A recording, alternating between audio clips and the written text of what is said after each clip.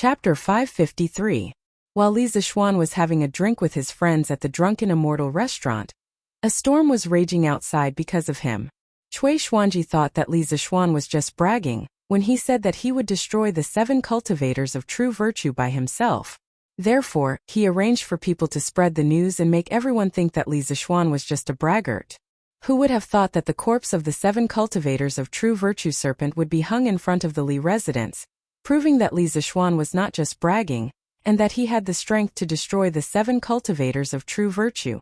But when Cui Xuanji learned that Li Zixuan had destroyed the 7 cultivators of true virtue, the people he sent to spread the news had already spread it out. It was too late to regret. Oh, so that Li Xiannan had made a military order in front of His Majesty to destroy the 7 cultivators of true virtue by himself. He is truly a young hero. Yes. Previously, the imperial court was unable to defeat the 7 cultivators of true virtue. Who would have thought that Li Xiannan would have the courage to deal with the 7 cultivators of true virtue by himself? He is truly amazing. It's no wonder that the imperial court's army was unable to defeat him. Look at the size of that serpent. Who can compete with this beast in terms of strength? Moreover, this thing is definitely poisonous. Fortunately, Li Xiannan was able to take down the 7 cultivators of true virtue by himself. Otherwise, we would have lost a lot of good men like last time.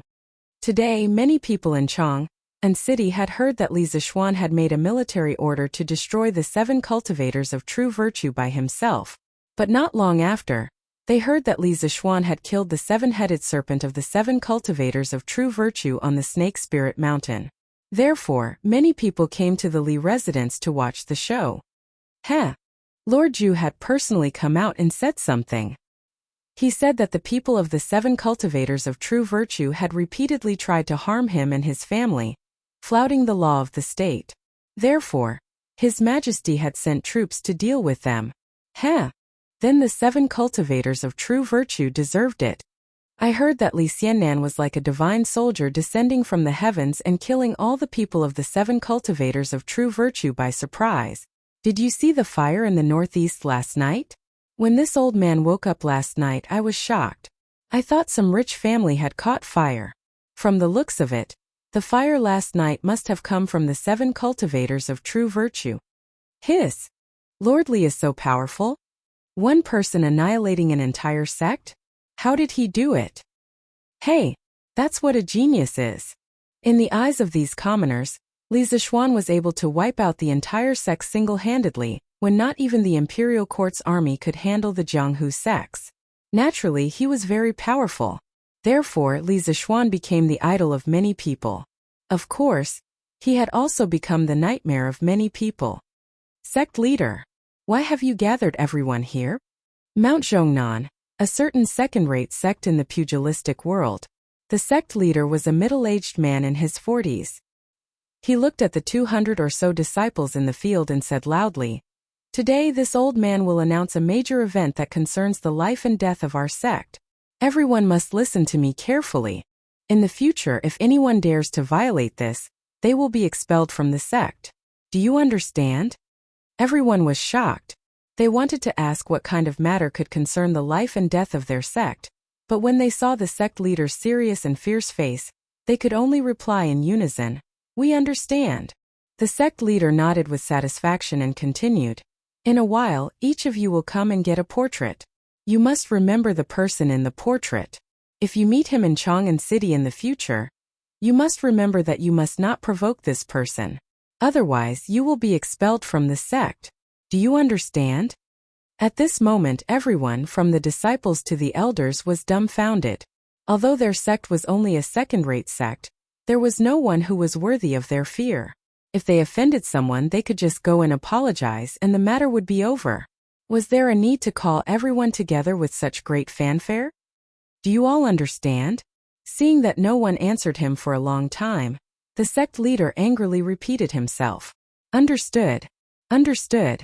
At this time, everyone finally reacted and agreed. "Yes, good. Come and receive the portrait first and take a good look at it. If you meet the real person in the future, don't recklessly offend him." In a luxurious house in the south of Chang'an City, Granduncle, the plan this time has failed.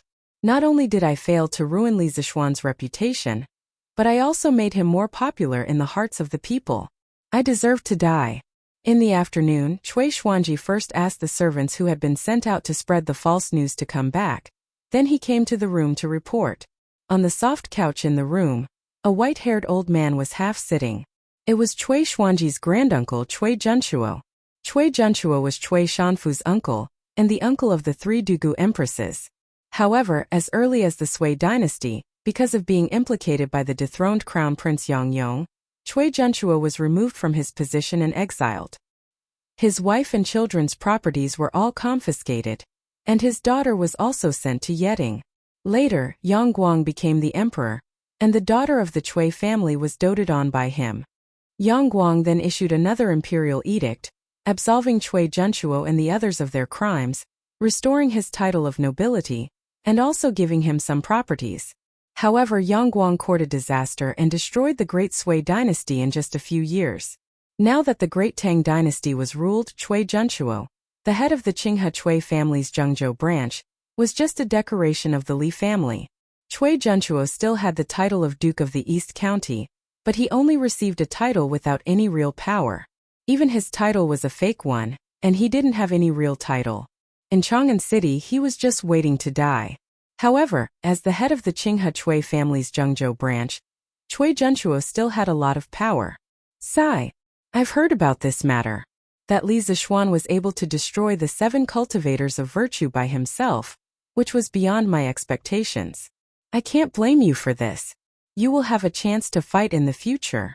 Don't be discouraged. Cui Junchuo sighed and comforted him helplessly. Hearing this, Cui Xuanji breathed a sigh of relief and said, "Thank you, granduncle." However, the process of how Li Zishuan destroyed the 7 cultivators of virtue must be very special. Xuanji, tell your father to investigate this matter. Cui Junchuo ordered with his eyes closed. Yes, granduncle. West City, outside the Drunken Immortal restaurant. Li Zishuan couldn't help but find it funny when he saw the 4 drunken brothers shouting that they wanted to continue playing being sent back to their respective homes. He thought to himself, isn't this just a little game on the drinking table? Wait until there's a werewolf game in the future. Won't this group of people play all day long? Shaking his head, Li Zishuan got on the carriage and went home. Chapter 554. At night, in a mansion on the east side of the East County Duke's mansion. Xuanji, this is how Li Zishuan destroyed the 7 cultivators of true virtue. This kid is ruthless and ruthless. I'm afraid we can't afford to offend him. In the study, Cui Shanfu looked at his son and smiled bitterly.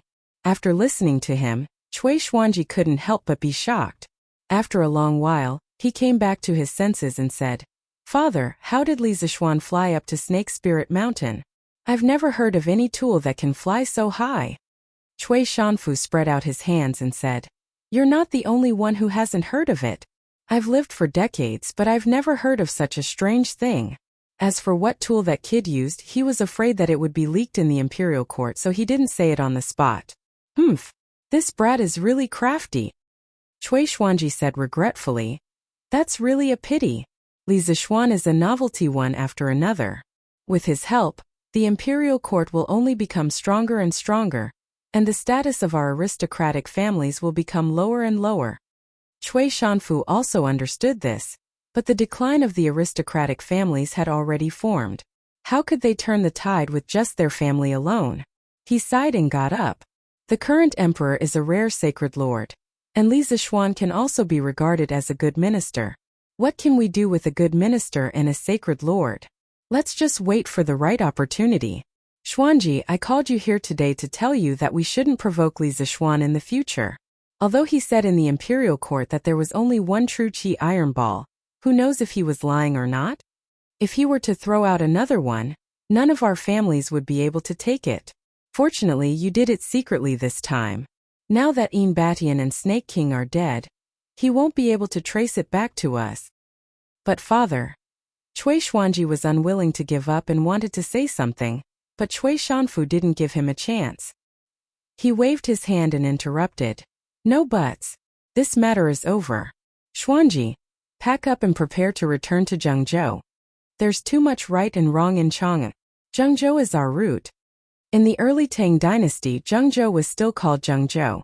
However, in the Tianbao era, Zhengzhou was renamed Xingyang County. Dad, I'm not going back. Cui Xuanji, who was used to the prosperity of Chang'an, could not bear to go back. He retorted with a red face.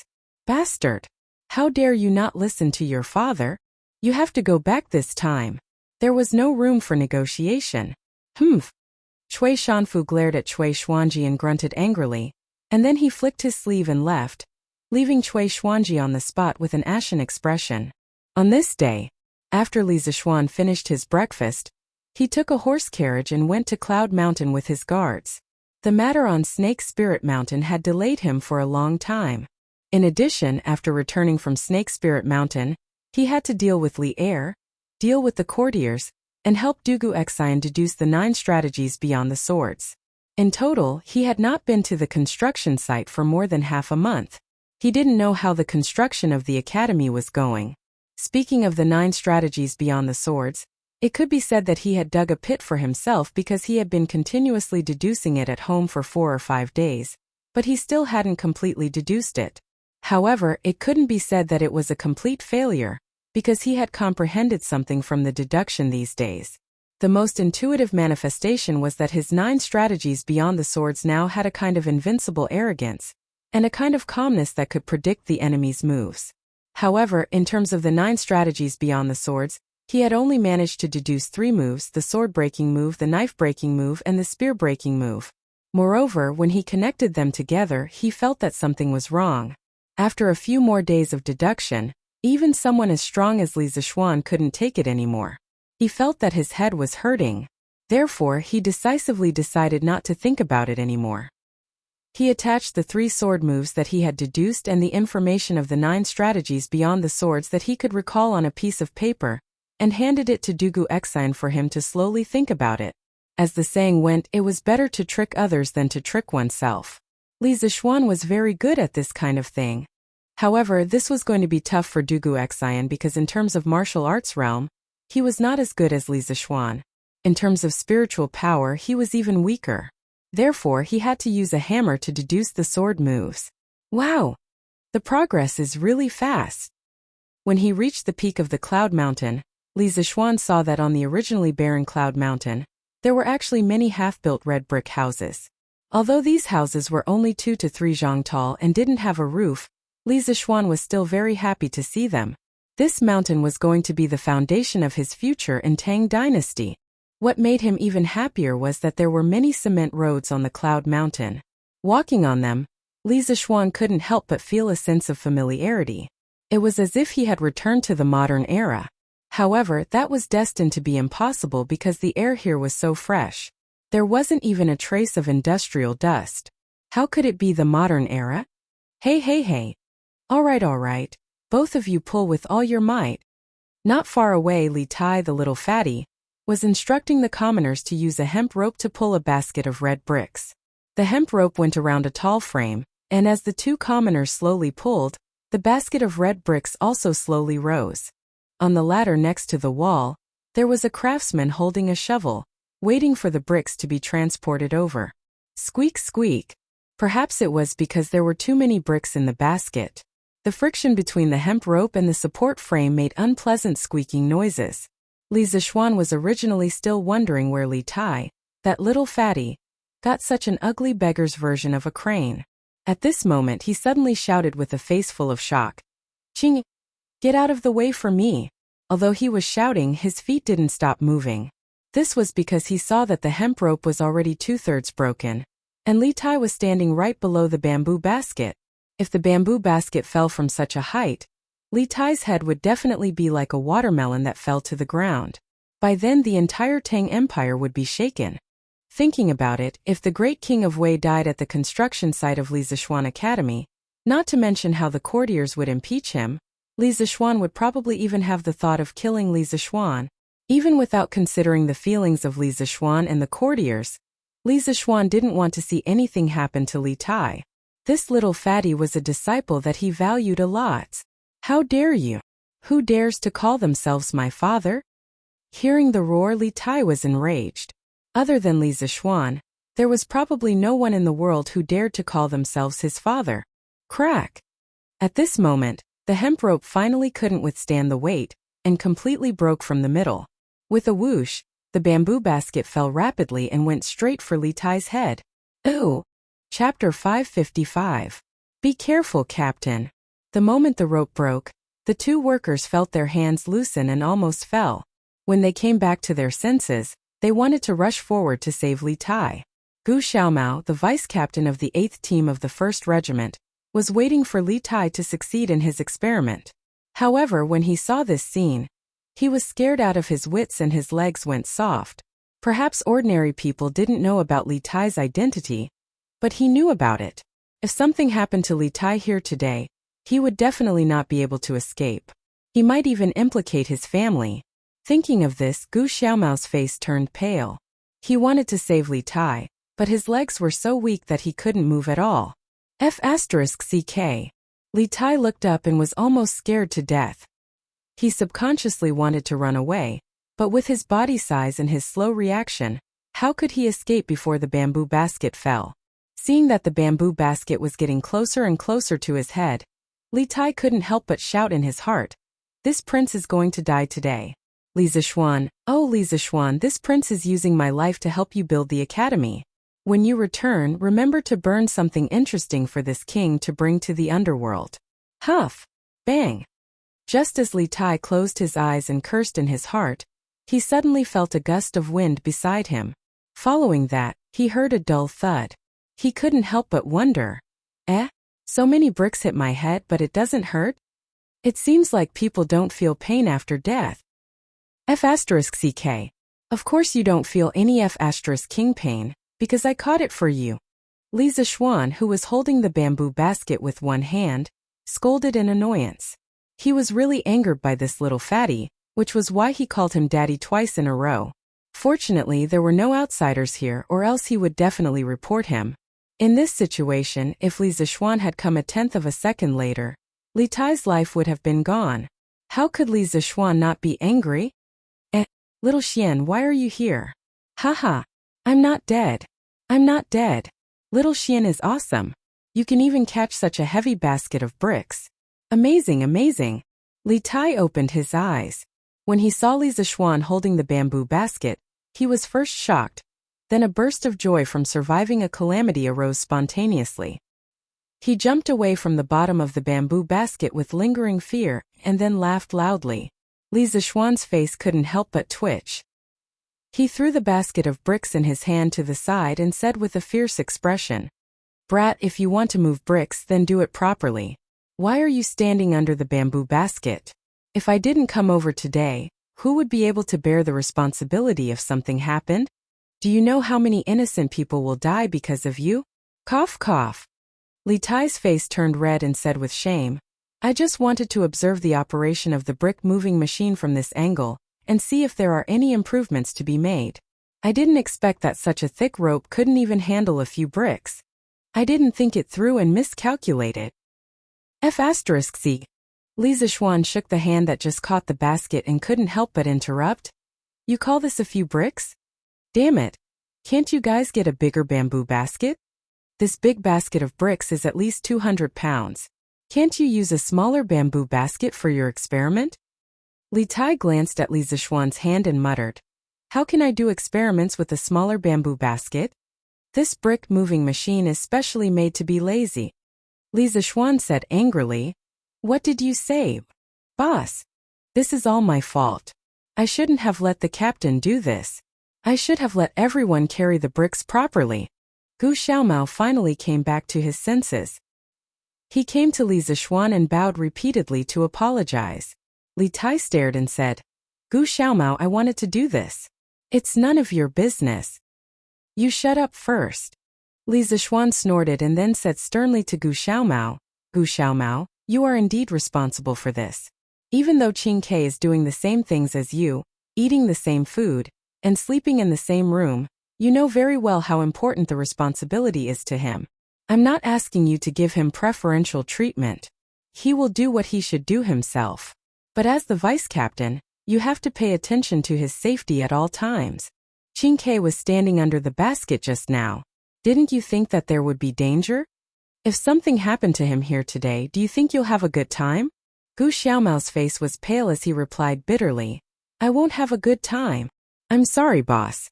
I didn't think it through and didn't take precautions. It's all my fault. No matter how you punish me, I won't have any complaints. Li Tai couldn't stand it and wanted to speak up for Gu Xiaomao. Li Zixuan glared at him and stared back at him.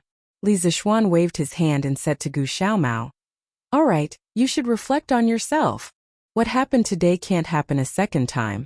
Otherwise, you won't have a good time and I won't have a good time either. Do you understand? Gu Xiaomao quickly bowed and said, I understand. Li Zixuan nodded and turned to Li Tai and said fiercely, Qingke, come with me. After saying that, he walked to the house next door. The simple temporary combat command room had now become a one-story brick house. Oh! Li Tai shrunk his neck and replied sullenly. Today's Li Zixuan was too fierce. Even he was a little scared. Say it. What the hell is that brick moving machine? Why do you want to make it? In the room, seeing that Li Tai had followed him in, Li Zixuan asked expressionlessly. Speaking of the brick moving machine, Li Tai immediately became confident. He smiled proudly and said, This is my Li Tai's exclusive invention. Previously, the craftsman said that if we were to build the academy according to the blueprint, we would have to use the method of filling in the ground. Otherwise, we wouldn't be able to continue building the walls. I thought that was too troublesome, so I thought of this idea of sending bricks up from below. Li Zixuan asked sullenly, Filling in the ground? What's that? Li Tai heard and immediately said with disdain, Damn, you don't even know about the method of filling in the ground? I really have to give it to you. What's with the nonsense? I asked you, just answer. Okay. After Li Tai's explanation, Li Zixuan finally understood that the method of filling in the ground was to use soil to bury the bottom part of the building. After the top part was covered, the soil was removed. This was also the method that the ancient people used to build high-rise buildings. After all, in this era there was no lifting equipment. After listening to Li Tai's explanation, Li Zixuan was speechless and said, So? That's why you made such a lousy toy? You're such a clever little brat. Chapter 556. Little smarty boy? Li Tai's face turned green when he heard Li Zixuan calling him that. He shouted, F***ck, you're the little smarty boy. Also, you can insult me, but you can't insult the brick moving machine I made. I thought about it for a long time before I came up with it. When Li Zixuan heard this, he was almost amused by this little fatty. He laughed and said, Insult you? How did I insult you? Also, what kind of brick moving machine is this? What the hell are you making? Have you considered the stability of the base? Have you ever thought that the friction between the hemp rope and the frame will be too strong? Have you ever thought that if the goods are heavier, the workers won't be able to move them? Have you ever done a stress analysis on the frame? With Li Zixuan's series of questions, Li Tai couldn't help but be stunned. He muttered, If the goods are too heavy to move, you can ask more people to do it. But what is friction? What is stability? What is stress analysis? You didn't even do a theoretical analysis, and you want to put it into practice. You can only fail if you put it into practice. Li Tai was unconvinced and said, This is just an accident. Next time it will be better than this. Haha, if you don't change your method, you won't be able to do it even if I give you a year. Li Zixuan, who had done countless research projects in school in his previous life, knew that before a new technology was born, there must be careful theoretical analysis. Without a theoretical basis, trying to do it recklessly was tantamount to a blind man trying to figure out an elephant. The efficiency would be greatly reduced. Haha, if you're so capable, come and do it. You've been gone for more than half a month. I thought you would only come back after the academy was built. Li Tai was a little annoyed. He sat on the stool next to him and complained loudly. Speaking of this, Li Zixuan felt that he was in the wrong and didn't want to argue anymore. He touched his nose and said awkwardly, Ahem. I came back to Chang'an to do something. Now that the matter is settled, I will come here more often. Little Fatty curled his lips and said, I know you're busy. Our great hero single-handedly annihilated an entire clan. How awe-inspiring. TSK TSK. It had been a long time since that incident happened, so Li Tai obviously knew about it. But his tone was a bit. Li Zishuan raised his hand and said angrily, F***CK. If you have something to say, can't you just talk nicely? Why do you have to be so sarcastic? Are you asking for a beating?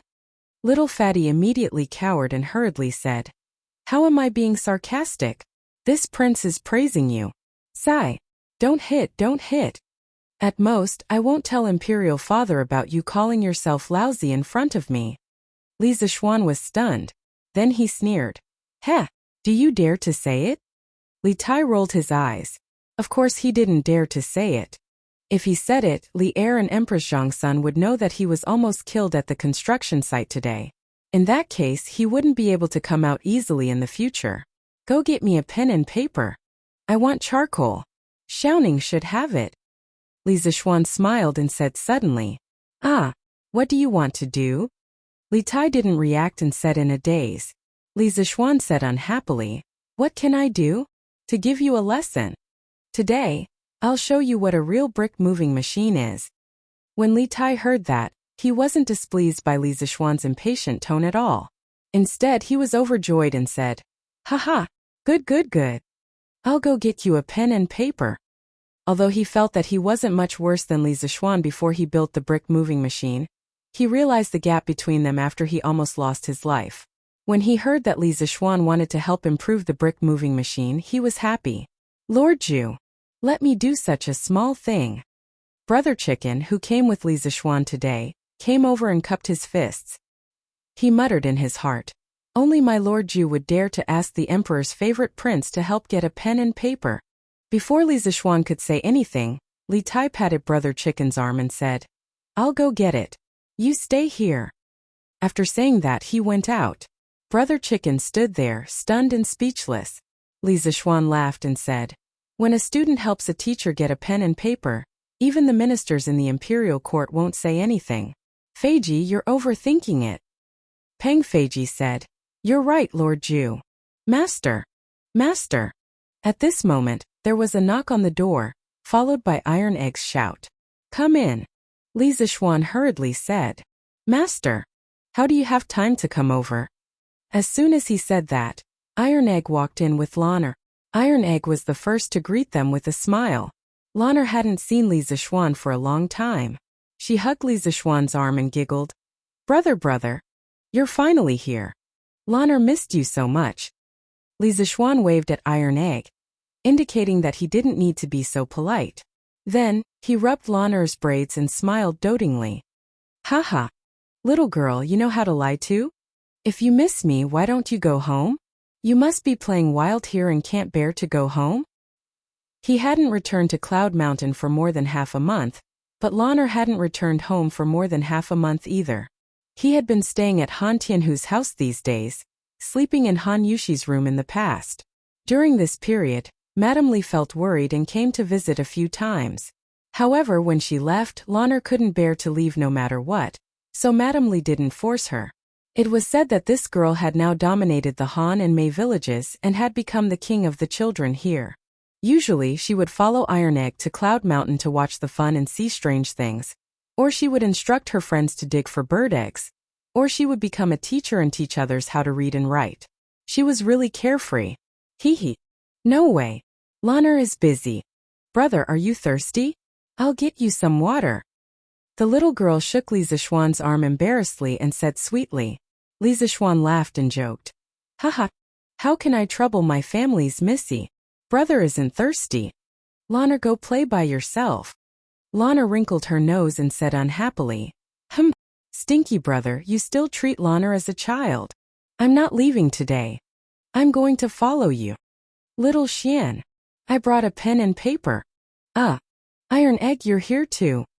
Just as Li Zishuan was having a headache over Lanner, Li Tai finally came back with a pen and paper. When he saw Iron Egg in the house, he greeted him a little unnaturally.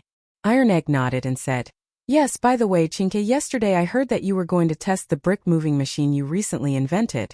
How was it? Li Tai. Chapter 557. Hee. Iron Egg, do you still need to ask? Look at Brother Green Sparrow's expression.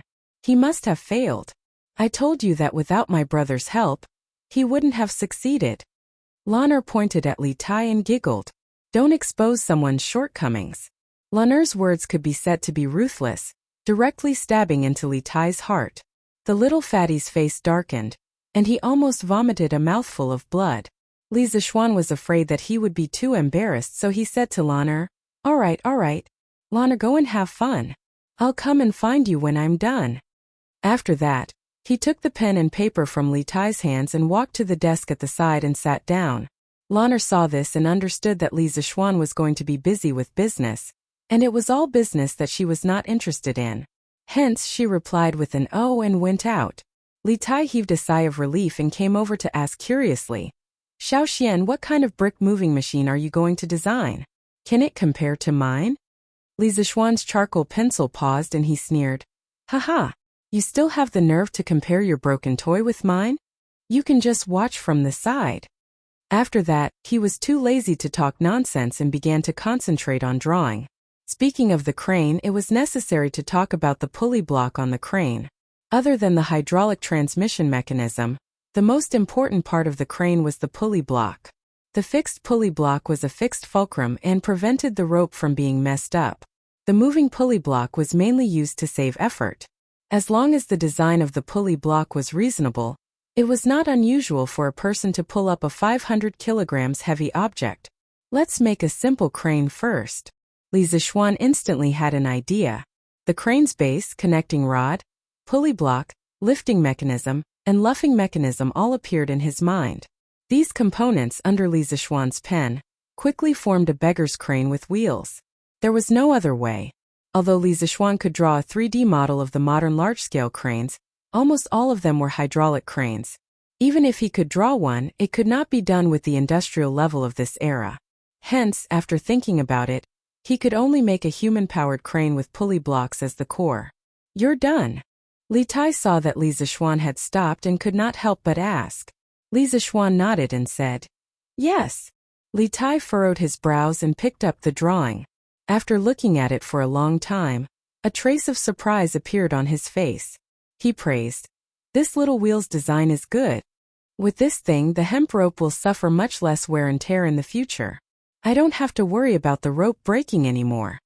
Li Zishuan said with a faint smile. Oh, not bad. Chinke, it's not easy for you to see this, but you only know one part of it and not the other. Iron Egg, come and take a look. What's the use of the wheel on the side of the connecting rod? Yes, master. Iron Egg walked over and began to look at the drawing seriously. After a while, he hesitated and said, Master, in addition to the wheel at the top of the connecting rod, there's probably something else that's connected to the bottom.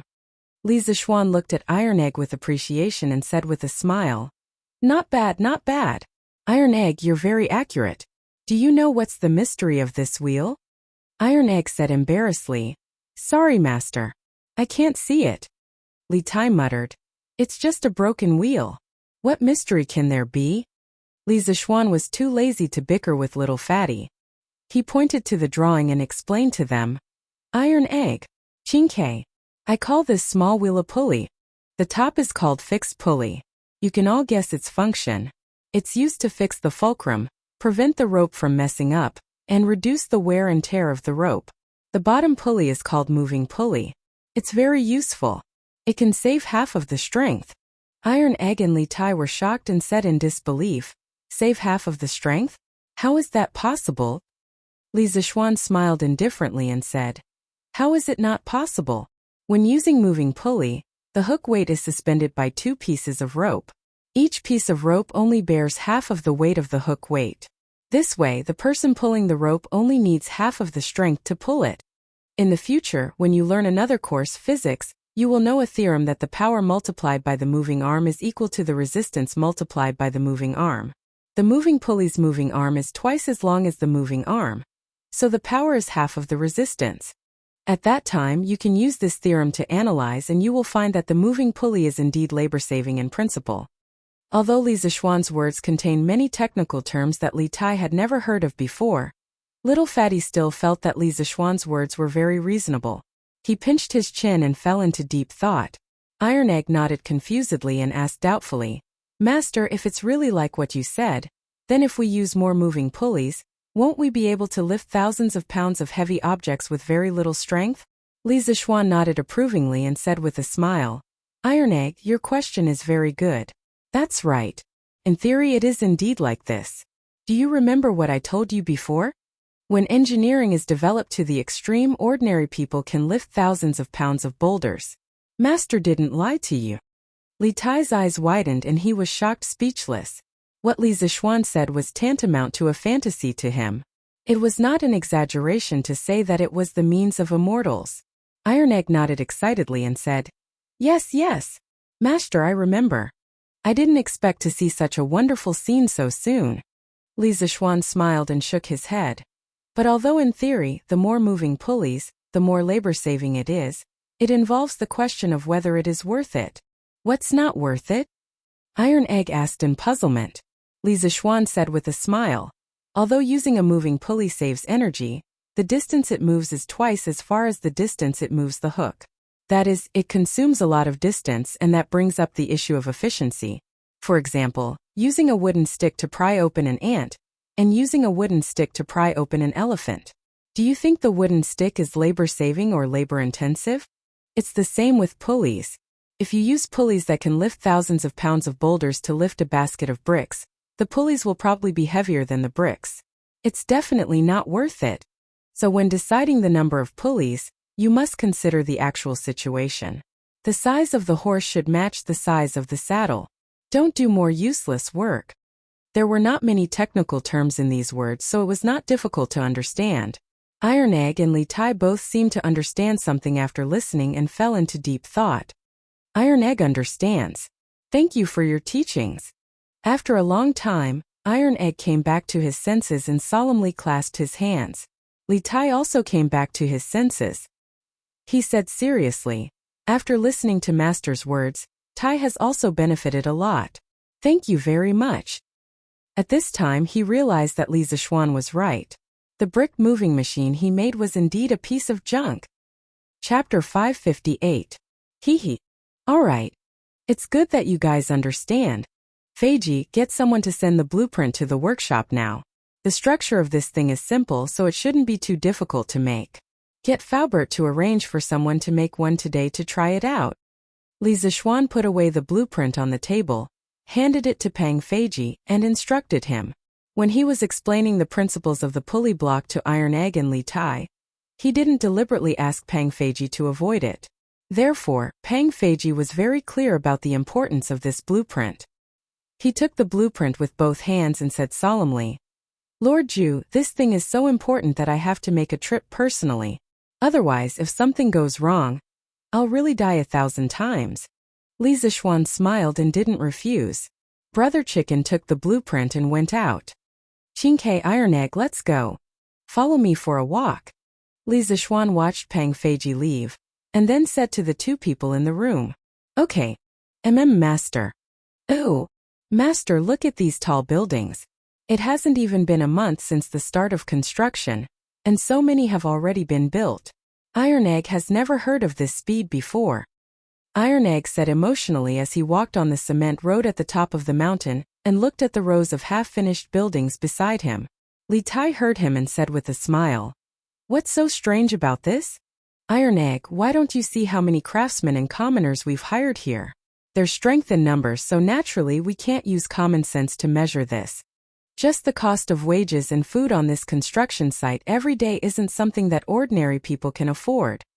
Li Zixuan nodded and said, "There's strength in numbers. That's right. However, after the crane is made, the construction speed will definitely be faster." "Crange? What's a crange?"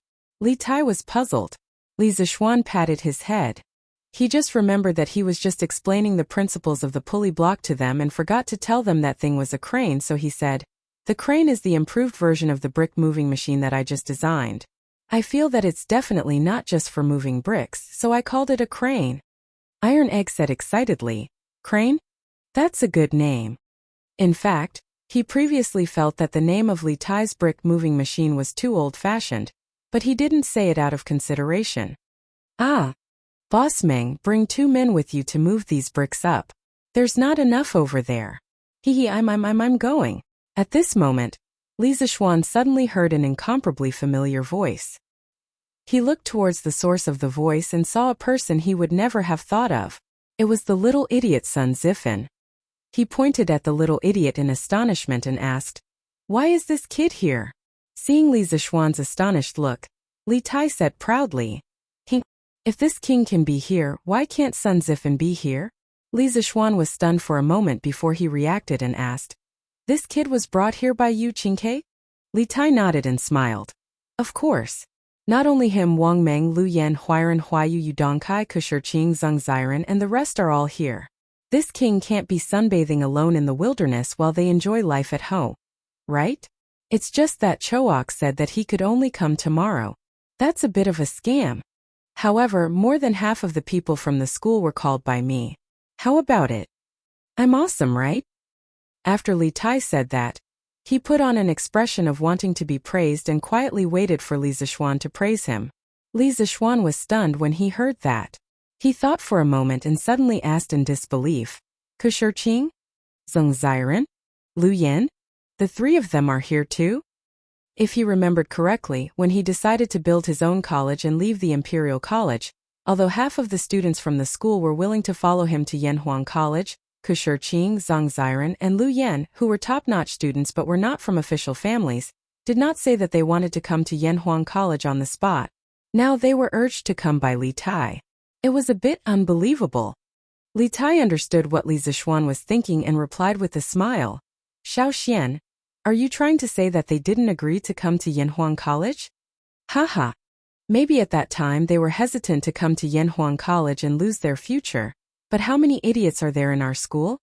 Xiao Xian, you've made so much news recently. Even idiots know that only by coming to Yanhuang College can they learn real knowledge. Also, I have to admit that you're quite charming. As far as I know, many students in the school have fallen out with their families in order to study under you. Li Zishuan was silent for a while. To be honest, when he left the Imperial College, he was sad to see those students wavering, but he definitely did not blame them. After all, this so-called Yanhuang College was just a mediocre private school in his previous life. It was unrealistic to ask people to give up Tsinghua or Peking University to go to a small school like yours. He just felt a sense of loss that the talents he had painstakingly nurtured were taken advantage of by others. He did not have any resentment, but he did not expect those students to put in so much effort during this period. After a while, Li Zishuan turned his head and asked, But most of them are spoiled since they were young. What can they do to help if they come here? Li Tai heard him and said angrily, F***CK. What are you talking about? They're spoiled since they were young? Aren't I the same? Why can't they do the things that I can do? Li Zishuan's face was full of black lines. He had almost forgotten about this. Qingke is right. Xiao Xian, not only can your students help, but they've also helped a lot. At this time, Yan Xiaoning appeared out of nowhere and walked to Li Zishuan's side and interrupted. Xiaoning? It's really been a long time. Haha. When Li Zishuan saw him, he gave him a brotherly bear hug without hesitation. Hey! Let go, let go. Yan Xiaoning was not used to such an intimate way of greeting. He quickly pushed Li Zishuan away and said angrily, F***CK, you still have the cheek to say that. When you left the last time, you said that you would be back in a few days. In the end, this time you left for more than half a month. I'm so F***king pissed. Cough cough. Li Zishuan coughed awkwardly and said shamelessly, Didn't I already compensate you just now? Speaking of which, not many people in the Tang dynasty can enjoy my hug. Get lost. Yan Xiaoning roared angrily. So disgusting. Li Tai covered his mouth, indicating that he could not stand this gay scene. Li Zishuan waved his hand nonchalantly and said, This is romance between men. What do you know? Oh right, Xiaoning, you said that these students have helped a lot? What do you mean? Chapter 559. Yin Xiaoning didn't know what romance was between men, but he knew that Li Zixuan was just joking. Now that they were talking about serious matters, he became serious and said, although these students from the Institute of Mathematics can't be compared to those commoners in terms of physique, they are all very smart. Basically, each of them can lead a team of dozens of people. They are very good at the allocation of various tasks and the budget of materials and supplies. Although these 10,000 people could work in an orderly manner in the past, with the addition of these students, I can clearly feel that the entire construction corps' work efficiency has increased by a lot. Moreover, Shaoxian, the academy that you want to build has many buildings that have never appeared in my Tang Empire before. During the actual construction, there will always be various kinds of problems. A while ago it really gave me a headache. Fortunately, Qingke called in these students from the Institute of Mathematics. You don't say. These students of yours are very different from those bookworms that only know how to read the 4 books and 5 classics. They can really apply what they have learned. Many of them may not be familiar with the work here when they first came, but after a few days, they can manage the people under them in an orderly manner. They can also give some very innovative and practical suggestions. They are really helpful to us. When Li Zixuan heard this, his mood immediately became happy. In the past, he didn't understand how teachers felt when they saw their students become successful. Now, he completely understood. That kind of happiness was not the same kind of happiness as earning $1 million. It was a kind of comfort that came from the inside out. At this time, Yin Xiaoning said again, Shaoxian, my dad said that he wants to pick a few of your students and put them in the Ministry of Works. What do you think? Li Zixuan immediately glared and said, not good. How much have they learned? What can they do in the Ministry of Works? Serve tea and water to those in charge? Definitely not. Besides, working in the Ministry of Works is tiring and the salary is low. Is this work for humans? The last sentence was a bit too much. Yin Xiaoning said exasperatedly, how can you say that? To think that my father and second uncle even came here to help a few times. You are a classic example of an ingrate. I'll tell my father when I get back. Li Zixuan knew something was wrong and quickly said, Hey. Xiaoning, don't. I'm praising the Ministry of Works for being noble and virtuous ministers of the country. Humph. Who are you kidding? Yin Xiaoning snorted in disbelief. The two of them laughed and joked for a while before a craftsman came over and called Yin Xiaoning away. Li Zixuan then brought Iron Egg and Li Tai to Sun Zifan. At this time, the sun was about to rise to the top of their heads. It was very obvious that Sun Zifan's face was covered in sweat. However, this guy seemed to be used to it. He didn't care about it and continued to direct people to work. He had the posture of a leader. Zifan. Li Zixuan walked behind Sun Zifan and called out softly. Sun Zifan paused, turned around and said in surprise, Hey, mister, you're here. After saying that, this little joker put down his work and ran over. It looked like he wanted to give Li Zixuan a hug. Li Zixuan didn't want to hug this sweaty little fatty. Yes, this joker was a little chubby, but definitely not as chubby as Li Tai. When the two of them stood together, one was big and the other was small. They were quite compatible. Stop. Stop. What are you so excited about? Sun Zifan said matter-of-factly. I haven't seen Mister for so long, of course I'm excited. I've been here for 7 or 8 days, but I've never seen Mr. Shadow. I thought you went missing. Li Zixuan originally wanted to ask this joker if he was used to living here, but now it seemed that there was no need to ask. A happy person could find happiness anywhere. He waved his hand and said, I went back to Chang'an to deal with some things, so I didn't come over. You've all worked hard. Okay, Zifan, go do your own things. I'll go check on the other students. This afternoon, I'll treat you all to lunch. At the Han village at the foot of the mountain. After saying that, he prepared to leave. Sun Zifan said anxiously, Hey, mister, wait. I have something to tell you. Li Zixuan stamped his feet and said, What? Sun Zifan scratched his head awkwardly and said hesitantly, I heard that Mister has made a flying tool. When I go back to Chang'an someday, can Mister let me try it? Li Tai finally remembered this and shouted, Yes. It's that fairy lamp. Shaoxian, you have to let me sit on it. I've never flown before. Iron Egg also looked eager to give it a try, but he didn't say anything. Because he was Li Zixuan's disciple and brother-in-law, he didn't have to worry about not being able to sit on the fairy lamp. Li Zixuan couldn't help but look at the two little fatties in front of him, and then said with a half-smile, "Ziffin Chinke, with your size, aren't you afraid that you'll crush the fairy lamp and fall from the sky?" The two of them suddenly felt like they were hit by 10,000 points of critical hit. Sun Ziffin said, "Hurt. Mister, aren't you making your students too disappointed?" Li Tai wasn't so easily fooled. He thought about it and said angrily, "F***CK. Xiaoxian, don't scare us. Your fairy lamp can definitely withstand Ziffin and me. Others don't know. But I know that the 7-headed giant snake in your house was brought back by you using the fairy lamp." Sun Ziffin's eyes lit up when he heard that, and he looked at Li Zixuan eagerly. Li Zixuan was helpless and could only say with a headache, "Well, the fairy lamp currently has a design flaw. After ascending to the sky, you can't control the direction, and once you go up, it's hard to come back down. Are you too sure you want to give it a try?" The two of them were immediately confused. Li Tai wondered, "Then how did you control the direction last time?" Li Zixuan smiled and said, "Qingke, don't compare yourself to me. I know martial arts, and I won't be troubled by this.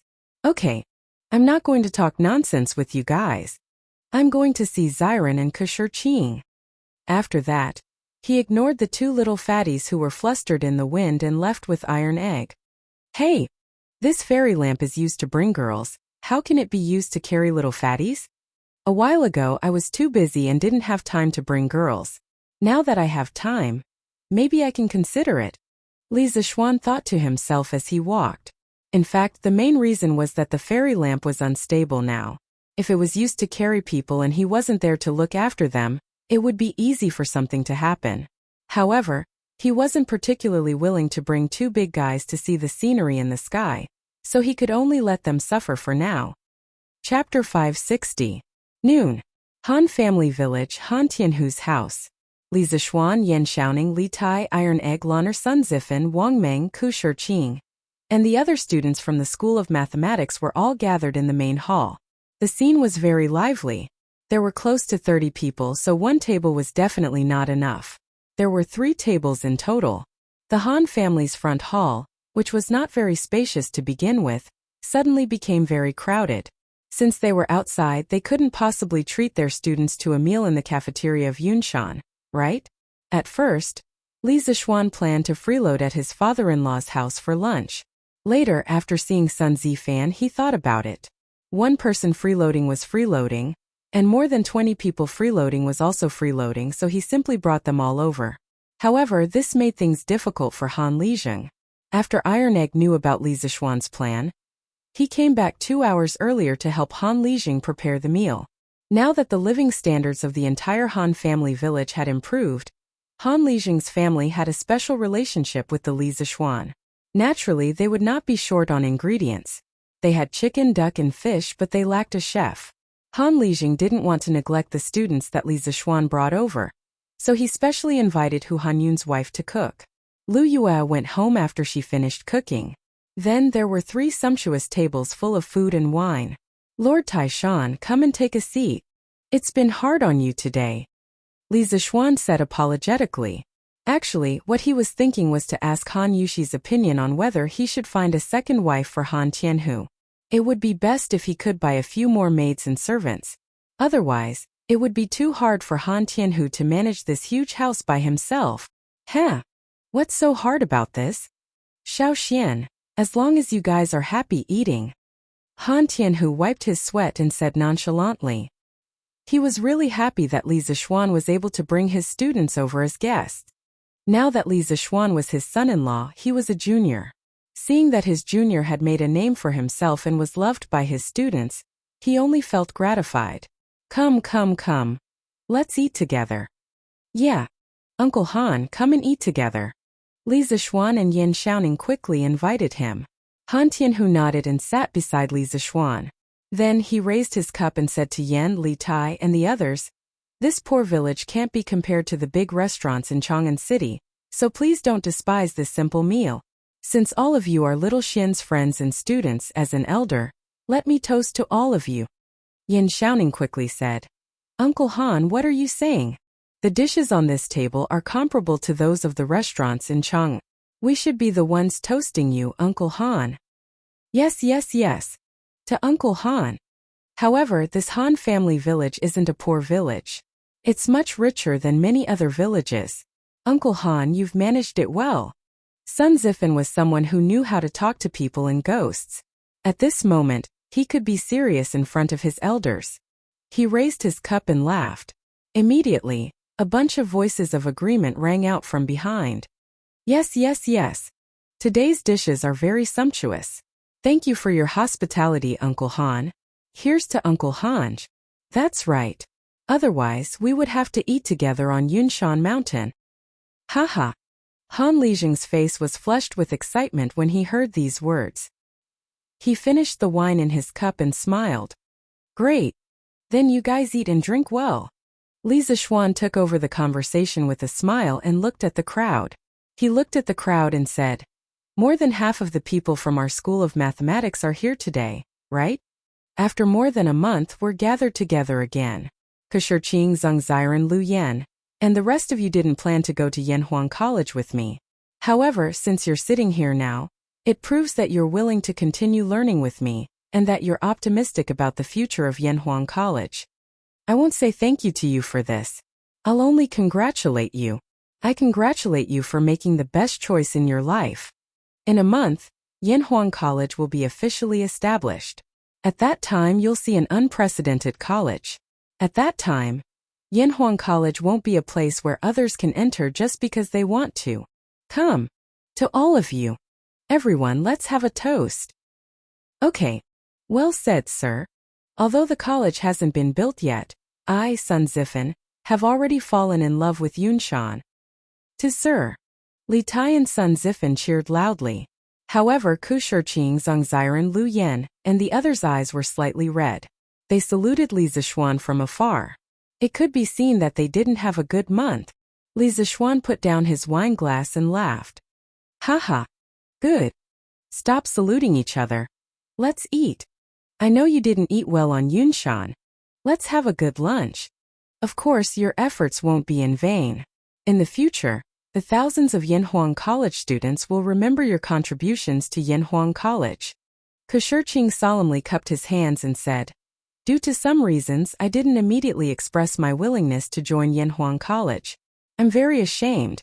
Please don't blame me. Zhongziren, Lu Yan, and the others also hurriedly cupped their hands and apologized. Li Zishuan smiled and waved his hand. Haha.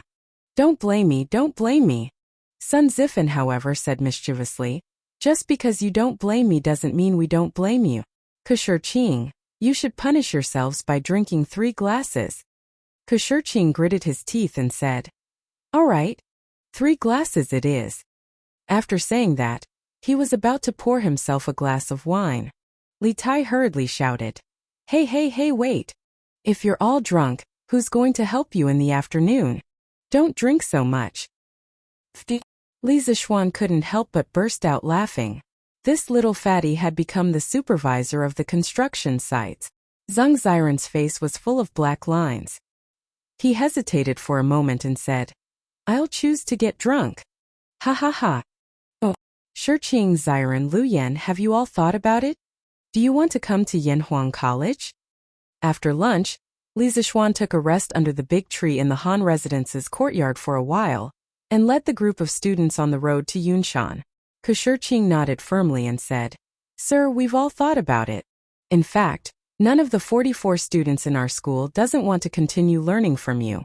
When you left the Imperial College, the reason why so many people didn't express their opinions on the spot was mainly because they were concerned about the opinions of their family members. As far as I know, many of our classmates have been thinking of ways to persuade their families in the past month. I believe that when the college starts next month, the 44 students in our school will definitely gather together again. Li Zishuan was silent. He put his hands behind his back and sighed deeply. I hope so. I can't bear to part with all of you. Oh. Chapter 561. In the afternoon, after returning to Cloud Mountain, The group of people returned to their respective posts and busied themselves with their own tasks.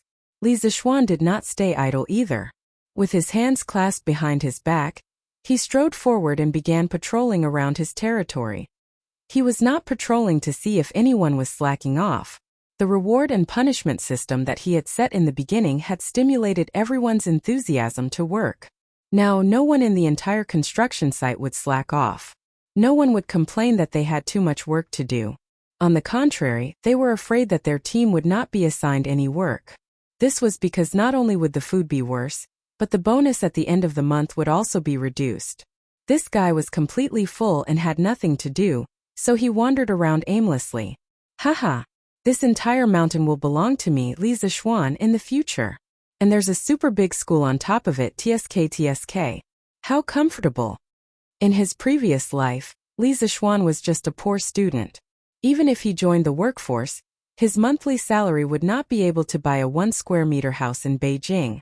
But now he owned an entire school near Chang'e, a modern school that he wholly invested in. How could he not be satisfied? Oh, the student bathhouse has already been built? All around him were half-built houses. Only the larger building next to the student dormitory had been completed. Li Zixuan thought for a while and recognized that it was the student bathhouse. He sighed and walked in. Cement walls, cement floor, and empty space. This should be used to store wardrobes in the future. Inside there were small cubicles. In the future, when water pipes and sprinklers were installed, it would be a student bathhouse that all modern schools had. These things would not be considered rare in modern times. But to the ancient people, those students would probably not be used to it when they first came in to take a bath. Right, water. What should he do with the water on Yunshan? He could not expect people to carry water down the mountain every day, right? How troublesome would that be?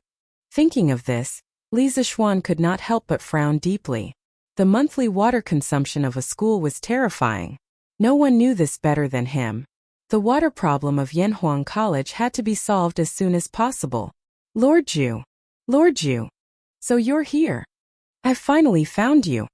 At this moment, Peng Feiji suddenly ran in from outside and said while panting. Li Zixuan collected his thoughts and asked, Feiji, you're back? Is that thing already done by the workshop? The beggar's version of the crane he designed was not complicated. It only had a base, supporting rods, pulley blocks, and some structures to adjust the angle and direction. It was not difficult to make. Peng Feiji said excitedly, Yes, Lord Zhu. I've already brought it here on an ox cart. It's right in front of Guanghua Building now. Li Zixuan nodded and said, Okay, let's go and have a look. Guanghua Building was the main teaching building of Yanhuang College. When it was designed, it was arranged to be at the front of all the buildings in the college. In Li Zixuan's opinion, this building would be the face of Yanhuang College in the future. Of course, it had to be seen by everyone. When they passed by Yanhuang College's future library, the red building, Li Zixuan looked at the prototype of the classical building. Suddenly, he said to Peng Feiji, Feiji, you have to remember this building well. It has another name, it's called the Airplane Building. In Fengyu's previous life, the red building looked like a huge airplane when viewed from above. Therefore, some people called it the Airplane Building. When Peng Feiji heard this, he suspected that he had heard wrongly. He dug his ears and said in disbelief, Lord Zhu, are you using this building to commemorate me, old Peng? Lord Zhu's kindness, old Peng. As he spoke, he choked up. In his opinion, he was just a rough person. Yanhuang College was destined to be a holy land for scholars. Li Zixuan was willing to use his name to name a building in the college. To him it was such an honor. How could he not be excited? Cough cough. Li Zixuan saw that this guy was forcing himself to be dramatic. He couldn't help but cough and said, That's not it. The reason why I called it the Airplane Building was because it looked like an airplane. After that, he ran away as if there was oil on the soles of his feet. Brother Chicken, on the other hand, was stunned on the spot. He looked at the unfinished red house and muttered, Like me? How does this building look like me? Oh, hey! Sir, you're finally here. As soon as Li Zixuan arrived in front of Guanghua Building, he saw a group of people surrounding a tall frame with 4 wheels. They were basically the students of the School of Mathematics. When Sun Zifan saw Li Zixuan, He came over to greet him. Li Zishuan didn't ask how these students knew about it. He walked to the side of the crane and looked at it. Then he smiled at Li Tai and said, "Qingke, it's rare for you to have the opportunity to be a strong man. Do you want to try this crane yourself?" Although Li Tai was not happy with the first half of the sentence, he still rubbed his hands excitedly and nodded. Okay. After that, he ordered the people to hang a big basket of bricks on the hooks below the pulley block. He then began to turn the wheel and tried to pull the basket up. Damn! It's actually so easy. Li Tai originally used all of his strength and prepared to use all of his strength to turn the spinning wheel. In the end, because he used too much strength, he almost tripped and fell. And the bamboo basket filled with bricks, without any accident, rose up. Wow! Qingge, when did you become so strong? Yeah. This basket of stones is about 200 pounds? Tsk. Not only is Qingke meaty, but she's also very strong. With such a sarcastic tone, he must be Sun Zifan, young hero's son. The surrounding students couldn't help but widen their eyes and gasp in amazement. If they hadn't seen the people put the bricks in the basket one by one with their own eyes, they would have suspected that Li Tai was cheating. Just like that, in a short while the big basket of bricks was lifted up about 3 feet. The people waiting on top of the basket suppressed their surprise and carefully unloaded the bricks from the basket. Li Tai touched his nose and was speechless. He felt that the brick-moving machine he made earlier was really weak. Li Zishuan nodded with satisfaction and smiled at the students. Did you all see that? This is the power of engineering. It can make a powerless person full of strength. It can let you understand the world you're in now. Of course, it can also change the world. The knowledge that Yanhuang College will impart to you in the future will definitely be the most powerful knowledge in the world. Good. Sir, you're amazing. We want to learn the most powerful knowledge. Sir, you're mighty. Who hasn't been young and frivolous? When the students heard this, they were all elated and excited, except for Li Tai. He was very dissatisfied with Li Zishuan's words. It can make a powerless person full of strength.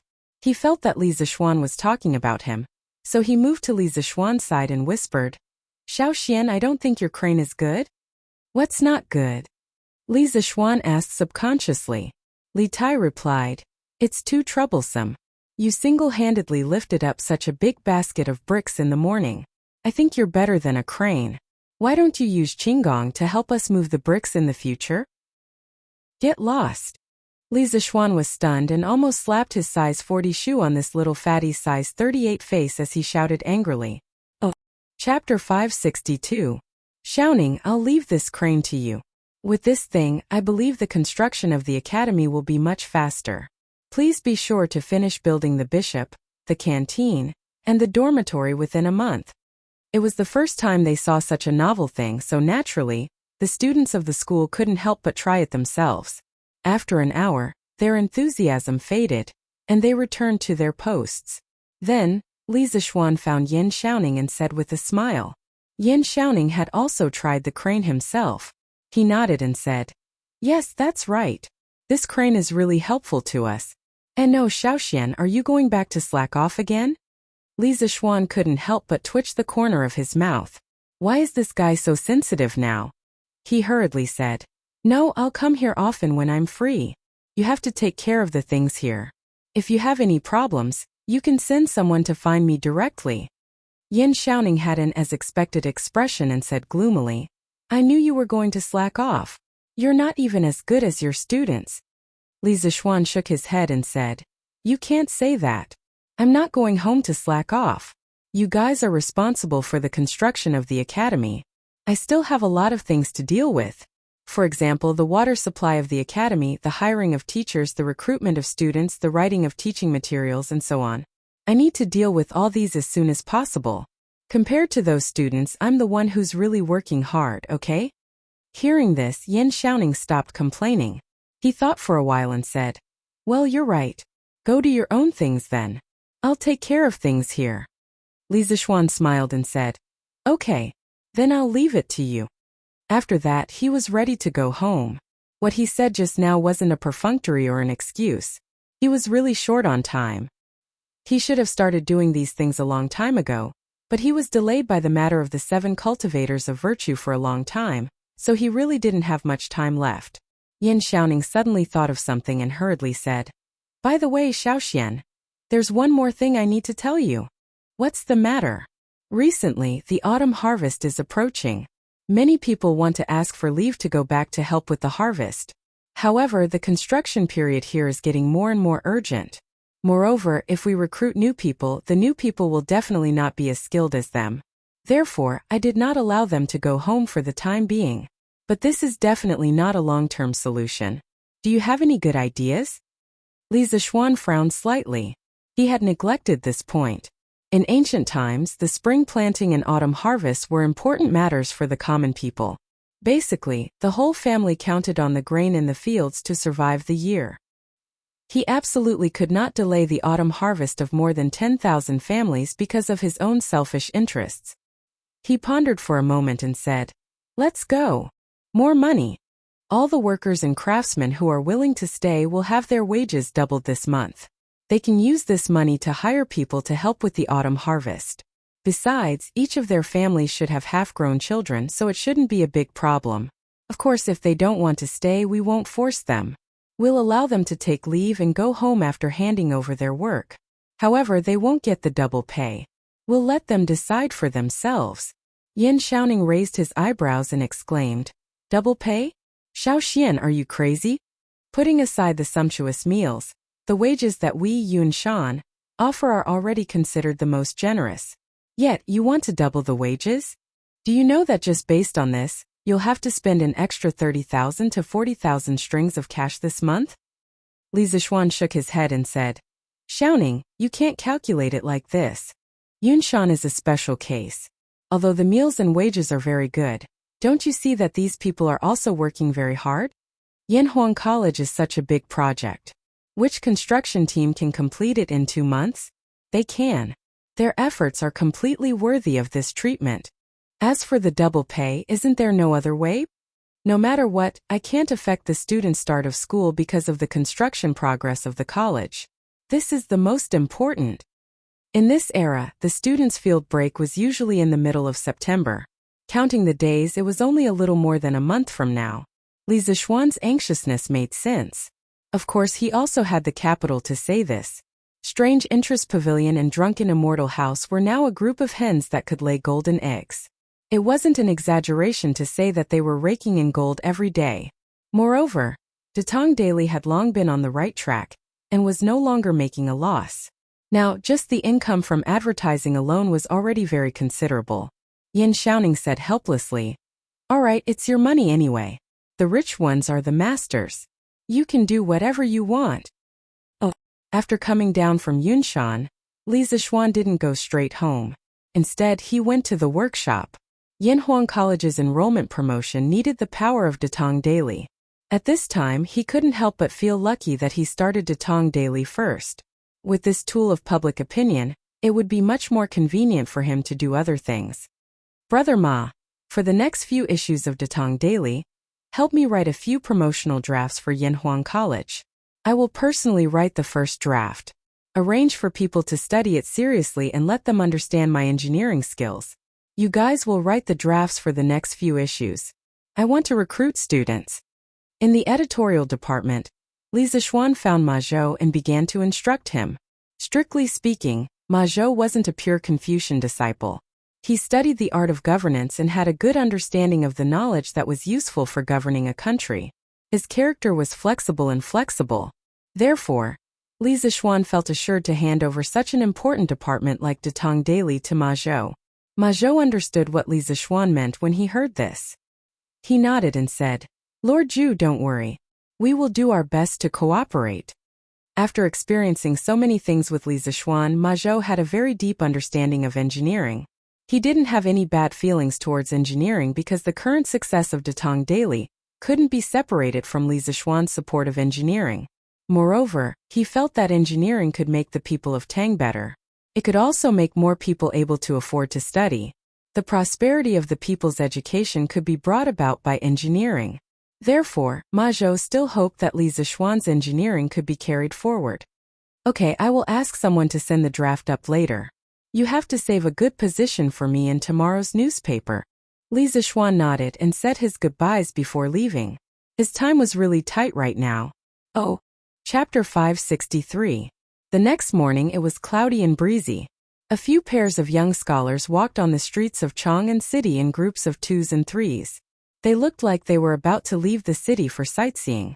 It didn't mean that they were definitely students of the Imperial College.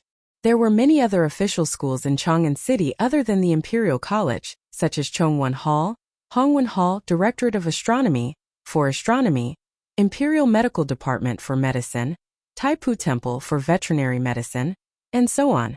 This was the capital of Chang'an City. If it were a local place, there would be local official schools as well. For example, each prefecture had its own prefectural school. Each county had its own county school. And each county had its own school. The official education system of the Sui and Tang dynasties was very complete. Of course, the ability of the rulers to tolerate culture was also incomparable to that of the Ming and Qing dynasties, especially during the Jingguan period. This was also one of the reasons why Li Zixuan dared to propose engineering studies. Mingda, look. Yanhuang College is recruiting students? Yanhuang College? What kind of college is that? Why haven't I heard of it before? Two scholars were holding the newspapers they had just bought and were discussing as they walked. Mingda, have you not left Chang'an City recently? There has been such a big commotion on Yunshan Mountain in the eastern suburbs recently, and you don't know about it? The tall scholar asked doubtfully. The shorter scholar said awkwardly, the weather has been too hot recently, and I haven't gone out. Brother Zheng, tell me about the commotion on Yunshan Mountain? What does this have to do with Yanhuang College? Hey, you haven't heard of Yanhuang College, but you must have heard of Li Xianan from Yongle. This Yanhuang College is run by him, and the college is located in Yunshan Mountain. In the past month, hundreds of skilled craftsmen and tens of thousands of workers have gathered in Yunshan Mountain to build Yanhuang College. I heard that Li Xianan spent 200,000 to 300,000 strings of cash on the college alone. The tall scholar was obviously an insider, and he was also a chatterbox. Once he started explaining, he went on endlessly. Of course I've heard of Li Xianan, but what future can he have in this college? Will anyone be willing to go? Haha. Mingda, what you said is wrong. Yanhuang College is not an ordinary college. The dean of this college is the current emperor. Li Xianan used to be a minister of the Imperial College. He is very likely to become the chancellor of the Imperial College. His knowledge and ability are beyond words. You don't know how many scholars in the world want to be his disciple. The slightly shorter scholar was obviously taken aback. He said in disbelief, what? His Majesty is the dean of Yanhuang College? How is that possible? The tall scholar sneered and said, why is it impossible? Many people already knew about this, and it wasn't a secret. But putting all these aside, Li Xianan's so-called engineering is quite desirable. Brother Zheng, could it be that you also want to go to Yanhuang College? Haha, let's not talk about this for now. Let's hurry to the city gate. Otherwise, Brother Shangguan and the others will be waiting anxiously. After the tall scholar finished speaking, he waved his folding fan and took the lead to walk forward. The slightly shorter scholar frowned and then said to the boy next to him, go and buy me a newspaper, then follow me. Yes, young master. Brother Hua. Brother Hua. Good news. Good news. South of Chang'an City, Jinyu Academy. Chen Tianhua ran in excitedly with a paper bag of meat buns in one hand and a newspaper in the other. For government-run schools like the Directorate of Imperial College and the Hongwen School, the students had 2 months of field leave. However, these small academies did not exist. This was because these places were mainly places for like-minded people to discuss the Tao. Hua Hongyi, who was sitting in the courtyard reading, looked at Chen Tianhua's excited expression and couldn't help but wonder, Tianhua, what news made you so excited? Did someone give you a tip again? Liao Feichen laughed and said, haha, in that case, Tianhua, you have to treat me again? Ever since Chen Tianhua's novel was serialized in Datong Daily, although the results were far from A Legend of a Mortal's Journey to Immortality, he would always receive tips from some rich people every now and then. In addition to the fixed monthly royalties from the editorial department of Datong Daily, Qian Tianhua had gradually moved from the low-income class to the middle-income class. As for Liao Feichen, the results of his novel were slightly worse, but the monthly income was enough for his family's expenses. In this regard, Hua Hongyi was only sincerely happy for his good friend, and did not have any feelings of jealousy. He did not seem to be in a hurry and continued to think of a novel that completely belonged to him. Qian Tianhua walked quickly to Hua Hongyi and placed the meat buns on the stone table. Then he opened the newspaper and pointed to a short paragraph in the middle and said, No, it's more exciting news than tips. Hongyi Feichen, come and see. Yanhuang College is going to recruit students from all over the Tang Empire. Hua Hongyi heard this and immediately jumped up and leaned over and shouted, Where? Where? Let me see. Liao Feichen also leaned over and looked anxious. Qian Tianhua pointed and said, Here. Aren't you going to eat breakfast first? Hua Hongyi and Liao Feichen both waved their hands and began to read seriously. At the end of June in the first year of Zhengguan, Yanhuang College was approved by His Majesty to cultivate a group of talented, thoughtful and creative young people for the Tang Empire. His Majesty is the honorary president of Yanhuang College, and Crown Prince Li Zixuan is the Yamacho of Yanhuang College. After a month of construction by tens of thousands of craftsmen, Yanhuang College has begun to take shape, and will be completed next month. Now, it is openly recruiting students from all over the Tang Empire. All students from Tang Empire above the age of 8 and below the age of 25, regardless of whether they are rich or poor, who are interested in joining Yanhuang College, can register for free at the local Datong Daily branch. All students who have registered will take the preliminary examination on September 18th at Yanhuang College, in the eastern suburbs of Chang. Those who pass the preliminary examination will become a student of Yanhuang College, and will receive a minimum of 3 to 6 years of education. During this period, all tuition fees will be waived. The contents of the preliminary examination include, It's true. Yanhuang College is really starting to recruit students. That's great. That's great. Ha ha ha. Hua Hongyi couldn't help but laugh at this point. Liao Feichen also said excitedly, That's right. With His Majesty as the president of Yanhuang College, its status is not inferior to that of the Imperial College. I didn't expect that poor children like us would have the opportunity to enter such an institution.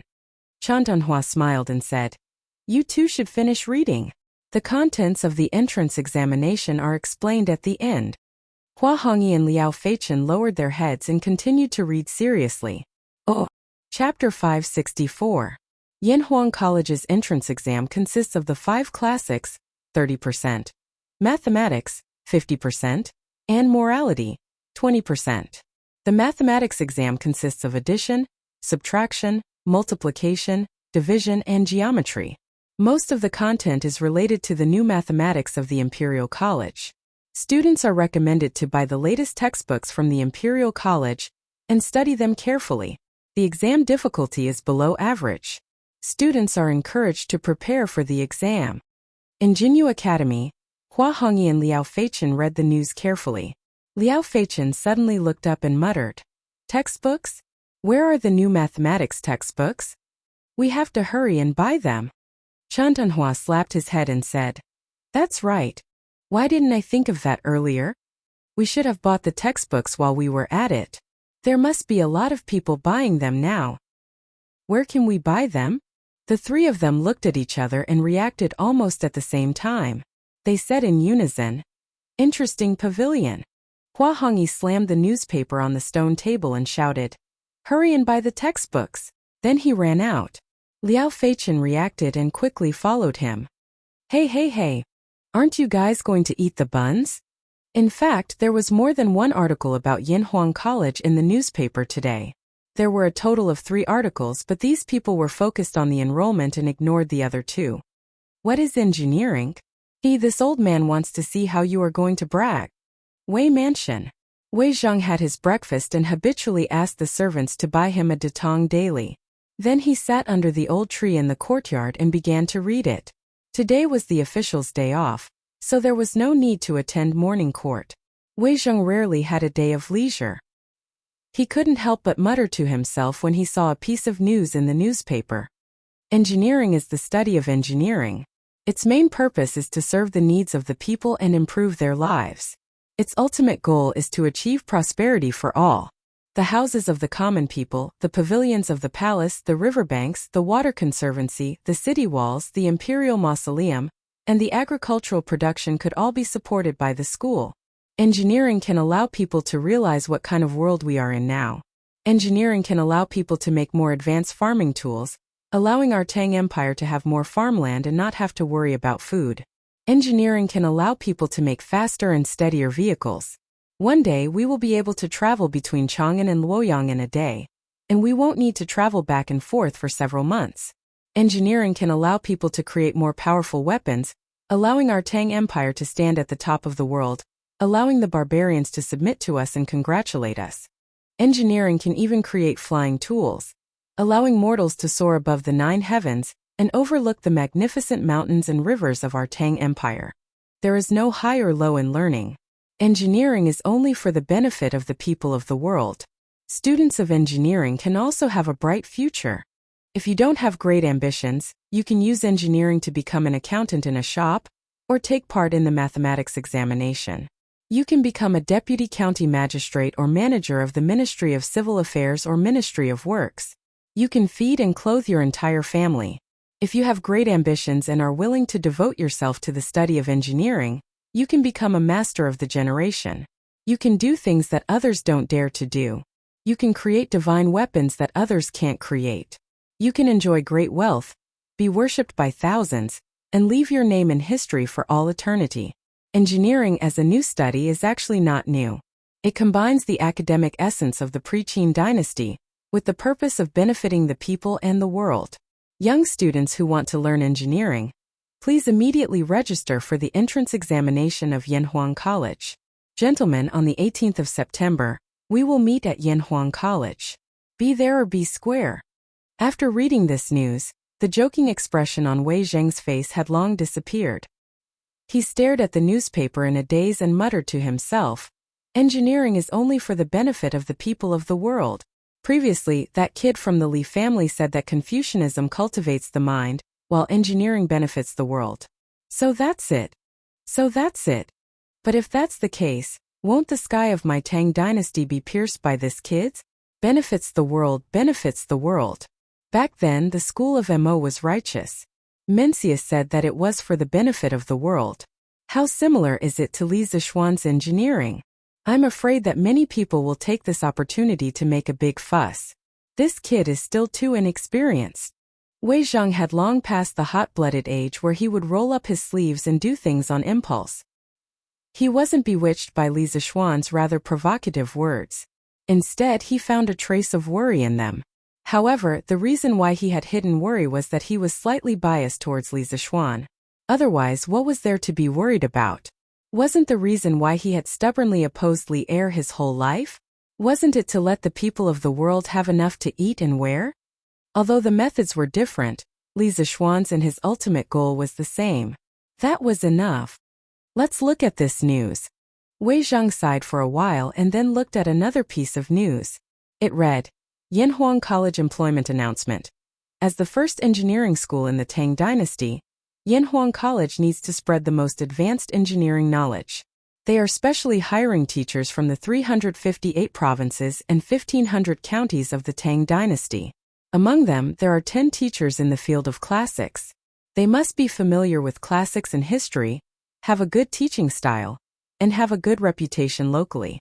There are 28 teachers in the field of engineering who are proficient in any of the following skills. They are eligible to apply, such as engineering, construction, mechanism, machinery, mathematics, astronomy, surveying, smelting, manufacturing, and so on. Yanhuang College's teachers can be divided into 4 ranks: assistant, lecturer, associate professor, and professor.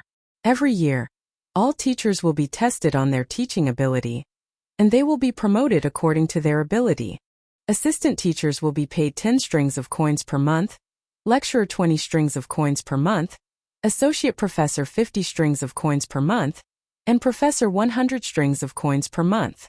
They will also be gifted a new mansion in Yanhuang College. We welcome all virtuous people from all over the Tang Dynasty to apply for this position. Those who are interested, please come to Yanhuang College before the 15th of September for an interview. I, Li Zishuan, will be waiting for you. Why don't you come to Yanhuang College to teach a few students and watch them maneuver unhindered and leave a legacy for generations? After reading it, Wei Zhang couldn't help but widen his eyes and exclaim, 100 strings of coins? Crazy. Did this kid lose his mind? Even a doctor in the top imperial college of the Great Tang would only earn less than 20 strings of coins a month. Li Zishuan's salary of 100 strings of coins a month and a luxurious mansion. How could these civil servants of the Great Tang live? To be honest, even Wei Zhang was a little tempted.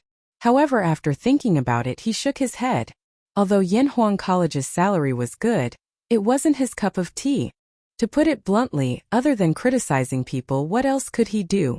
He didn't know anything about engineering, but he knew about classics. However, he couldn't give up his best skill, criticizing people, to teach classics, right? Ooh. Chapter 565. Lu Yun, get the steward to send this issue of the newspaper to every county in Tang Dynasty as fast as possible. It has to be twice as fast as the previous one. Use fast horses. Azure Dragon Lane, the temporary residence of the Wang family in the capital. Wang Renbiao had obviously just finished reading today's newspaper. He called his follower Lu Yun over and instructed seriously. Lu Yun didn't understand and said in shock, double the speed? Young master, wouldn't we have to pay a higher price this way? We'll lose money. In the past, when the Datong Daily came out, the people in and around Chang'an City could see the news immediately due to their superior geographical location. However, the people in the counties far away from Chang and had a hard time. Depending on the distance, the time they received the latest issue of the newspaper would be delayed by 3 days to a month. This was because the Wang family's caravan was in charge of transporting the Datong Daily to other places. Now that Wang Renbiao had made this request, they definitely couldn't use the caravan's route. They had to use fast horses to travel 800 miles. The cost of that wasn't just high. Bastard! Just do whatever young master asks you to do. Lu Yun, have you forgotten the lesson from last time? Wang Renbiao was about to answer when Leng Yuyao's bone-chilling voice came from behind Lu Yun. Lu Yun was so scared that he shivered. He quickly slapped his mouth and begged for mercy. Young master, please forgive me, Miss Yuyao.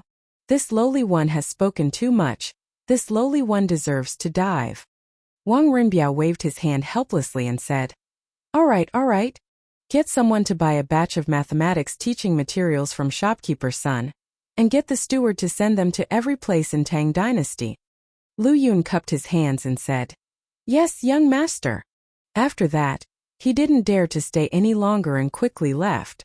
Leng Yuyao looked at Lu Yun's back and snorted. Ignorant. Then she walked to Wang Renbiao's side and asked worriedly, young master, why do you have to speed up the delivery of this issue of the newspaper to every county?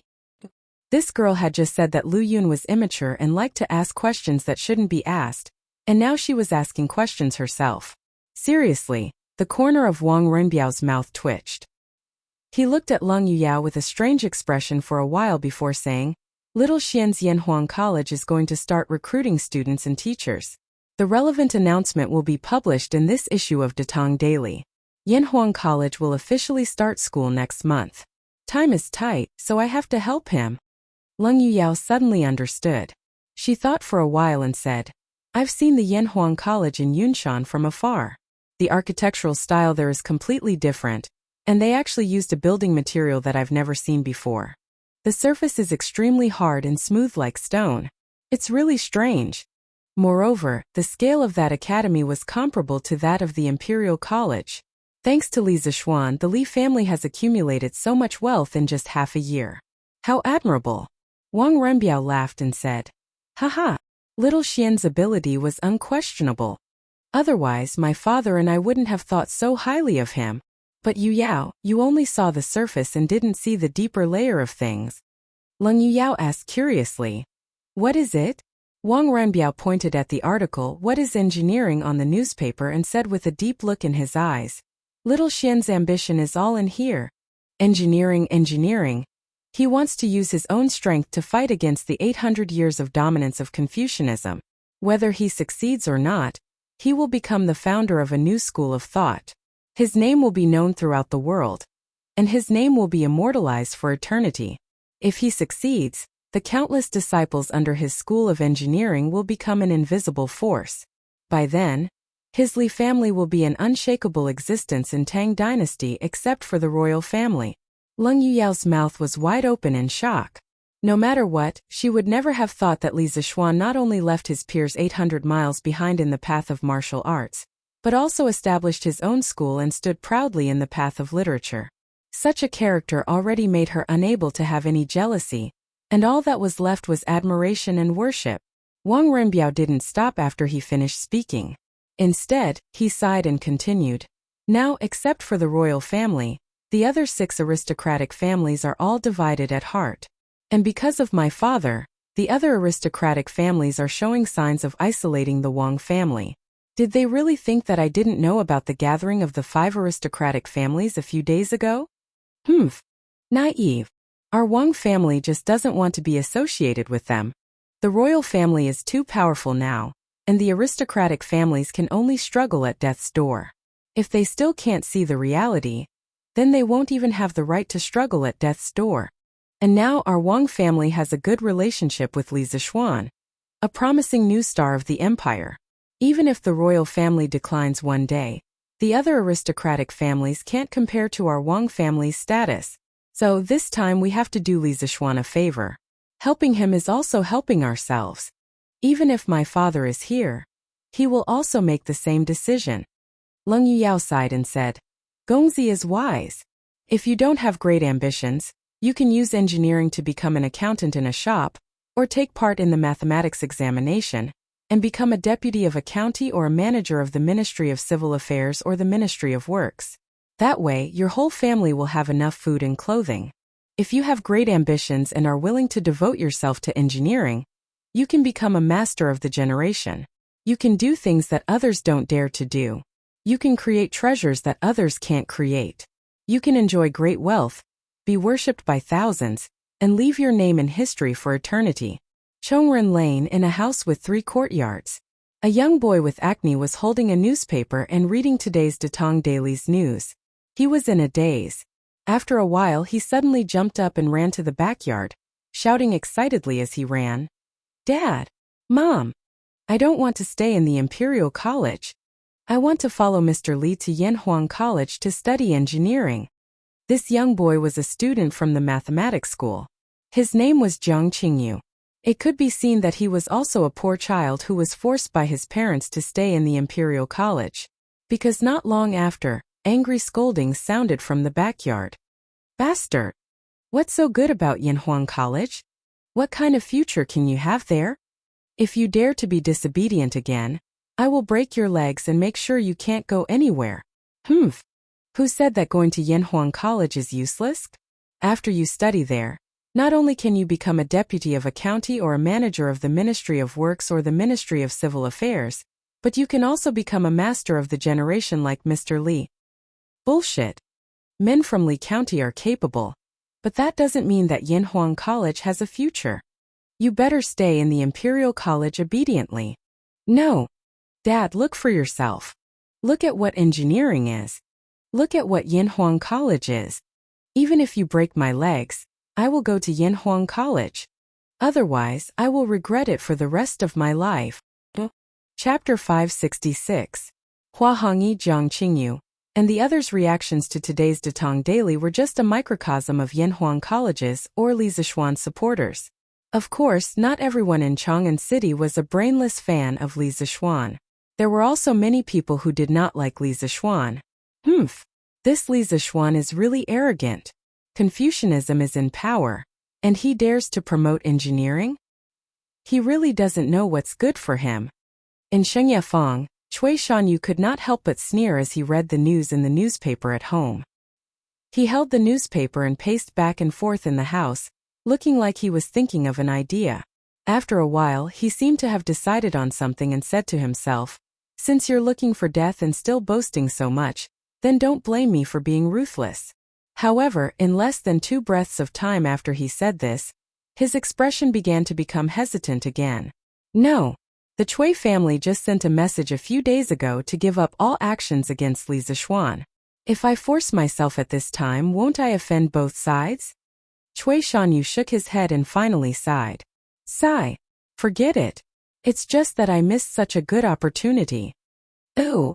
Chui Shanyu was scared at the last minute because of the Chui family, but the other disciples of Confucianism would not be scared.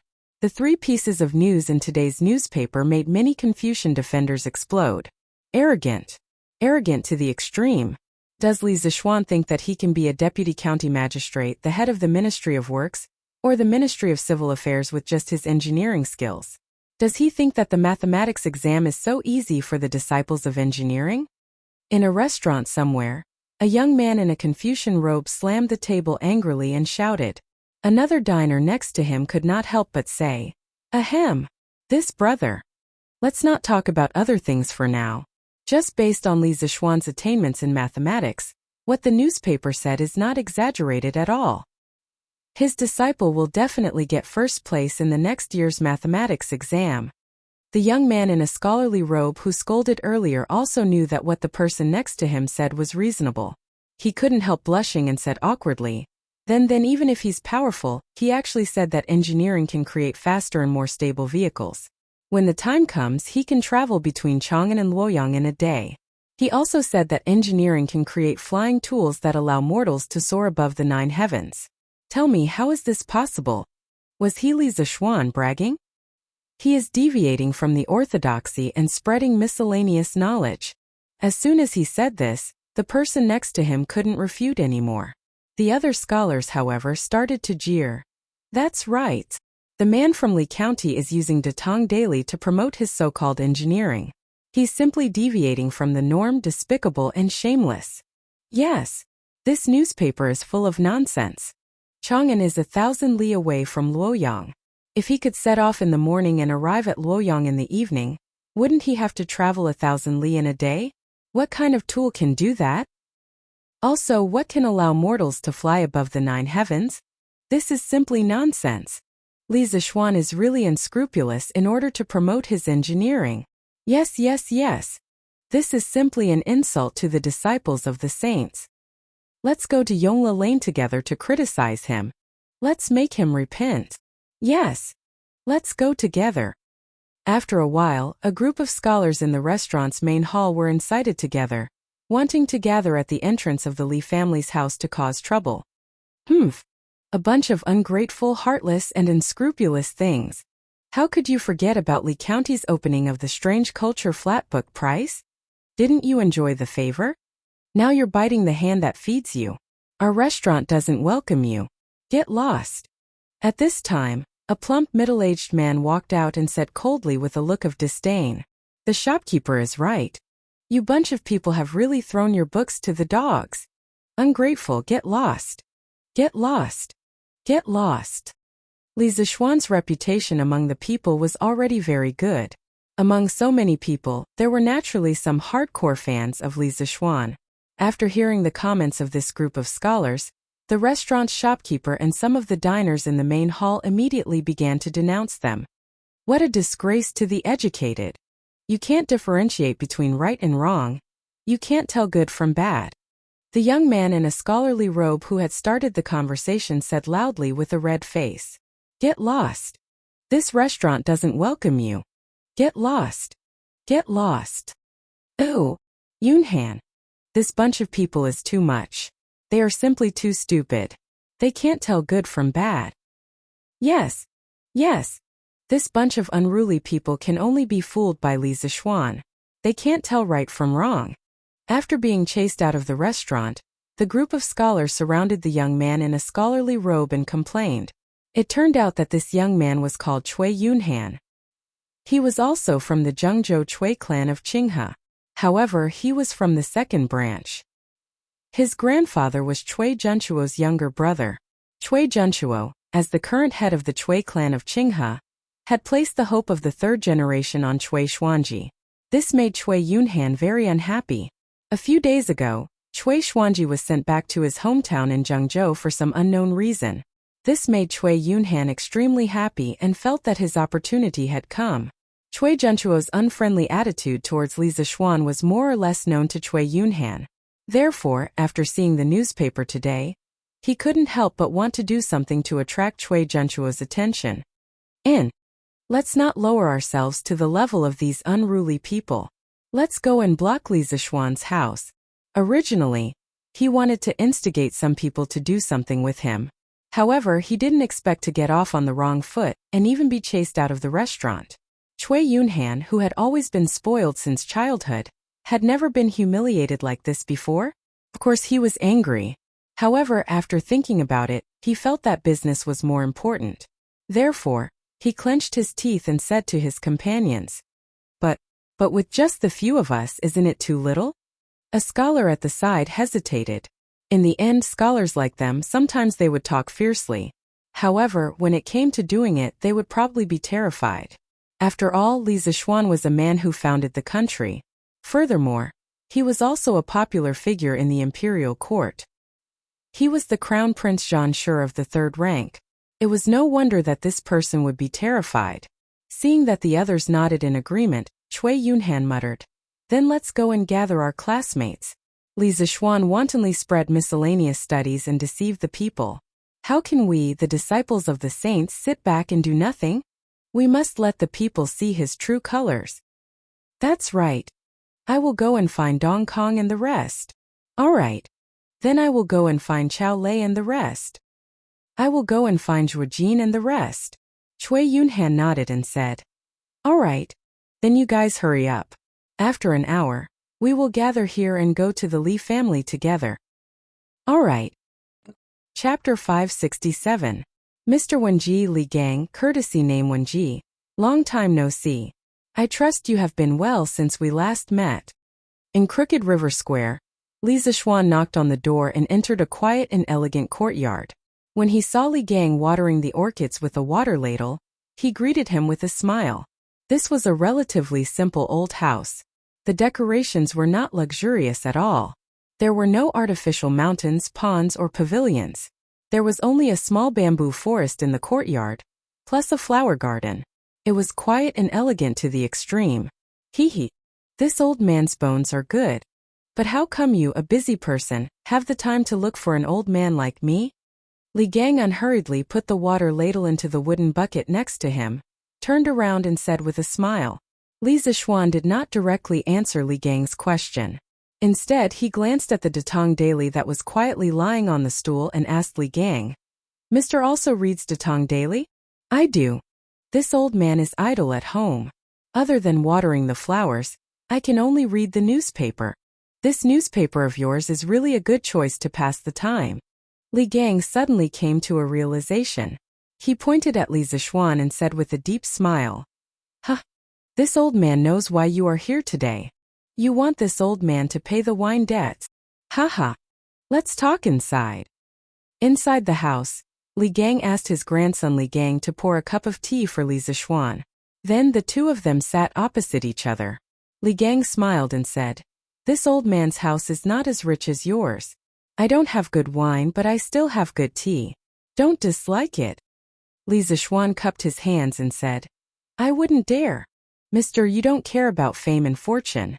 Although you live in a humble house, many of us can't compare to your moral character. How would I dare to dislike it?" Even Li Gang, a calm old pedant, couldn't help but laugh at his flattery. He laughed and scolded, "Glib tongue. I'm afraid I won't be able to bear your flattery. This tea was personally picked by this old man in March at the tea garden in the east of the city. It tastes very good. You should try it too." The corner of Li Zixuan's mouth twitched slightly. "Thank you for your kindness, sir. Although the tea is good, I'm not used to this kind of tea brewing technique. I appreciate your kindness." Li Gang frowned and asked curiously, "Tea brewing techniques? Could it be that other than this old man's tea cooking technique, there are other tea cooking techniques?" Li Zixuan coughed dryly and said, "Let's not talk about this for now. If old Mister is interested, I will use a new method to brew a pot of tea for you in the future. I came here today because I have something to ask of you." "Haha, you want to invite me to your Yinhuang College, right?" It was easy to talk to smart people. Li Zixuan didn't even need to take the initiative to say it. Li Gang had already guessed the purpose of Li Zishuan's visit. He shook his head and couldn't help but laugh. This old man has already read today's Datong Daily. What you want to say should be in the newspaper, right? There is no high or low in learning. Engineering is only for the benefit of the world. Xiao Xian, although this old man agrees with this sentence, I'm afraid you will be criticized a lot if you write it like this. Li Zishuan said, I don't care about public opinion and criticism. If I can let engineering be known by the world, be used by the world, and benefit the world, then what do I have to fear even if I'm criticized? Li Gang slapped the table and laughed loudly. Haha. Good. You are really a newborn calf that isn't afraid of tigers. This old man is very pleased that my Tang Empire has such a young talent like you. If your Yanhuang College has any use for this old man will not refuse. Li Zishuan said happily. Old mister, you agreed? Li Gang smiled and said, yes. But your Yanhuang College mainly teaches engineering, right? Although this old man is familiar with the classics and history, I know very little about engineering and construction. I'm afraid I can't help you much. Li Zishuan had already considered this point. He smiled and said, although Yanhuang Academy mainly imparts engineering, Confucianism also plays a large part. I believe that Confucianism cultivates the heart, while engineering benefits the world. Without the influence of Confucianism, even if the students are capable, they will not be of any benefit to the country if their three views are not correct. Besides, you are a person of virtue and prestige. Even if you don't do anything and just stand in our Yanhuang College, you will be able to smell the scholarly fragrance of Yanhuang College within 100 miles. Who says you can't help? Although this was a little exaggerated, Li Gang's role was really like a stabilizing needle. His prestige in the scholarly world and his reputation among the people were among the top of the famous scholars in Tang Empire. With Li Gang joining Yanhuang College, the overall level of the school would rise by a level. Li Gang stroked his beard, pointed at Li Zishuan and scolded with a smile. You brat, I don't know where you learned this skill of flattery. Fine, fine. This old man will go to your Yanhuang College to teach. You have to provide as much good wine and food as you want. You brat can give the other teachers such a high salary, so you can definitely give me a few jars of wine. How could Li Zishuan not agree? He hurriedly said, Old mister, don't worry, this is how it should be. This is how it should be. Li Gang nodded with extreme satisfaction. Then he thought for a while and said, coincidentally, this old man has a few close friends. They are quite knowledgeable, but they have already retired. Previously, you said in the newspaper, since they have retired from the world, why don't they come to Yanhuang College to teach a few disciples and watch them maneuver unhindered and leave a mark for generations to come? This old man agrees very much. This old man will invite them to come to Chang and some other day. You brat, come and meet them. If you think they are okay, you can also invite them to Yanhuang College. Li Zishuan waved his hand and said with a smile, since old mister thinks that they are knowledgeable, what other opinions do I have? If you think it's okay, as long as they are willing to come to Yanhuang College, this brat would be more than happy. I just don't know if there are any of your friends who are good at engineering, machinery. Li Gang was startled. After a while, he nodded with a heavy expression and said, This old man does know someone who is very proficient in engineering, machinery. However, we haven't contacted each other for many years. This old man will write a letter in a while and see if we can still contact each other. If there is a chance, I can recommend you. Li Zishuan's eyes lit up and he said excitedly, Thank you for your trouble. He had been in Tang for so long, but the number of engineering talents he knew could be counted on one hand. Yanhuang College would be the #1 engineering college in Tang in the future. How could it not have a reserve of top talents? So today, Li Gang really solved his urgent problem. Li Gang hesitated and said, But this person's identity is a bit special. Do you really want to meet? Chapter 568. Li Zishuan. Come out. Li Zishuan, you're promoting engineering and deceiving the people. You're a disgrace to the saints. Come out and give us an explanation. That's right. Li Zishuan, come out and give us an explanation. Yongla Lane, Li Residence Gate. After Jiang Cuihua led dozens of women to surround the Li residence, The gate of the Li residence was once again blocked after half a month. The people who were blocking the gate were a group of scholars led by Cui Yunhan. There were a total of 40 to 50 people. The status of the scholars was much higher than that of the women last time. Therefore, the commotion this time was even bigger. There were also more people watching the show. Many of the onlookers who had a good impression of the Li family could not help but worry for the Li family. This was because the scholars' mouths could turn black into white. If the Li family did not handle this matter properly, then the scholars would spread the news and the Li family's reputation would be ruined. Who are you? How dare you come to the Li residence to cause trouble? With such a big matter happening, there would naturally be servants to report to the inner court. Before the person in charge came, Pang Feiji had to stand up for a while. He pulled out the long knife at his waist and shouted coldly at the group of people in front of him. Some of the timid scholars were frightened by Pang Feiji's cold-faced Hades.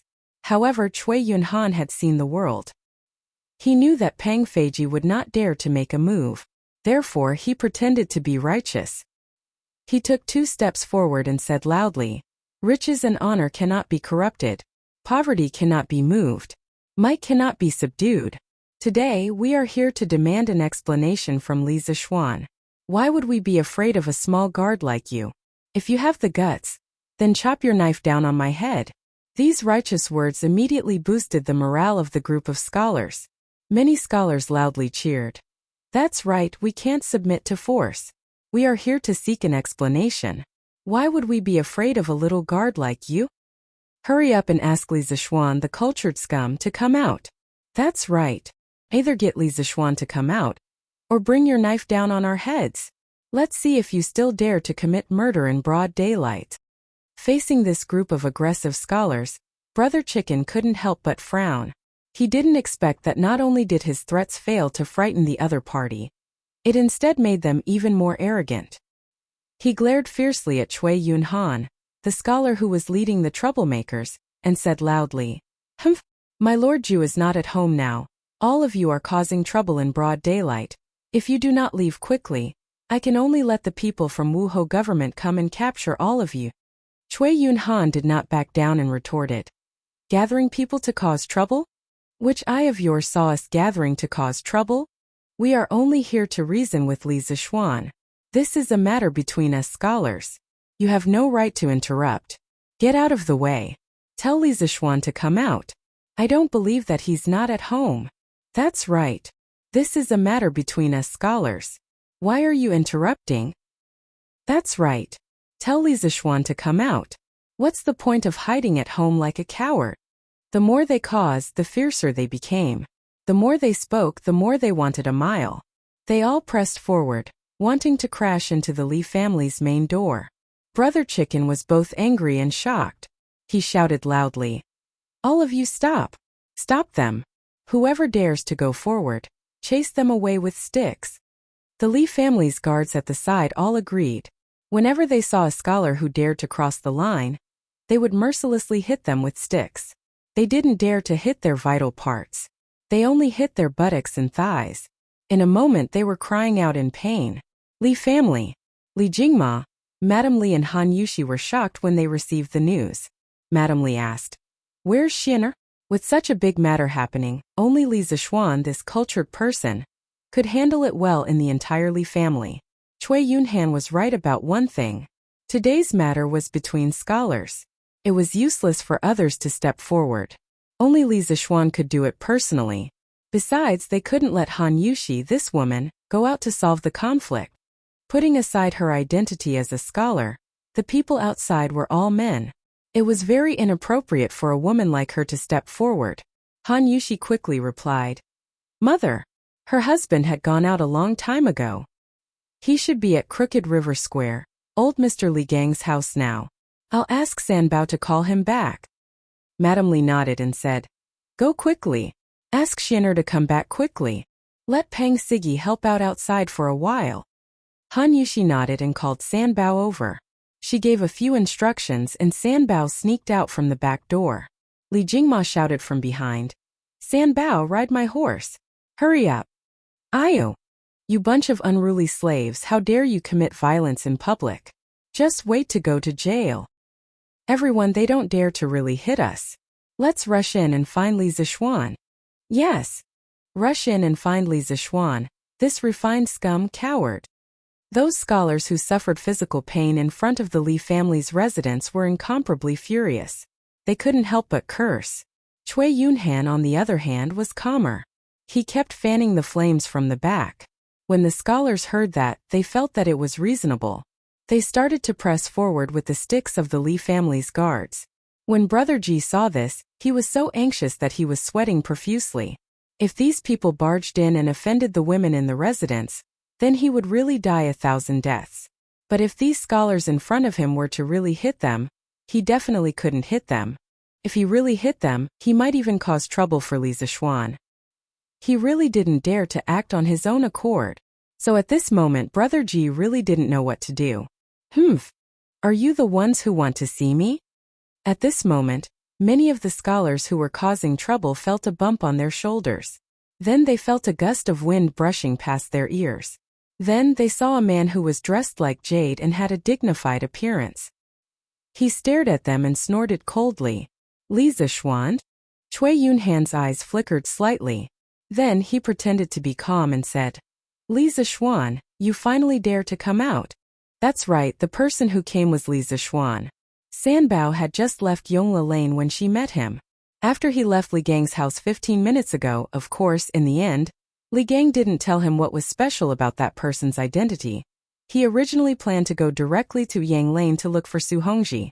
After all, Su Hongji had taught with him for so long and had a very deep understanding of the new mathematics.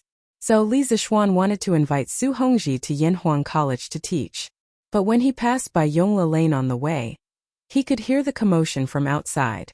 Just as he was about to investigate, Sanbao rode out on a horse. Li Zixuan asked and found out that his house was being blocked again. He hurriedly rode into the lane. When he arrived at the door, he saw that this group of people had gone overboard, which led to this scene. Chapter 569. Just you bunch of mad dogs, are you worthy for me to hide? Just now, I just happened to not be around. In front of the Li residence, Li Zixuan looked at Cui Yunhan in front of him and said sarcastically. He just descended from the sky, and the aura that he emitted was not something that Brother Chicken could compare with. This group of scholars were immediately frightened and did not dare to take another step forward. But hearing his words, many scholars' faces flashed with a trace of anger. They were all cultured people. How can they be called mad dogs? Cui Yunhan asked with an ugly expression. Who are you calling mad dogs? Li Zixuan smiled contemptuously and said, I am talking about all of you. Look at all of you now. If you are not mad dogs, then what are you? With your current appearance, you still have the nerve to call yourselves the disciples of saints? You keep on saying that what you learned is the teachings of saints. Did saints teach you to barge into private residences in broad daylight? Did saints teach you that you don't know the hierarchy and have no respect for your elders? Please don't smear the face of saints. Behind the door, Han Yushi, who knew that Li Zixuan had already rushed back, couldn't help but feel excited when she heard these words. Last time, although those women surrounded the Li residence, but from a woman's point of view, she sympathized with those people who lost their husbands, so she didn't have much ill feelings towards them. But today, the nature was completely different. These scholars in front of the door almost barged into the residence just now. How is this behavior different from robbers? Furthermore, there are so many women in the residence. If these people came in, wouldn't it ruin their reputation?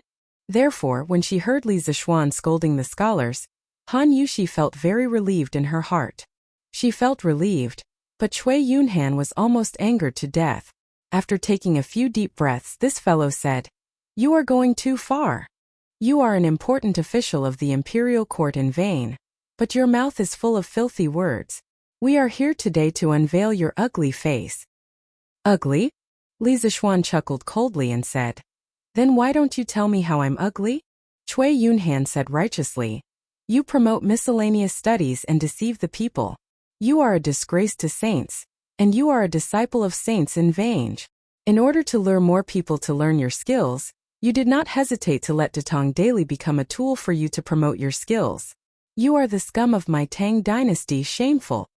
Li Zixuan used his pinky finger to dig his ears and then asked, I have learned martial arts from my master since young. I learned Taoism, not Confucianism. How did I become a disciple of saints? You said that this duke promotes miscellaneous studies and deceives the people. Then what is miscellaneous studies? Could it be that all the theories outside of Confucianism are miscellaneous? Do you dare to say that? Cui Yunhan saw Li Zixuan staring at him with burning eyes. He hesitated for a while and did not know how to answer. However, Li Zixuan didn't give him the opportunity to hesitate. Step by step he pressed. His Majesty has established more than 50 different subjects for the imperial examinations. Xiaocai, Ming Jing, Jinshi, Ming Fa, Ming Calligraphy, Ming Swan and so on. According to what you said, other than the 3 subjects of Xiaocai, Ming Jing and Jinshi, the rest are all miscellaneous subjects that are unnecessary to establish? Are you wiser than His Majesty? Also, Yanhuang College was established after His Majesty discussed with the officials in the imperial court. You are just a student without any achievements. Do you dare to question the decision of His Majesty and the officials in the imperial courts? After coming to the Tang dynasty for so long, Li Zixuan was no longer the ignorant person who knew nothing about the current situation of the Tang dynasty, especially since he originally intended to set up an academy. As the principal of a school, of course he would specially do some research on the imperial examination system of this era. The more he understood, the more confident he was. This was because he realized that the cultural environment in the early Tang dynasty was really relaxed. There was no situation where only Confucianism could survive and other skills were all miscellaneous studies. This could be seen from Li Erding's imperial examination system. There were more than 50 types of subjects, which could be said to cover all fields of knowledge. Hearing this, Cui Yunhan's face turned green and white. Even if he was given 10 guts, he would not dare to say anything bad about Li Erjin and the officials in the imperial court. If he really said that, no one could save him. The rest of the scholars who had come to cause trouble were also speechless. They were no longer as arrogant as before. They didn't have pig brains. How would they dare to accept such a sensitive topic? In the end, Cui Yunhan was not willing to admit defeat. He gritted his teeth and argued, "Even if what you said is reasonable, it does not change the fact that you use Datong daily to promote your skills and deceive the people." All the news in the Tang Dynasty daily is based on facts. How can you say that it's false? Cui Yunhan said, "You said that skills can allow one to travel 1,000 miles in a day, and that skills can allow one to fly above the 9 heavens. Isn't this promotion? Isn't this purposely exaggerating the facts? Let me ask you, who in the world has seen something that can allow one to travel 1,000 miles in a day or fly above the 9 heavens?" The rest of the scholars' eyes lit up. They felt that they had found something to criticize. Hence, they all excitedly shouted, "That's right. How can there be such a tool in the world? You must be bragging. That's right, that's right. You are purposely making up lies to deceive the people." Li Zixuan crossed his arms and looked at Cui Yunhan and the rest as if they were idiots. He said contemptuously, "What a bunch of retards. Just because you haven't seen it before, does it mean that it doesn't exist in the world? Without investigation, you have no right to speak. Within 3 years, you will definitely see that kind of tool that can travel 1,000 miles in a day. Furthermore, it was made by my Yanhuang College. As for that flying tool that can carry people, have you not heard of it? Half a month ago, I destroyed the Snake Spirit Mountain by myself. I sat on that kind of tool and flew up. Have you guys not heard of it?" Cui Yunhan was shocked. After such a long time, he had almost forgotten about it. However, after thinking about it, he said with relief, "That flying tool is just your side of the story. If you really have that kind of thing, why would you hide it from others? There must be something fishy." After saying that, Cui Yunhan felt that his analysis was very reasonable. In his opinion, if anyone had such a heaven-defying tool, they would definitely show it off everywhere. However, Li Zixuan had not done anything for such a long time. There must be something fishy about it. Perhaps the rumor that Li Zixuan flew up the Snake Spirit Mountain was fabricated. Li Zixuan was so angry that he was amused. He sneered and said, "Ha! Do you think that everyone is like you? Once you have something good, you must let the whole world know about it? If you keep a low profile, you will think that others are lying? I have to say, you are really an idiot." Ooh. Chapter 570. In the Ganlu Palace, Li Er was quietly flipping through the memorials. Perhaps the contents of the memorials made him unhappy. He frowned and looked very serious. Although it was a rest day and there was no need for morning court, Li Er, as the ruler of a country, would not give himself a day off like the other courtiers. He still had to read through the backlog of memorials. It was really tough. Your Majesty, there is a group of students from the Hongwen Institute causing a ruckus in front of Li Zhanshi's house. There are many people gathered in Yongla Lane now. Zhao Song walked in from outside the hall. Initially, he saw that Li Er was concentrating on reviewing the memorials and did not dare to disturb him. He did not expect Li Er to suddenly raise his head as though he had sensed his arrival. Li Er frowned and said, "Why are there people surrounding his house again?" Zhao Song cupped his hands and said, "Your Majesty, it is said that the group of students felt that Li Zhanshi was promoting engineering in the newspaper and deceiving the people. They wanted to argue with Li Zhanshi face to face. At first, Li Zhanshi was not at home, and the group of students wanted to barge into the Li residence. Fortunately, Li Zhanshi rushed back in time." Li Er heard this and his eyes flashed fiercely. He said angrily, "How dare you? There are people who dare to barge into the residence of an important courtier in broad daylight. Do these people still have the imperial court in their eyes? Do they still have me? Send a decree immediately and let Dugu Exine lead the imperial army to chase them away. Those who are unwilling to leave, arrest them all. Oh right, bring the student who started the ruckus to the Supreme Court for interrogation. If he has ulterior motives, expel him from the school and never enroll him again." Zhao Song could not help but be stunned. He did not expect that Li Er would be so angry and give such a heavy punishment for an ordinary ruckus. It was really illogical. Although that was what he thought, Zhao Song did not dare to ask. He bowed and said, "Yes, Your Majesty." Then he prepared to go out and make the arrangements. Li Er suddenly asked, "How is the Supreme Court's interrogation of Zhang Zhihua from last time? Did they find out the mastermind?" Zhao Song stopped in his tracks and thought for a while. He cupped his hands and said, "Your Majesty, according to Zhang Zhihua, she was indeed instructed by someone. However, she did not see the person's face.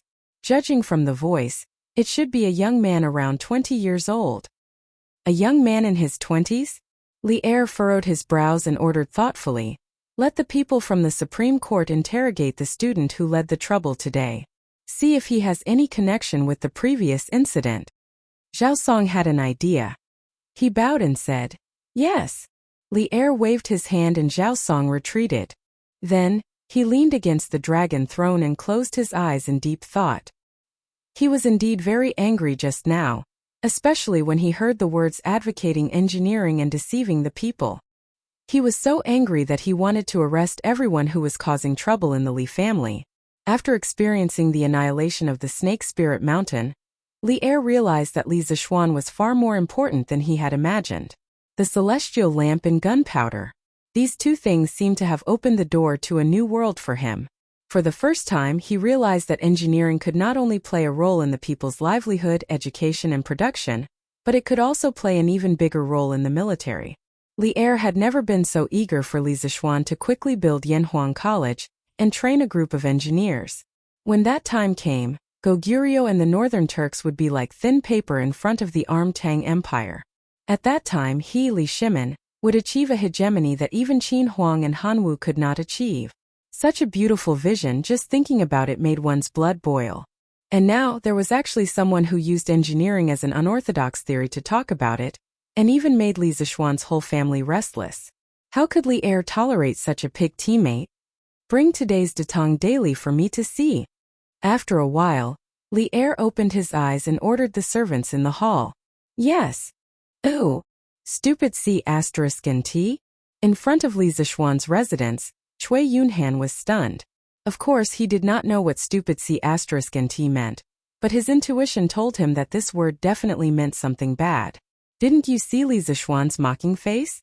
Cui Yunhan, who had always been pampered, had never suffered such humiliation. His face turned red and he said angrily, You actually scolded me again?" Li Zishuan curled his lips and said, "Scolded you? So what if I scolded you? Scolding you is already considered light." You brat, you brought these people to my residence to cause trouble, and even wanted to barge into my residence. I don't care who you are, but today's matter will not end well." After saying that, he turned his head and said, "Feiji, capture all these people. Whoever dares to resist, beat them up ruthlessly. Just leave them with one last breath." The actions of these scholars today had completely angered Li Zixuan. If the tiger did not show its might, people would really treat him like a sick cat? Everyone took in a cold breath. What did he mean by just leave them with one last breath? He was going to beat them to death. But these people in front of them were the top students of the Hongwen school. Ah? Lord! Peng Feiji's eyes widened. He could not believe his ears and said hesitantly. Li Zixuan snorted in an unfriendly tone. "What? You still don't dare? If I tell you to beat them, then beat them. If anything happens, I'll take responsibility." Peng Feiji shivered and said hurriedly, "Yes, Lord. I won't hide it from you. Our brothers have tolerated these people for a long time." After saying that, he turned his head and shouted, "What are you all standing there for? Hurry up.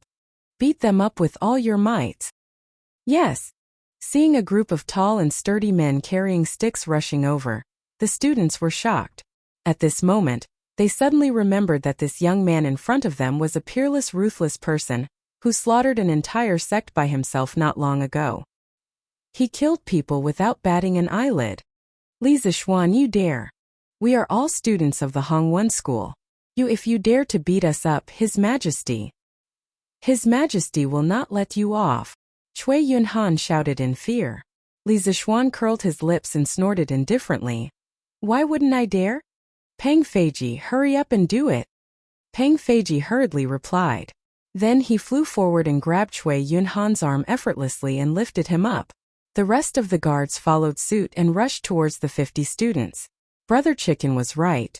Previously, when these scholars crashed into the mansion, they were afraid that they would cause trouble for Li Zixuan. Therefore, they only used their physical bodies to block them and did not fight back at all. They had suffered a lot and were still suppressing their anger. "Wait!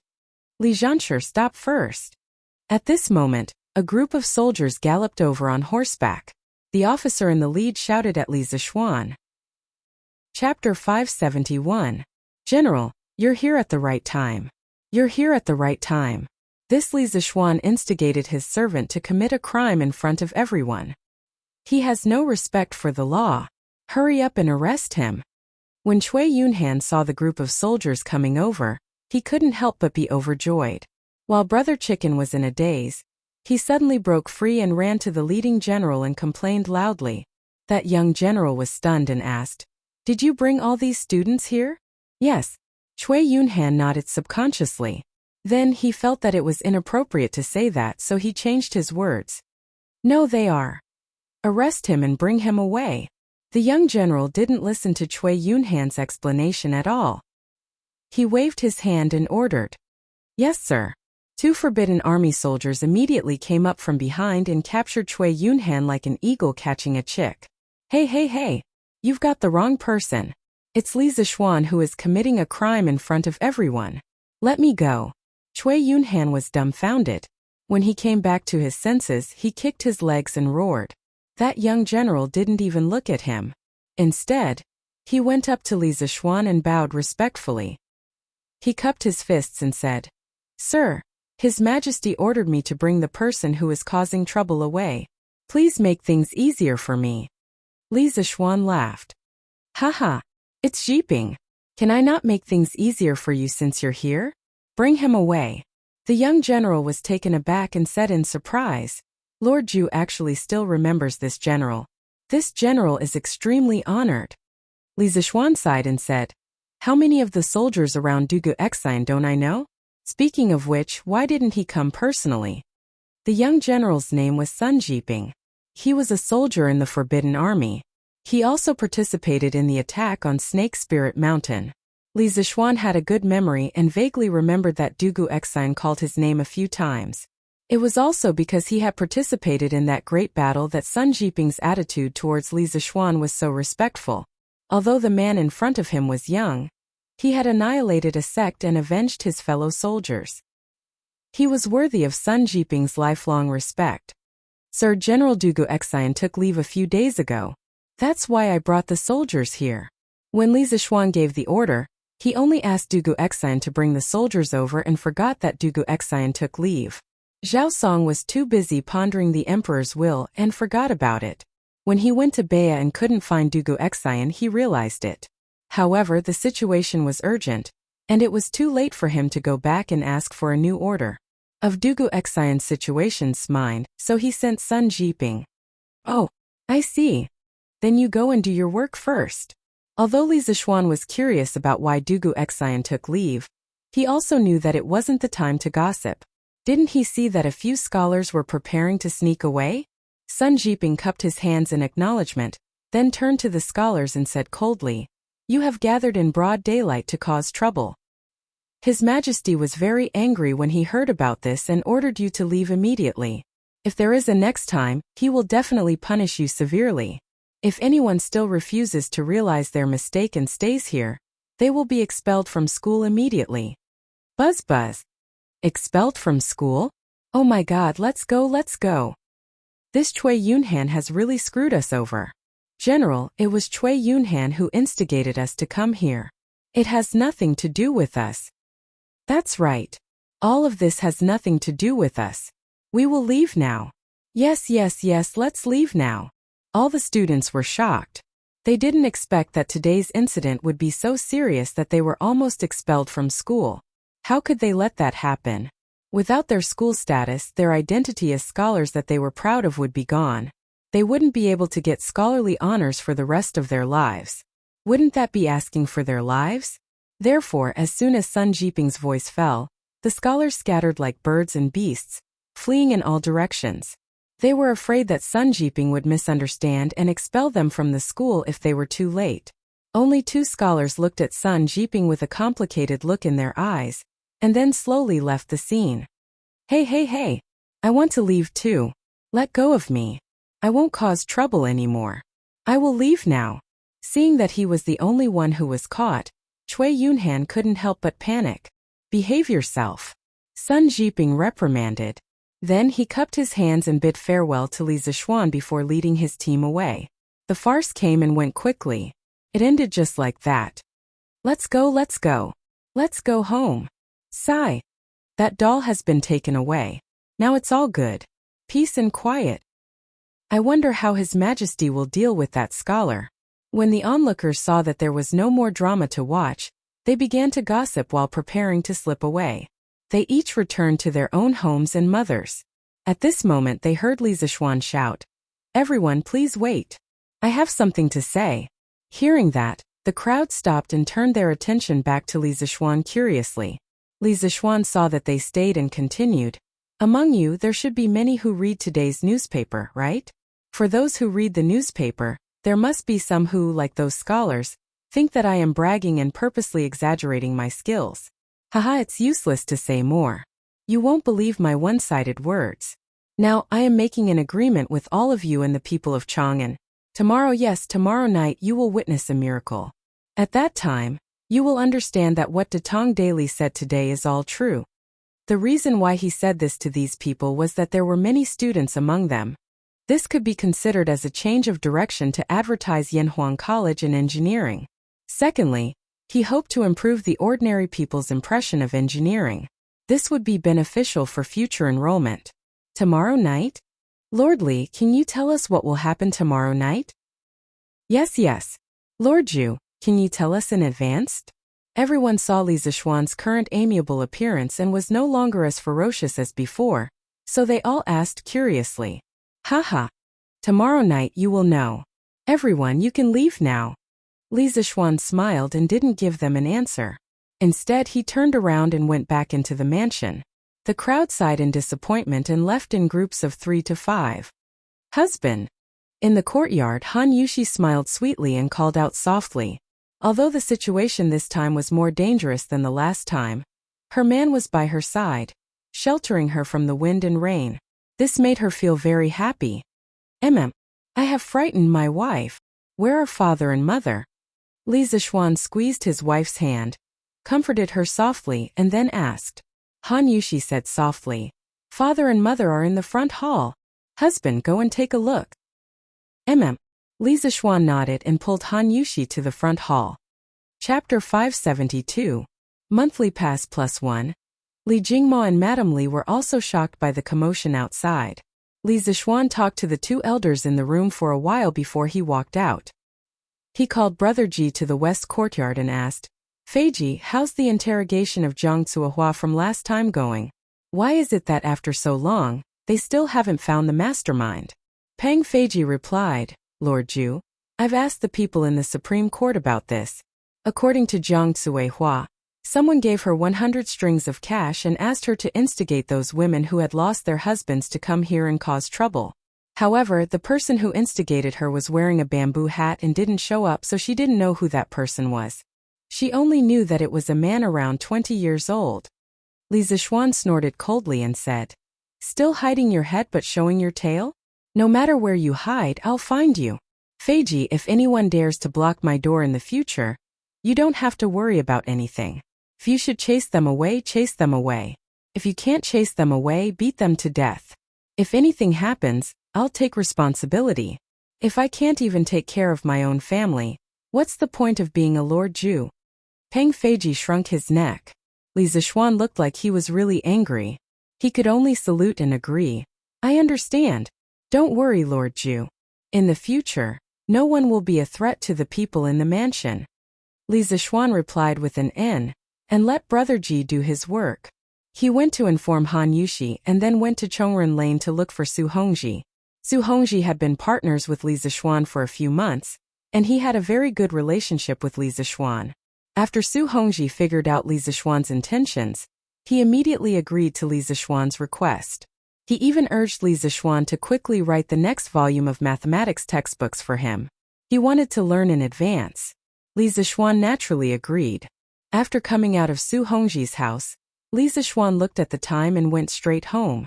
When he walked to the door, he saw a woman in white standing under the ginkgo tree next to the door, and it was an acquaintance, Leng Yuyao.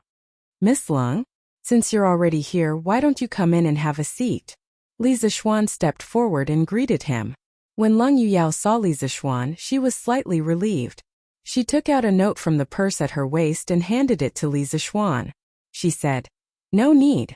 This is what my young master asked me to give you. Since it's here, I'll take my leave first. The reason why she would rather stand outside and bask in the sun than go in was mainly because she was afraid that the people in the mansion would misunderstand. Although she had come to the Li family with Wang Runbiao before, at that time, Li Zixuan hadn't married Han Yushi yet. If she went in at this time and was misunderstood by Han Yushi, it would be awkward. Li Zixuan opened the note strangely, and then his expression changed. He quickly called out to Leng Yuyao and asked, Miss Leng, please wait. Leng Yuyao stopped in her tracks and turned to look at him in confusion. She clearly meant to ask if there was anything else. Li Zixuan picked up the note and asked, Renbiao, what's the meaning of this? It's literally what it means. Leng Yuyao replied expressionlessly. Although her attitude towards Li Zixuan wasn't the same as before, she didn't want to kill him. But that was it. The only person in the world who could make her smile was Wang Runbiao. As for other people, it was a blessing to be able to talk to them normally. If she used the sword in her hand to talk, then the other party was unlucky. Li Zixuan was choked by this sentence. He took a deep breath and asked again. What I mean is Renbiao saying that the Cui family was doing something a while ago? Leng Yuyao still used a calm tone to reply. I don't know. Then who from the Cui family went to the gathering of the 5 great families last time? Li Zixuan was speechless. After a moment he thought and asked. Leng Yuyao didn't say that she didn't know this time. She thought seriously before answering. It seems to be Cui Xuanji and Cui Shun from Qinghe Cui, and Bowling Cui respectively. Li Zixuan nodded and said, Okay, I understand. Thank you for telling me, Miss Leng. Leng Yuyao replied with an and then floated away. Eh? Wife? What are you doing in the courtyard on such a hot day? After seeing Leng Yuyao walk away, Li Zixuan turned and entered the residence. He saw Han Yushi with her back facing him and walking quickly to the front hall. So he couldn't help but chase after her and ask. When Han Yushi heard his voice, Her body instantly froze on the spot. She looked flustered and said helplessly, nothing, nothing. Husband, you're back. Let's go for lunch. Dad and Mom are waiting for you. Li Zixuan was even more suspicious and asked again. Really nothing? Han Yushi hurriedly said. Really nothing. Husband, quickly go and eat. Oh. Although Li Zixuan didn't believe it, Han Yushi didn't want to say it, and he didn't want to get to the bottom of it. So he shook his head and went into the house to eat. Han Yushi, who was behind him, pouted and muttered softly, "What a fool!" After lunch, the couple returned to the west courtyard. According to the usual practice, this was the time to take a nap. However, Li Zixuan didn't take a nap today. Instead, he bent over a few tables and wrote a manuscript. It had to be said that for the sake of Yanhuang College, he sacrificed too much of his rest time as a big otaku. Oh, wife, didn't I tell you to sleep first? Why aren't you sleeping? Feeling that there was someone behind him, Li Zixuan smiled slightly and said without looking back. Han Yushi stammered. I can't sleep. Li Zixuan put down the pen in his hand and turned his head to ask in confusion. Why? He wanted to say that he didn't have time to sleep even if he wanted to. Why was there someone who had time to sleep but couldn't sleep? Han Yushi avoided his gaze and said hesitantly, My husband, who was the girl who looked for you this morning? Sweat. So it's because of this. At this moment, Li Zixuan understood even if he was stupid. He found it funny and said, That girl is the maid of the Wang family's young master. What's wrong? Is my wife jealous?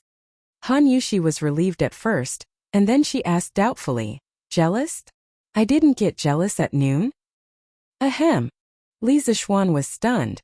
Only then did he remember that Li Er hadn't given Fang Xuanling's wife the poisonous wine yet, so the other meaning of the word jealous hadn't been developed yet.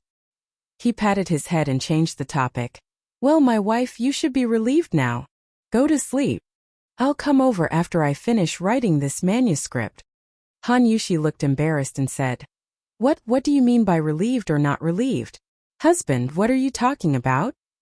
At this time she inadvertently glanced at the manuscript Li Zixuan was writing, and saw that the title was, On a Full Moon Night, Flying Immortals from Outer Space.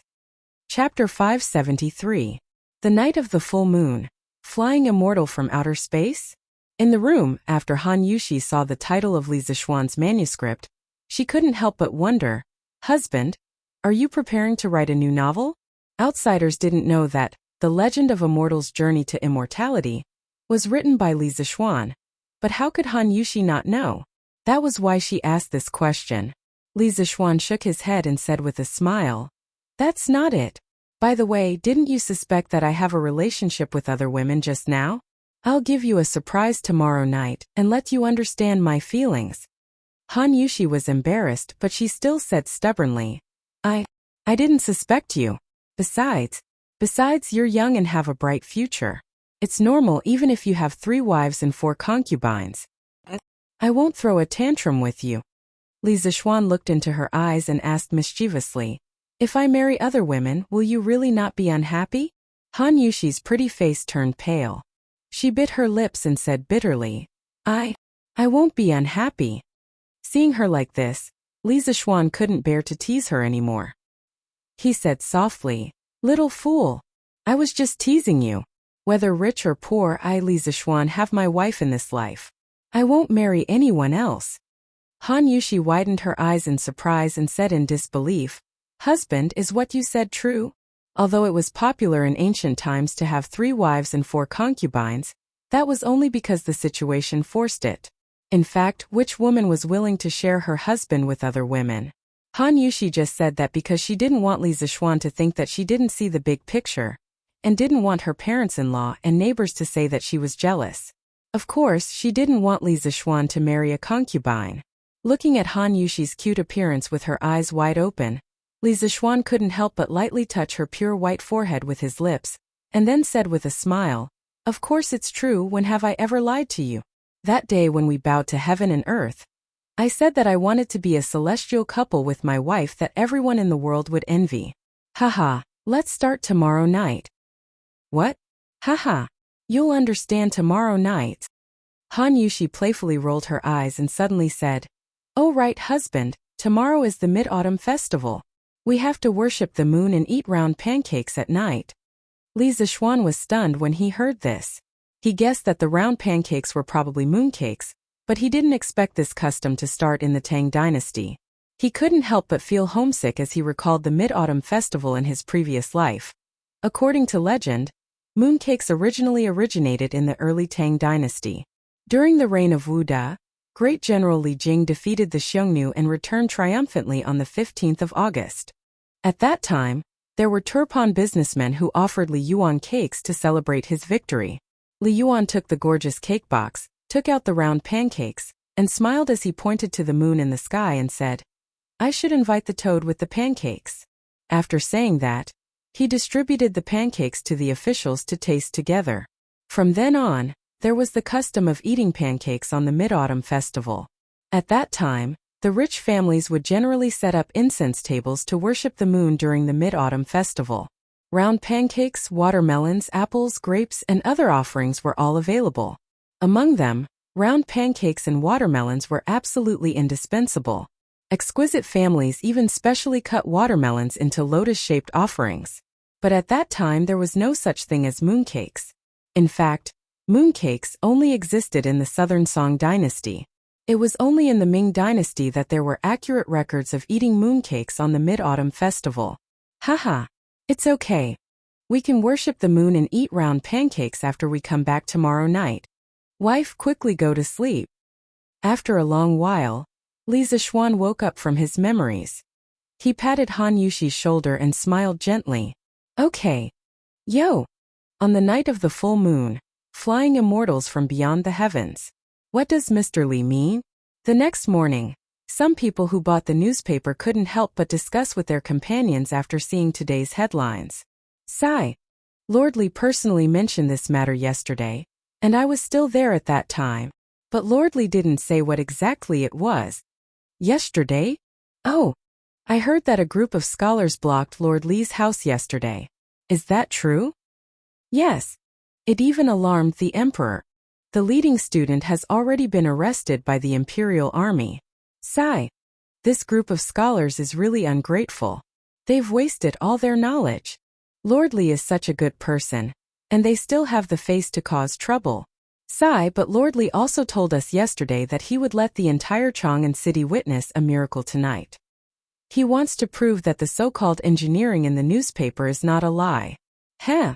Then there's a lot to see tonight. It's the Mid-Autumn Festival, and we can watch the fun. Haha. That's right, that's right.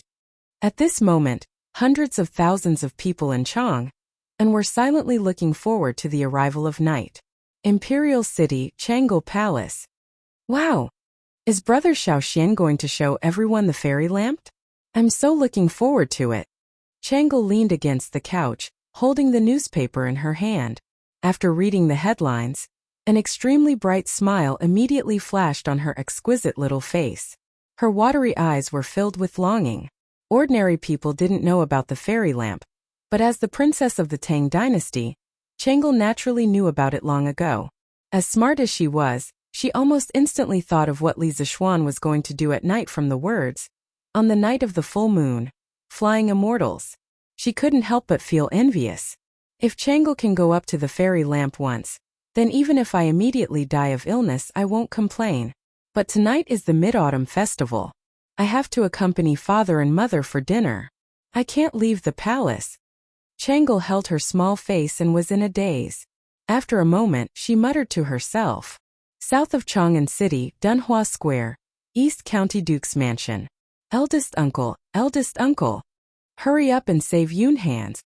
A fat middle-aged man with an oily face hurriedly ran to the backyard and shouted anxiously at Cui Junchuo, who was resting with her eyes closed in the courtyard. Cui Junchuo opened her eyes with extreme dissatisfaction and scolded in a muffled voice. What are you shouting for?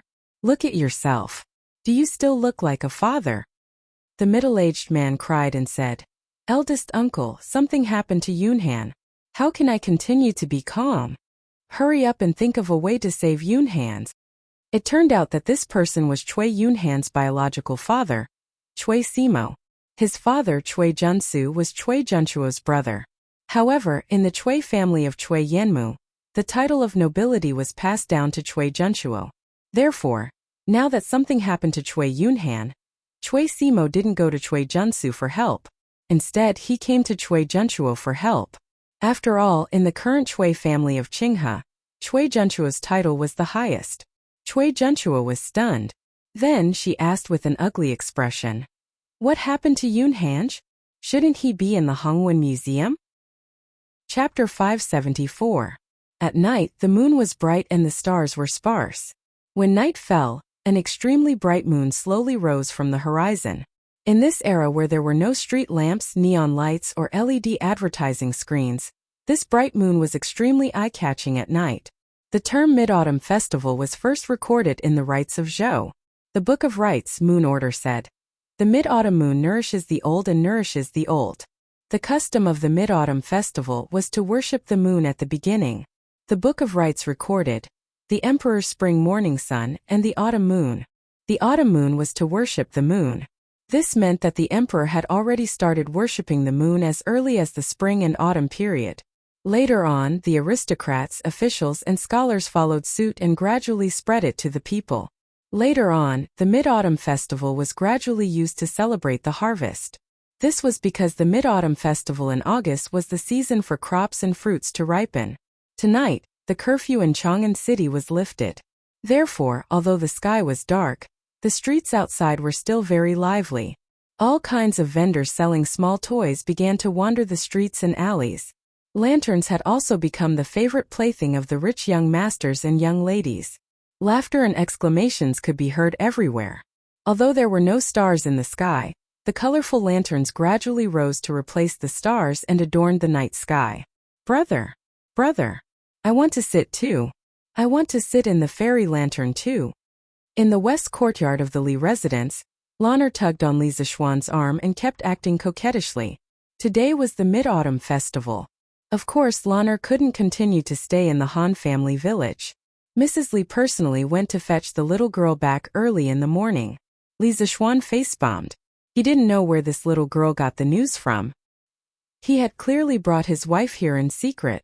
However, in this situation, he could only helplessly say, "Lana, next time, we can't carry too many people on it at once. Otherwise, it will fall from the sky. After brother brings Yushi down, I'll bring you up to play. Okay?" Lan'er looked up at Han Yushi. After hesitating for a while, she said, "All right. Then brother, you have to keep your word." Li Zishuan laughed and said, "Of course." Han Yushi bent over and patted Lan'er's little head. She smiled and said, "Lan'er, don't worry. When he doesn't bring you along, I won't listen to him either." Lan'er nodded happily. "Okay." Then the little girl skipped down the corridor to watch the fun. "Husband, can this really withstand the two of us?" At this point, Han Yushi looked at the hanging basket and became a little hesitant and afraid. She grabbed Li Zishuan's arm and said worriedly. Li Zishuan smiled and comforted her. "Don't worry, my wife. The celestial lamp will definitely be able to withstand the weight of two people. I'm confident about this. Besides, even if there is an accident, I will protect you. Let's go up." In fact, there wouldn't be much of a problem even if 3 people came up together, let alone 2 people. The reason why he didn't let Lan'er come up together was mainly because Li Zishuan wanted to take Han Yushi for a romantic time. Recently, he had been running around for the academy and the Snake Spirit Mountain. He didn't have much time to accompany his wife. Today, he could take this opportunity to make up for it. Okay. Han Yushi heard that and felt a little relieved. She lifted the corner of her skirt and successfully boarded the hanging basket with Li Zishuan's help. Then, Li Zishuan quickly untied the rope that fixed the hanging basket. Then, he also boarded the hanging basket and ignited the kerosene above the hanging basket. A moment later, the heavy hanging basket gradually overcame the gravity of the earth under the effect of the strong lifting force of the hot air. It slowly left the ground and rose into the sky, rising higher and higher. The servants of the Li residence looked at the huge ball of fire in the sky and were stunned. They were close, but they saw Li Zishuan and Han Yushi fly directly into the sky after sitting on the hanging basket. This kind of shock was not felt by others. What? We can really fly. Brother. Sister Yushi. You guys have to come down quickly. Don't run too far. Lanner also wants to sit on it. Lanner saw that the celestial lamp had successfully ascended into the sky. She did not care if others could hear her, and hurriedly shouted towards the man and woman in the sky. Wah! Young master and young madam really flew into the sky. They are flying so high. Xiaohe opened her eyes wide and exclaimed in surprise. Xiaoxi's eyes were filled with enchantment. Following beside Li Zixuan, she could always feel an endless stream of surprises. She looked at the handsome man and beautiful woman in the sky and sighed softly. Young master is so good to young madam. What's wrong? Xiaoxi, are you starting to have feelings for young master? Although Xiaoxi's voice was soft, Xiaohe heard it clearly. She, who had a lively personality, smirked and teased Xiaoxi. Yeah. Xiaohe, what nonsense are you saying? Young master and young madam are so good to us, how can you say that? I'm not going to talk to you, Xiaoxi said shyly. Oh, this time, Li Zixuan did not let the celestial lamp fly too high. It was only about 5 stories high. So when he and Han Yushi flew out of the mansion, the people on the streets reflected the bright moonlight and immediately saw the outline of the celestial lamp clearly. Wah! Mother, look! Look! What a huge lantern! A young boy who was eating candy and looked dignified saw the celestial lamp in the sky and quickly pulled the woman beside him and shouted excitedly. The beautiful woman looked up and exclaimed, Who bought this sky lantern? Why is it so big? In just a short while, more and more people noticed the strange phenomenon in the sky. Wow! Such a huge sky lantern. It seems to have flown out of the Lee County men's mansion. Hey! Look, there are people on the sky lantern. How is that possible? Although the sky lantern is huge, how can it carry people? Damn! There are really people. And it's not just one person, there are 2 people. Wow! Isn't that young man in white Lord Li? Then the woman in white next to him must be Lord Li's wife? A talented man and a beautiful woman. A celestial couple. Countless people exclaimed at the celestial lamp under the moonlight. There were even people who were chasing after the celestial lamp. Luckily, it was only a light breeze tonight. Otherwise, these people would not be able to catch up even if they ran until their legs broke. Wow! I understand now, this is what Lord Li said in the newspaper today. Celestial flying on the night of the full moon. Lord Li wasn't lying when he said that engineering could make people fly. Oh! So that's it. Then what kind of engineering is this? It's really amazing. TSK. Compared to engineering, Lord Li's celestial couple is the one that is really enviable. Oh. Chapter 575. Monthly ticket +2. Wow! Hubby! We're really flying. In the sky, Han Yushi was 100 times more excited than the onlookers below. She looked at the buildings that were getting smaller and smaller below and felt very fresh. She had never been able to look at the magnificent Chang'an city from such a high position. She had also never been able to be with the person she loved so quietly and undisturbed. She was really satisfied. Li Zixuan smiled and lazily hugged Han Yushi's slender waist. He said, Yes, we're flying. Only in the sky can we not be bound by any imperial power and secular etiquette. We can do whatever we want. There's only the 2 of us. Do you like it, my wife? Han Yushi quickly nodded and replied, Yes, yes. I like it very much. Thank you, hubby, for being so good to me. Haha. My wife. I'll take you to tour Chang'an City tonight. Let them envy us, this immortal couple. His wife was really easy to satisfy, but Li Zixuan felt that it was not enough. He pointed to the other markets below and said with a smile. Han Yushi blinked and was very tempted, but in the end she shook her head and said, Let's not. Lanner is still waiting for us below. We'll just stay up there for a while and then go down. Li Zixuan laughed and said, Haha, that little girl still has other friends to play with. Don't worry, my wife. If she doesn't see us in a while, she'll definitely go out and play with others. It's rare that the curfew in Chang'an City is lifted tonight. Let me accompany you. Tonight, millions of people will be envious of us. When Han Yushi heard that, she could no longer refuse. She said sweetly in her heart, Yes. But then she seemed to think of something and looked up. But hubby, the wind is blowing from the south now. Our fairy lantern can only float to the north. How can we tour Chang'an City? Li Zixuan chuckled and said smugly, Heh, wife, watch carefully. Watch my 18 dragon subduing palms. Oh, quick look. Quick look. There's a huge lantern in the sky. Li Zixuan was right. It was rare that there was no curfew in Chang'an tonight, so many people would not go to bed so early. Those who had money would go to the night market, while those who had no money would go to their homes to chat and beat their sons. All the markets were bustling. It was precisely because no one was sleeping and Li Zixuan was flying at a low altitude that the celestial lamp caused a huge commotion wherever it went. Wow! There are 2 more people up there. This should be the meaning of celestial flying on a full moon night, right?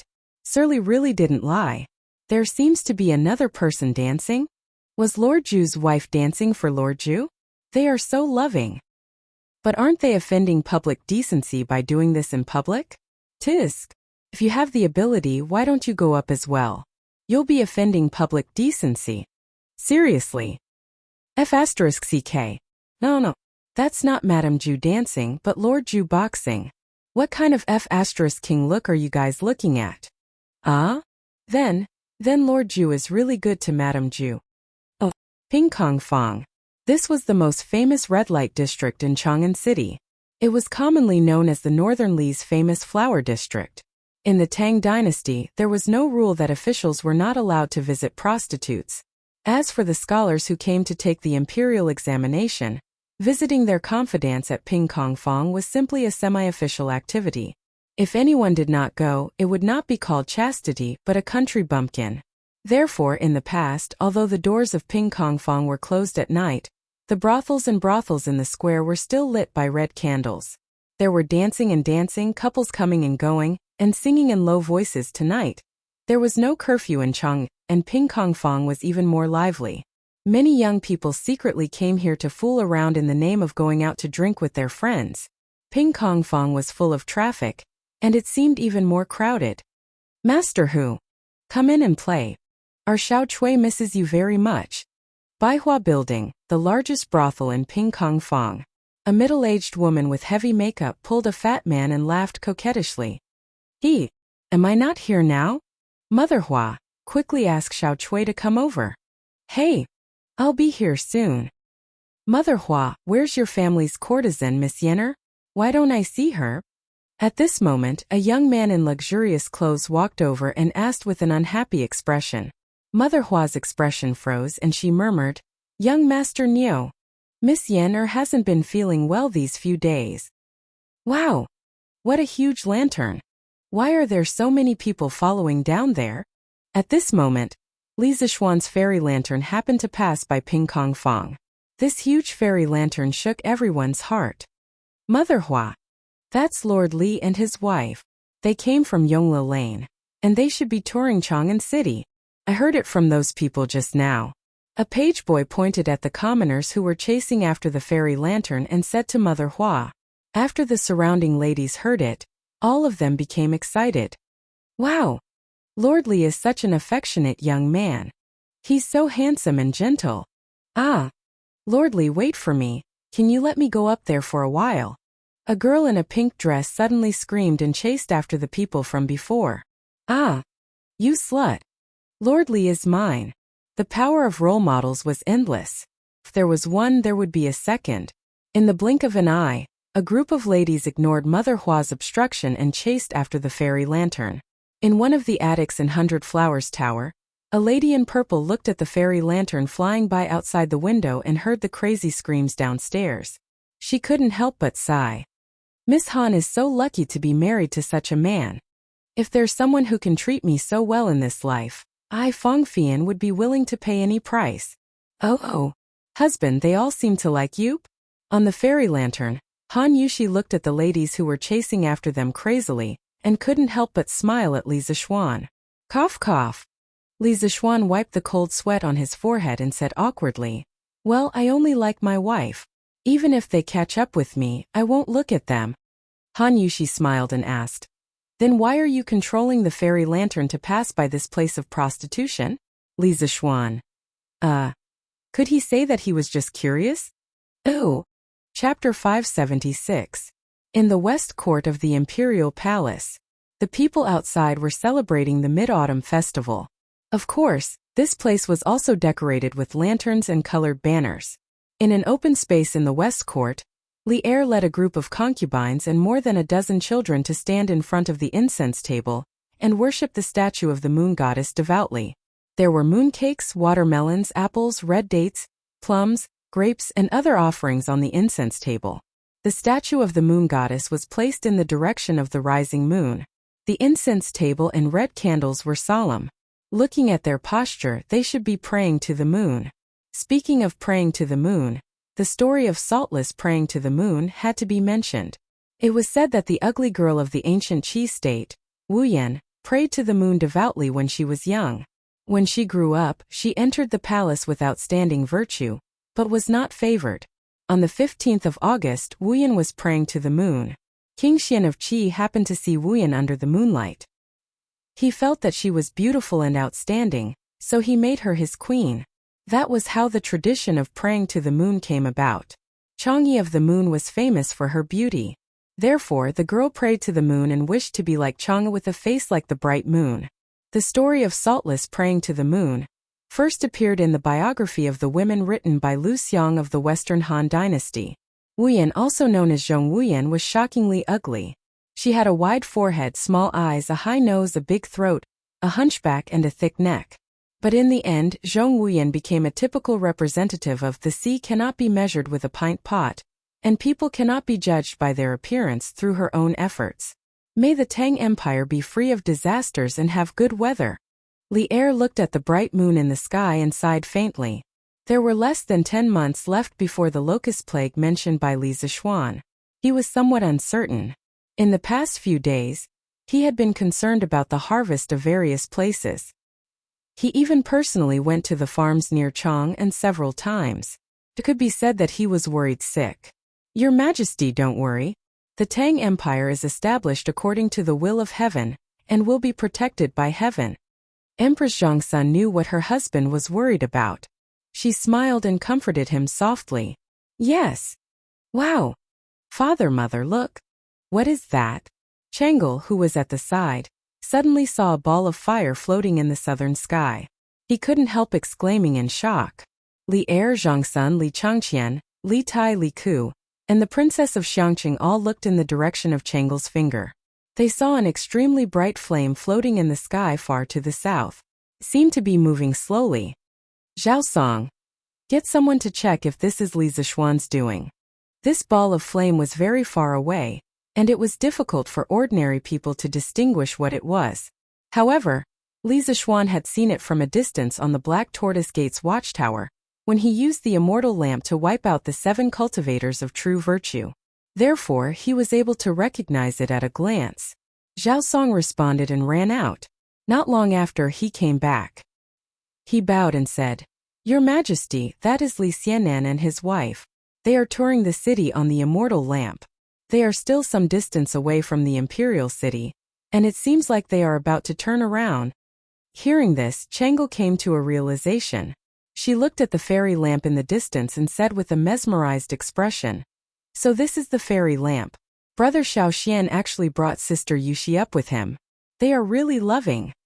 Li'er's expression was a little ugly. He snorted and said, At least this kid knows his place. Get the guards at the city gates to keep an eye on him. If he dares to approach the imperial palace, shoot him down. Shoot him down?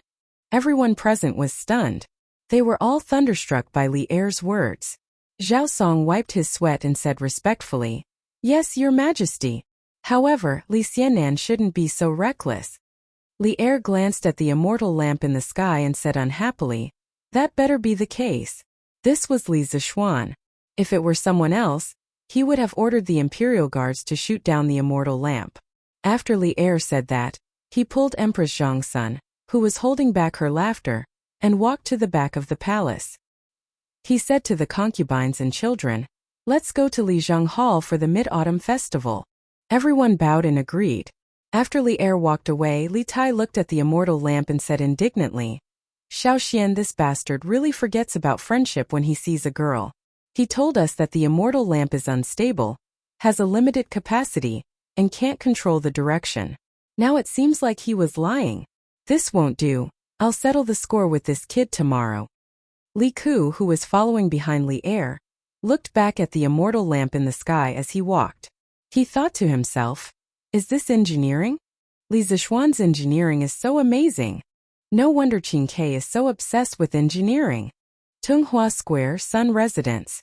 Sun Zifan, who was eating biscuits and admiring the moon in the courtyard, also saw the immortal lamp in the sky. Moreover, he was closer to the immortal lamp than Li Tai, so he could see the outline of the immortal lamp very clearly.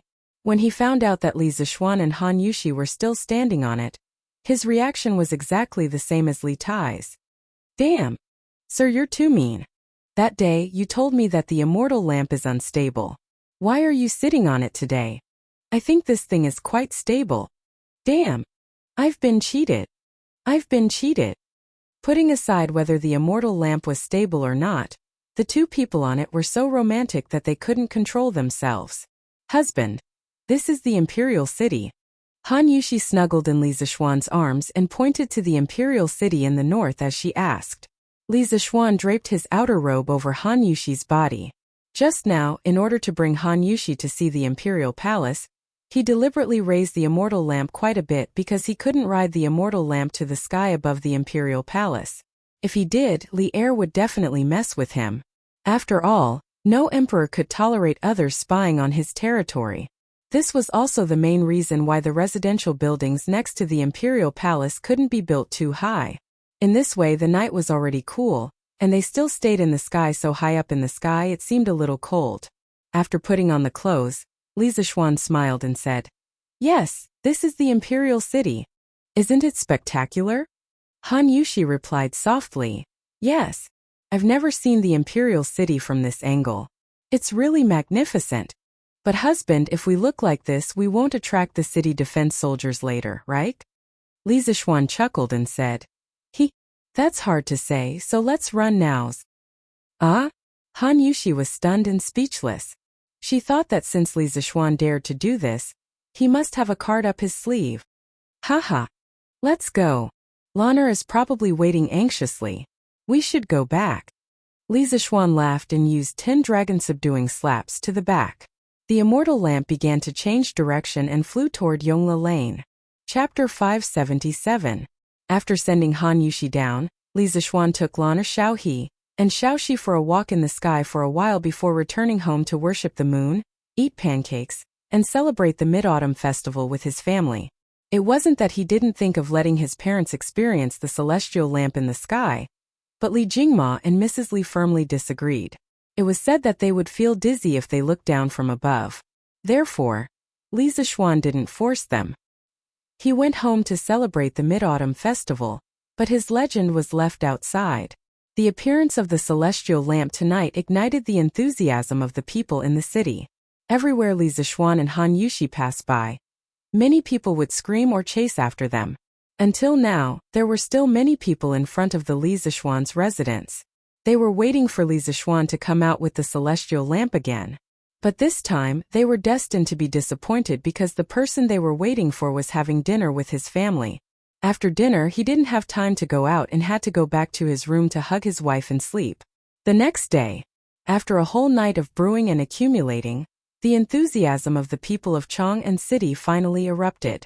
Every street, alley, tea house, tavern, and every corner, as long as there were people could hear the discussion about the celestial lamp.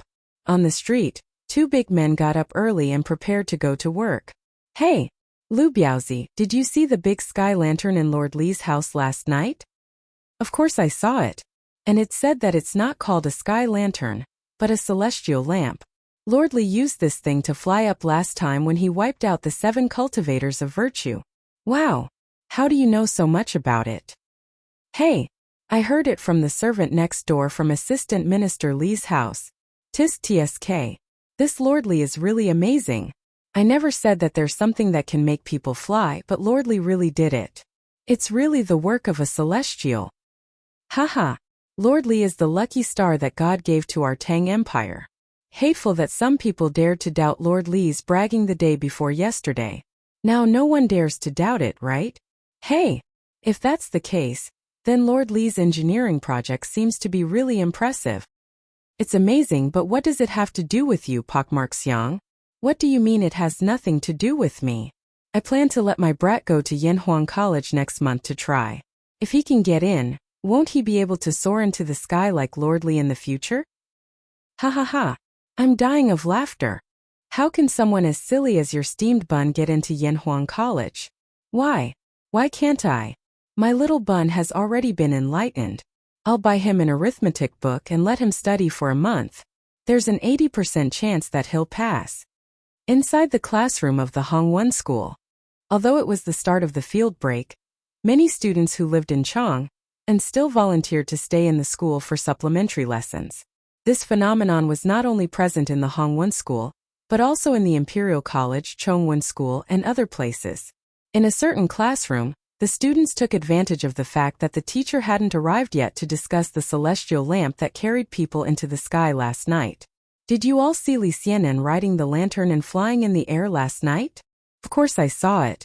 It was so exciting. I didn't expect Sir Li to really do what he said. With the power of a mortal, he flew in the sky. This kind of thing can only be seen in cultivation novels. I didn't expect to see it with my own eyes last night. It's so amazing. Yeah, celestial flying on the night of the full moon. I was still wondering what this news meant. I didn't expect Li Xianan to give us such a big surprise. It's so unbelievable. Sigh. That's right. Did many students from our Hongwon school go to Li Xianan's house the day before yesterday? They said that Li Xianan was exaggerating and deceiving the people. Gong Sun Fei, were you one of them? No, definitely not. I was at home the day before yesterday.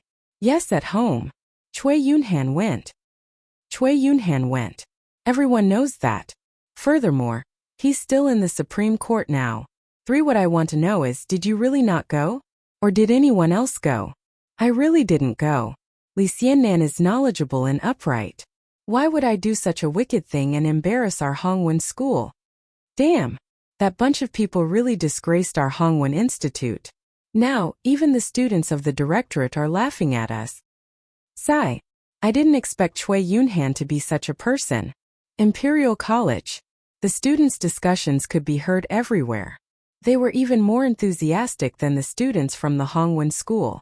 This was because Li Zixuan was once a professor at the Imperial College. Because of this relationship, all the students felt proud of what happened yesterday. Ha ha ha ha. Li Sai is so amazing. He must have slapped the faces of those students from the Hongwon school until they're swollen. Although Li Zixuan had resigned from his position as the Imperial College's secretary, many students from the Imperial College were still used to calling him Siyi. Perhaps this was also a form of nostalgia. Yes. Let's see who dares to jump out in the future. Whoever is not convinced, Li Sai will slap their faces. Haha, but Li Sai's sky lantern is really amazing. It can actually carry 2 people. Amazing. Good job, Li Sai. Previously, so many people suspected that Li Sai was advocating engineering, but I never doubted it. Because the person who said those words was Li Sai, I believed that he could do it. Indeed, he didn't disappoint me last night. Do you guys know that Yanhuang College's entrance exam is next month? At this moment, it was unknown who said these words. Then the classroom instantly quieted down. The originally excited expressions on everyone's faces froze. Gradually, some people's eyes began to flicker, but they didn't say anything. Clang, clang, clang. Coincidentally, at this moment, the bell for class rang. The students cleared their complicated thoughts, sat upright, and prepared for class. However, things were far from over. After school at Chitsu Culture. Hey, Situ-chung, why are you here?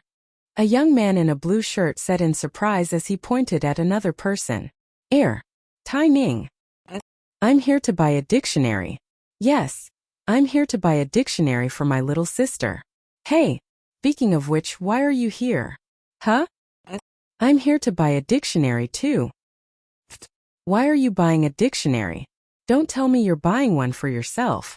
Besides, you don't have any siblings at home. The other student was speechless. He stuttered and couldn't come up with anything. Seeing this, the young man named Tai Ning's expression changed slightly. He leaned over to his companion's ear and whispered, "Are you here to buy mathematics textbooks?" "You?" Situ Cheng's eyes widened. He was so shocked that he couldn't speak. After a while he said, "Are you here to buy mathematics textbooks too? I didn't hear you say you're going to Yanhuang College." "Hey, you didn't say it either? If this kind of thing gets out, won't we have more competitors? What if we can't get in? I didn't expect you to be as cunning as me." Bulch *T. "I'm afraid that if I say it, my dad will beat me up if he finds out. That can't be. Engineering is so popular now. Do you think your dad won't agree?" "That's hard to say. Sigh. But why are there so many people buying books here today? How would I know? Damn. Look, isn't that Qian Youfa? Damn, that kid is here too." Chapter 578. Li Zixuan's act of using the fairy lamp to carry a person into the sky could be considered as another wave of advertising for Yanhuang College and engineering. Furthermore, the effect of the advertising was several times better than the last time.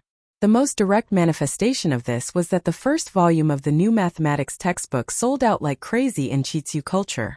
100 books were sold out in an instant, 200 books were sold out in an instant, and 500 books were sold out in an instant. In order to alleviate the pressure of Chitsu culture's traffic, Li Zixuan decisively decided to distribute the tens of thousands of new mathematics textbooks to the major booksellers in Chang'an City at a price of 15% below the market price. In any case, he had never thought of using these textbooks to make money. It was fine as long as he didn't make a loss. Compared to making money, spreading the new mathematics textbook was obviously more important. In addition to the booming sales of mathematics textbooks, the number of applicants for Yanhuang College's entrance exam next month had also increased sharply. According to Mazhou's statistics, by noon today, the number of students who had signed up had increased from 100 yesterday to 800. Although there were millions of residents in Chang'an City, how high could the percentage of people who were educated be expected to be, given the educational conditions of this era? Not even 1%. This was also one of the reasons why scholars in ancient times were always given preferential treatment. Today's Datong Daily's headlines were written by Ma Zhou himself. Ma Zhou did a comprehensive report on the fairy lamp carrying a person into the sky last night, and enthusiastically praised the wonders of engineering. It was believed that with the Wang family's sales of today's newspaper to the various counties of Tang Dynasty, Li Zixuan's name would be known all over the world. Yanhuang College and engineering would also be planted in the hearts of the people. With time, this flame would eventually become a prairie fire that would burn the entire Tang Dynasty. In the afternoon, Li Zixuan stayed at home to write teaching materials. Regarding the future plans of the Yanhuang Academy, he more or less had an idea. First of all, he had divided the entire academy into a middle school department and a university department, with each department having 3 years of study. If one were to look at it from the perspective of the modern education system, this arrangement of schooling was extremely unreasonable. In modern times, it would take at least 16 years to go from primary school to university. However, this was the ancient times, and young people usually had to start a family at the age of 14 or 15. If one were to blindly apply the modern education system, there would be very few people who could complete 16 years of schooling. Besides, Li Zixuan didn't plan to transfer all the things that were taught in modern education to Yanhuang College. For example, he didn't plan to include Chinese, English, ideological and moral character, art, music, politics, history, biology. If these were taught in ancient times, there would definitely be a big problem, and so on, which were more literary subjects. He didn't plan to include them in the curriculum of Yanhuang College in the future. In this way, the courses that the students of Yanhuang College had to learn would be less than half of what the modern students had to learn.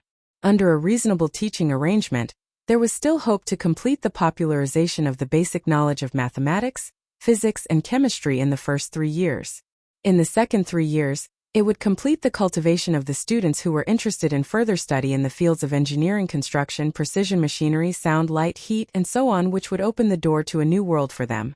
As for whether they wanted to continue to study in depth in the future, they would have to rely on their own efforts. Li Zixuan only wanted to be a guide, not a knowledge repeater. This was because no one knew what kind of strange ideas the ancient people would have after they had the basic scientific knowledge of modern people. Perhaps even Li Zixuan, the guide, would be shocked. "Young master. Someone from the palace came. The master wants you to go out and greet them." Li Zixuan, who was writing the second volume of mathematics teaching materials, was suddenly interrupted by Xiaoxi's voice. "Okay. I'll go now." Li Zixuan raised his head and looked at Xiaoxi, who was blushing, then got up and went out of the room.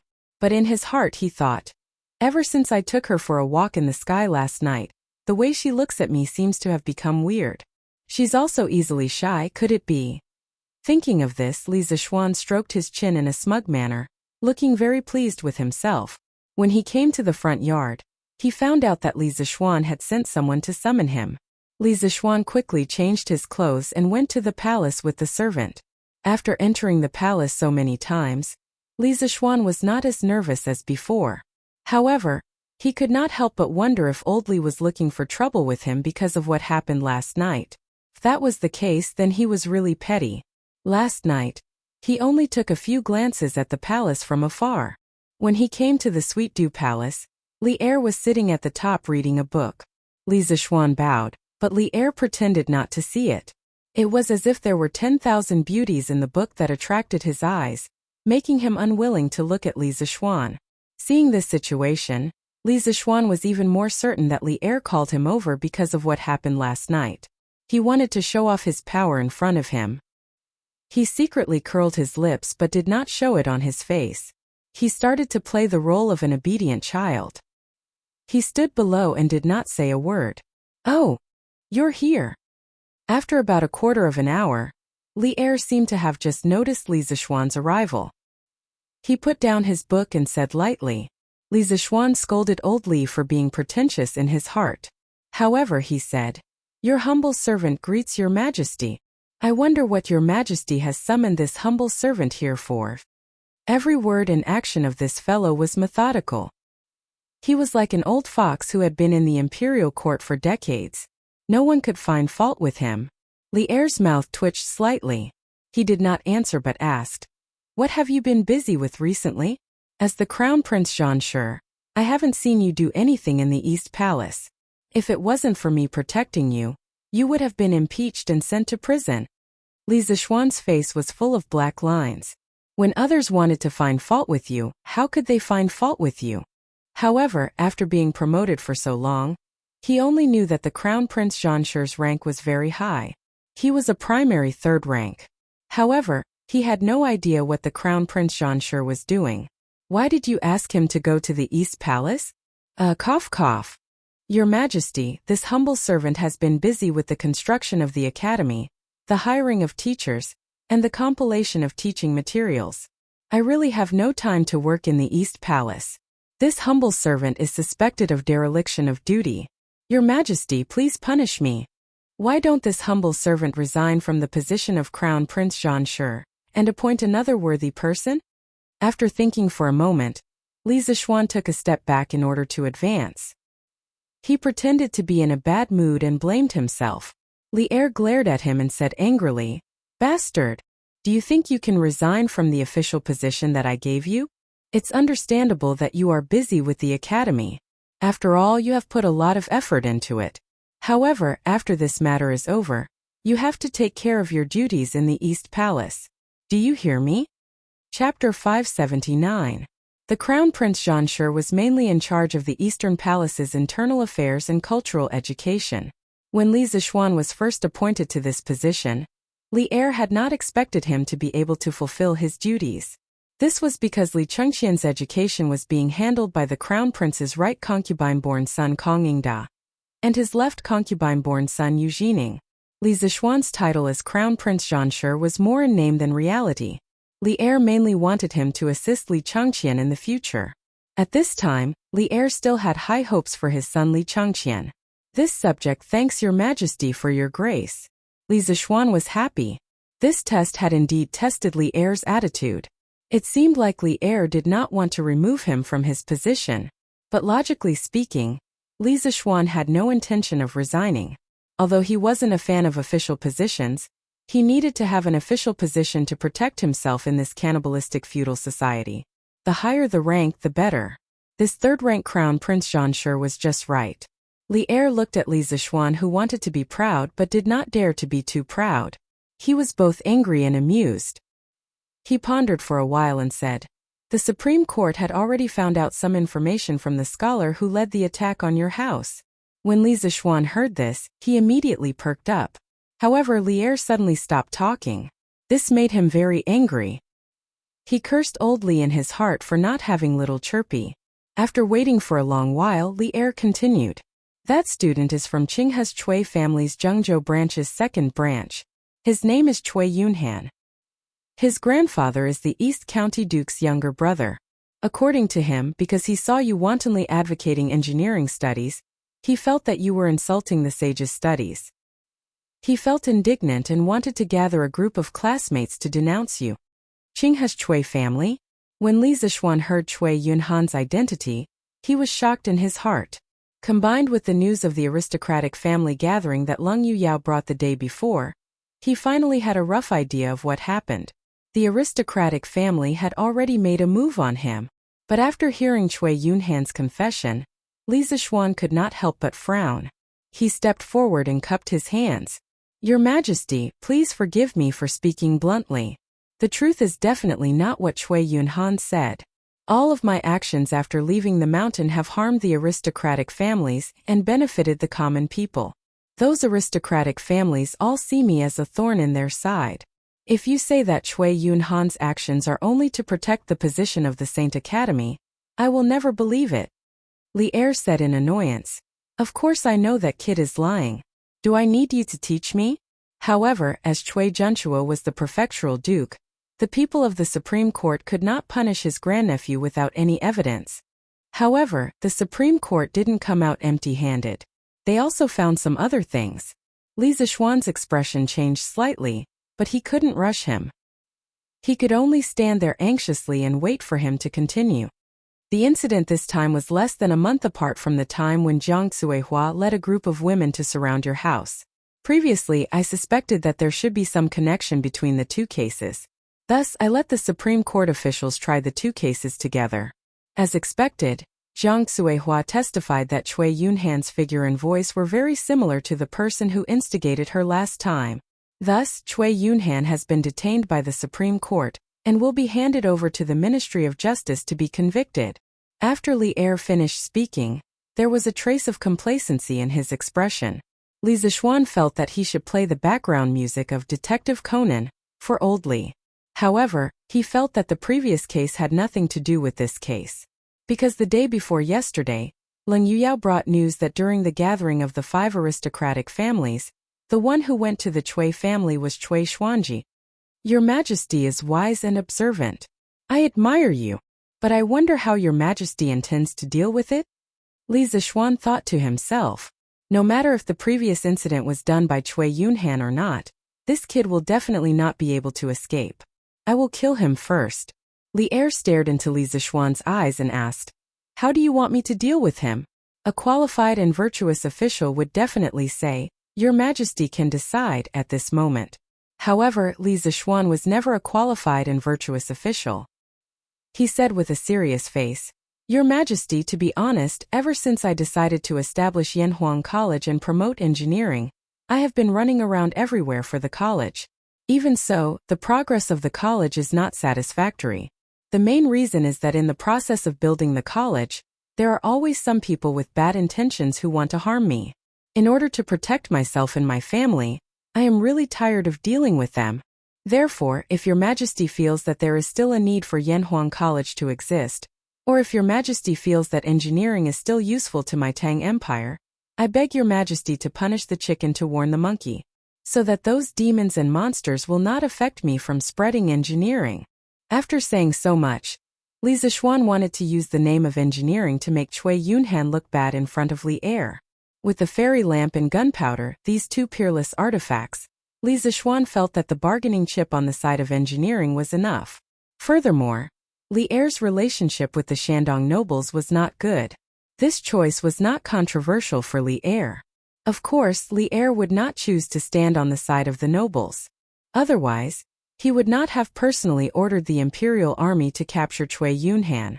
The reason why he did that was because he placed great importance on engineering. At this moment, after hearing Li Zishuan's words, he raised his eyebrows and said, "You want me to kill Cui Yunhan? Tis. You really dare to think about it. Let's not talk about Cui Yunhan being from the Cui clan of Qinghe. Just based on the crimes he committed, according to my Tang Empire law, he does not deserve to die. Do you want me to kill him just because he targeted you? If I really do that, how can I convince the masses?"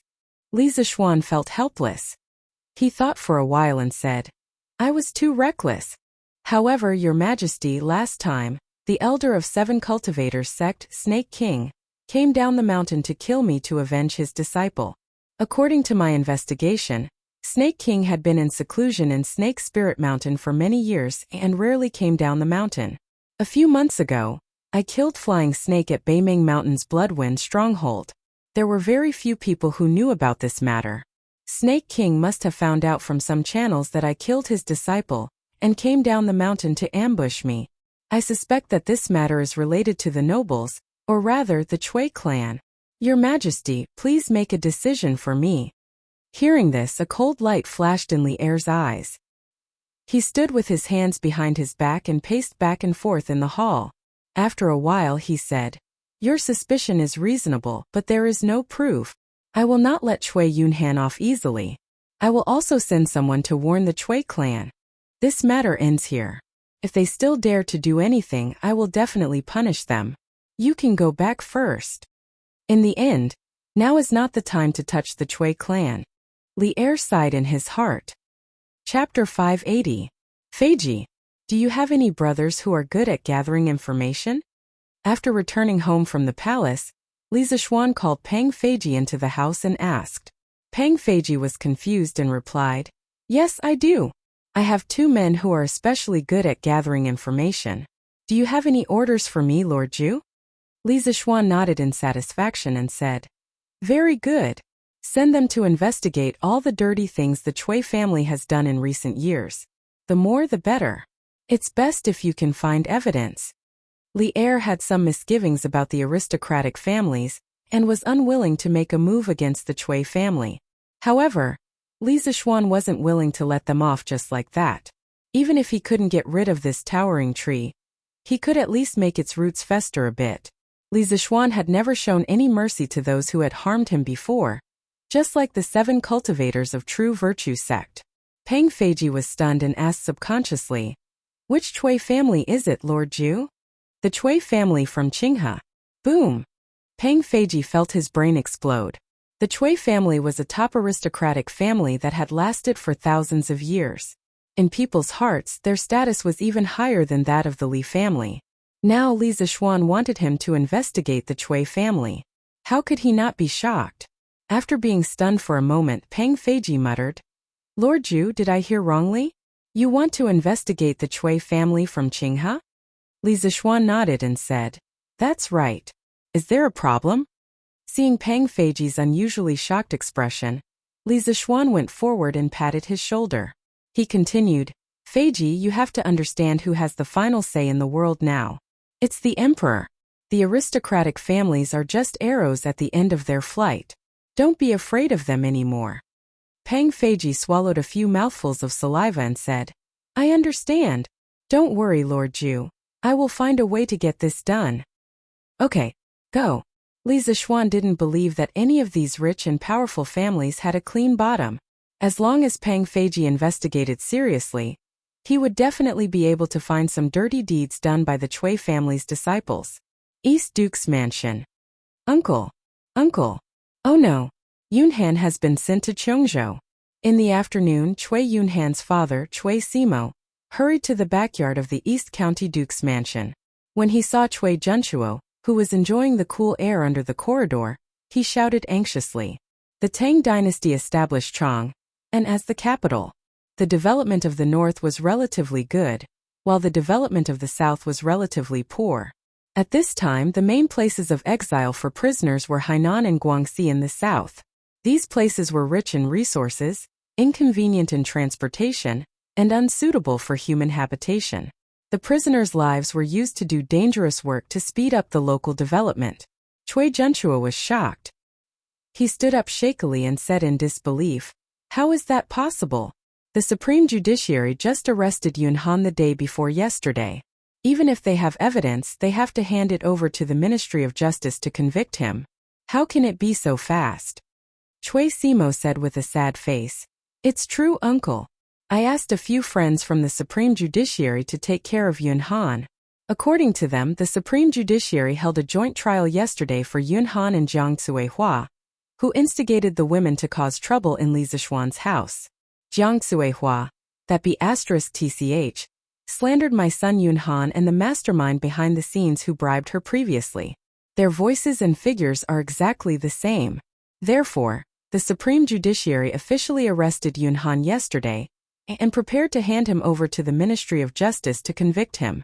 However, just now, I received news from the Supreme Judiciary that the Emperor has decreed that Yun Han will be sent to Cheongzhou and will not be able to enter the imperial court as an official for the rest of his life. Uncle, you have to save Yun Han. He has been wronged. The previous incident had nothing to do with him." When Chui Junchuo heard this, he was both shocked and stunned at the same time. He never thought that the crime of Chui Xuanji bribing Jiang Cuihua to wreak havoc in the Li residence would ultimately fall onto Chui Yunhan. He closed his eyes and seriously thought about it. If he didn't think about it, he wouldn't know. But when he thought about it, he was shocked. He compared Chui Xuanji and Chui Yunhan's voices and figures in his memory, and realized that they were 80% similar. No wonder Jiang Cuihua would identify Chui Yunhan as the mastermind. Now that things had come to this, it was already out of Chui Junchuo's control. Now that there were witnesses and evidence, it was as difficult as ascending to the heavens to reverse the case for Chui Yunhan, unless he told the imperial court that the mastermind behind the chaos in the Li residence was Chui Xuanji. However, was it worth it? That way, although it would reduce Chui Yunhan's crime, it would also cause another descendant of the Chui family to be implicated. Furthermore, it would be the most outstanding youngster of the third generation. Chui Junchuo would never allow such a situation to happen. Chui CMO did not know about the previous incident. Otherwise, it would be hard to say if he would betray Chui Xuanji in order to save his son. For the Chui family, he could only a trace of determination flashed across Chui Junchuo's eyes. He looked at Chui CMO and said in a deep voice, "I had already arranged a meeting with 2 assistant ministers of the Ministry of Justice tomorrow to ask them to make an exception. However, I did not expect the Emperor to place such importance on this case and convict Yunhan in such a short time. Now that the Emperor has issued the imperial edict and the evidence is irrefutable, no matter how hard I try, it will be in vain. So, CMO, you had better make plans early and arrange for some people to go to Cheongzhou to take care of Yunhan." Chui CMO was stunned on the spot as if he was struck by lightning. After a while, he said in a trembling voice, "No, uncle.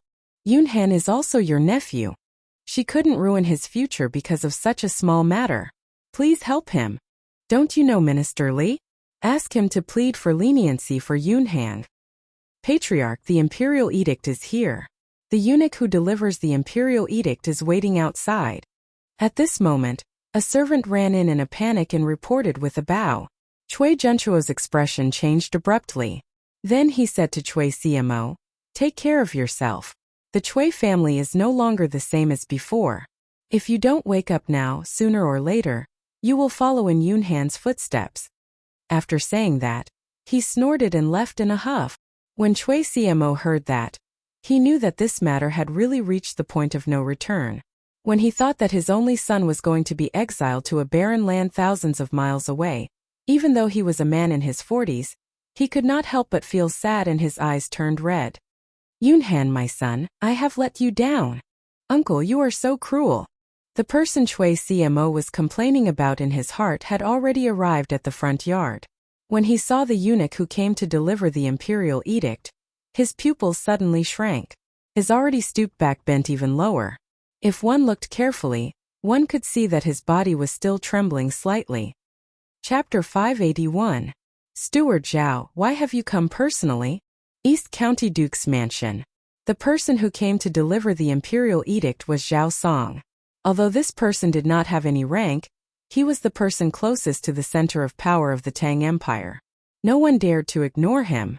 Furthermore, Cui Junchuo had just heard the news of Cui Yunhan being exiled to Cheongzhou, and Zhao Song, the head eunuch, came with the imperial edict. Even a fool would know that the Cui family was in big trouble. Hee. I'm here to see the grand courtyard of the East County Duke's mansion. I wonder if the East County Duke has been well recently? Zhao Song's face was full of smiles, but his smile did not make people happy. Perhaps this was the so-called, there is a knife hidden in a smile. When Cui Junchuo heard Zhao Song's words, his expression froze completely. After a long silence he said, "Thank you for your concern, Steward Zhao. I'm well."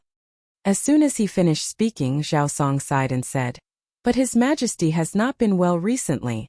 There are always some people who don't want to live a peaceful life and insist on doing shameful things in the dark. These people think that they are doing it secretly and no one will find out. But they don't know that if they don't want anyone to know, they shouldn't do it in the first place.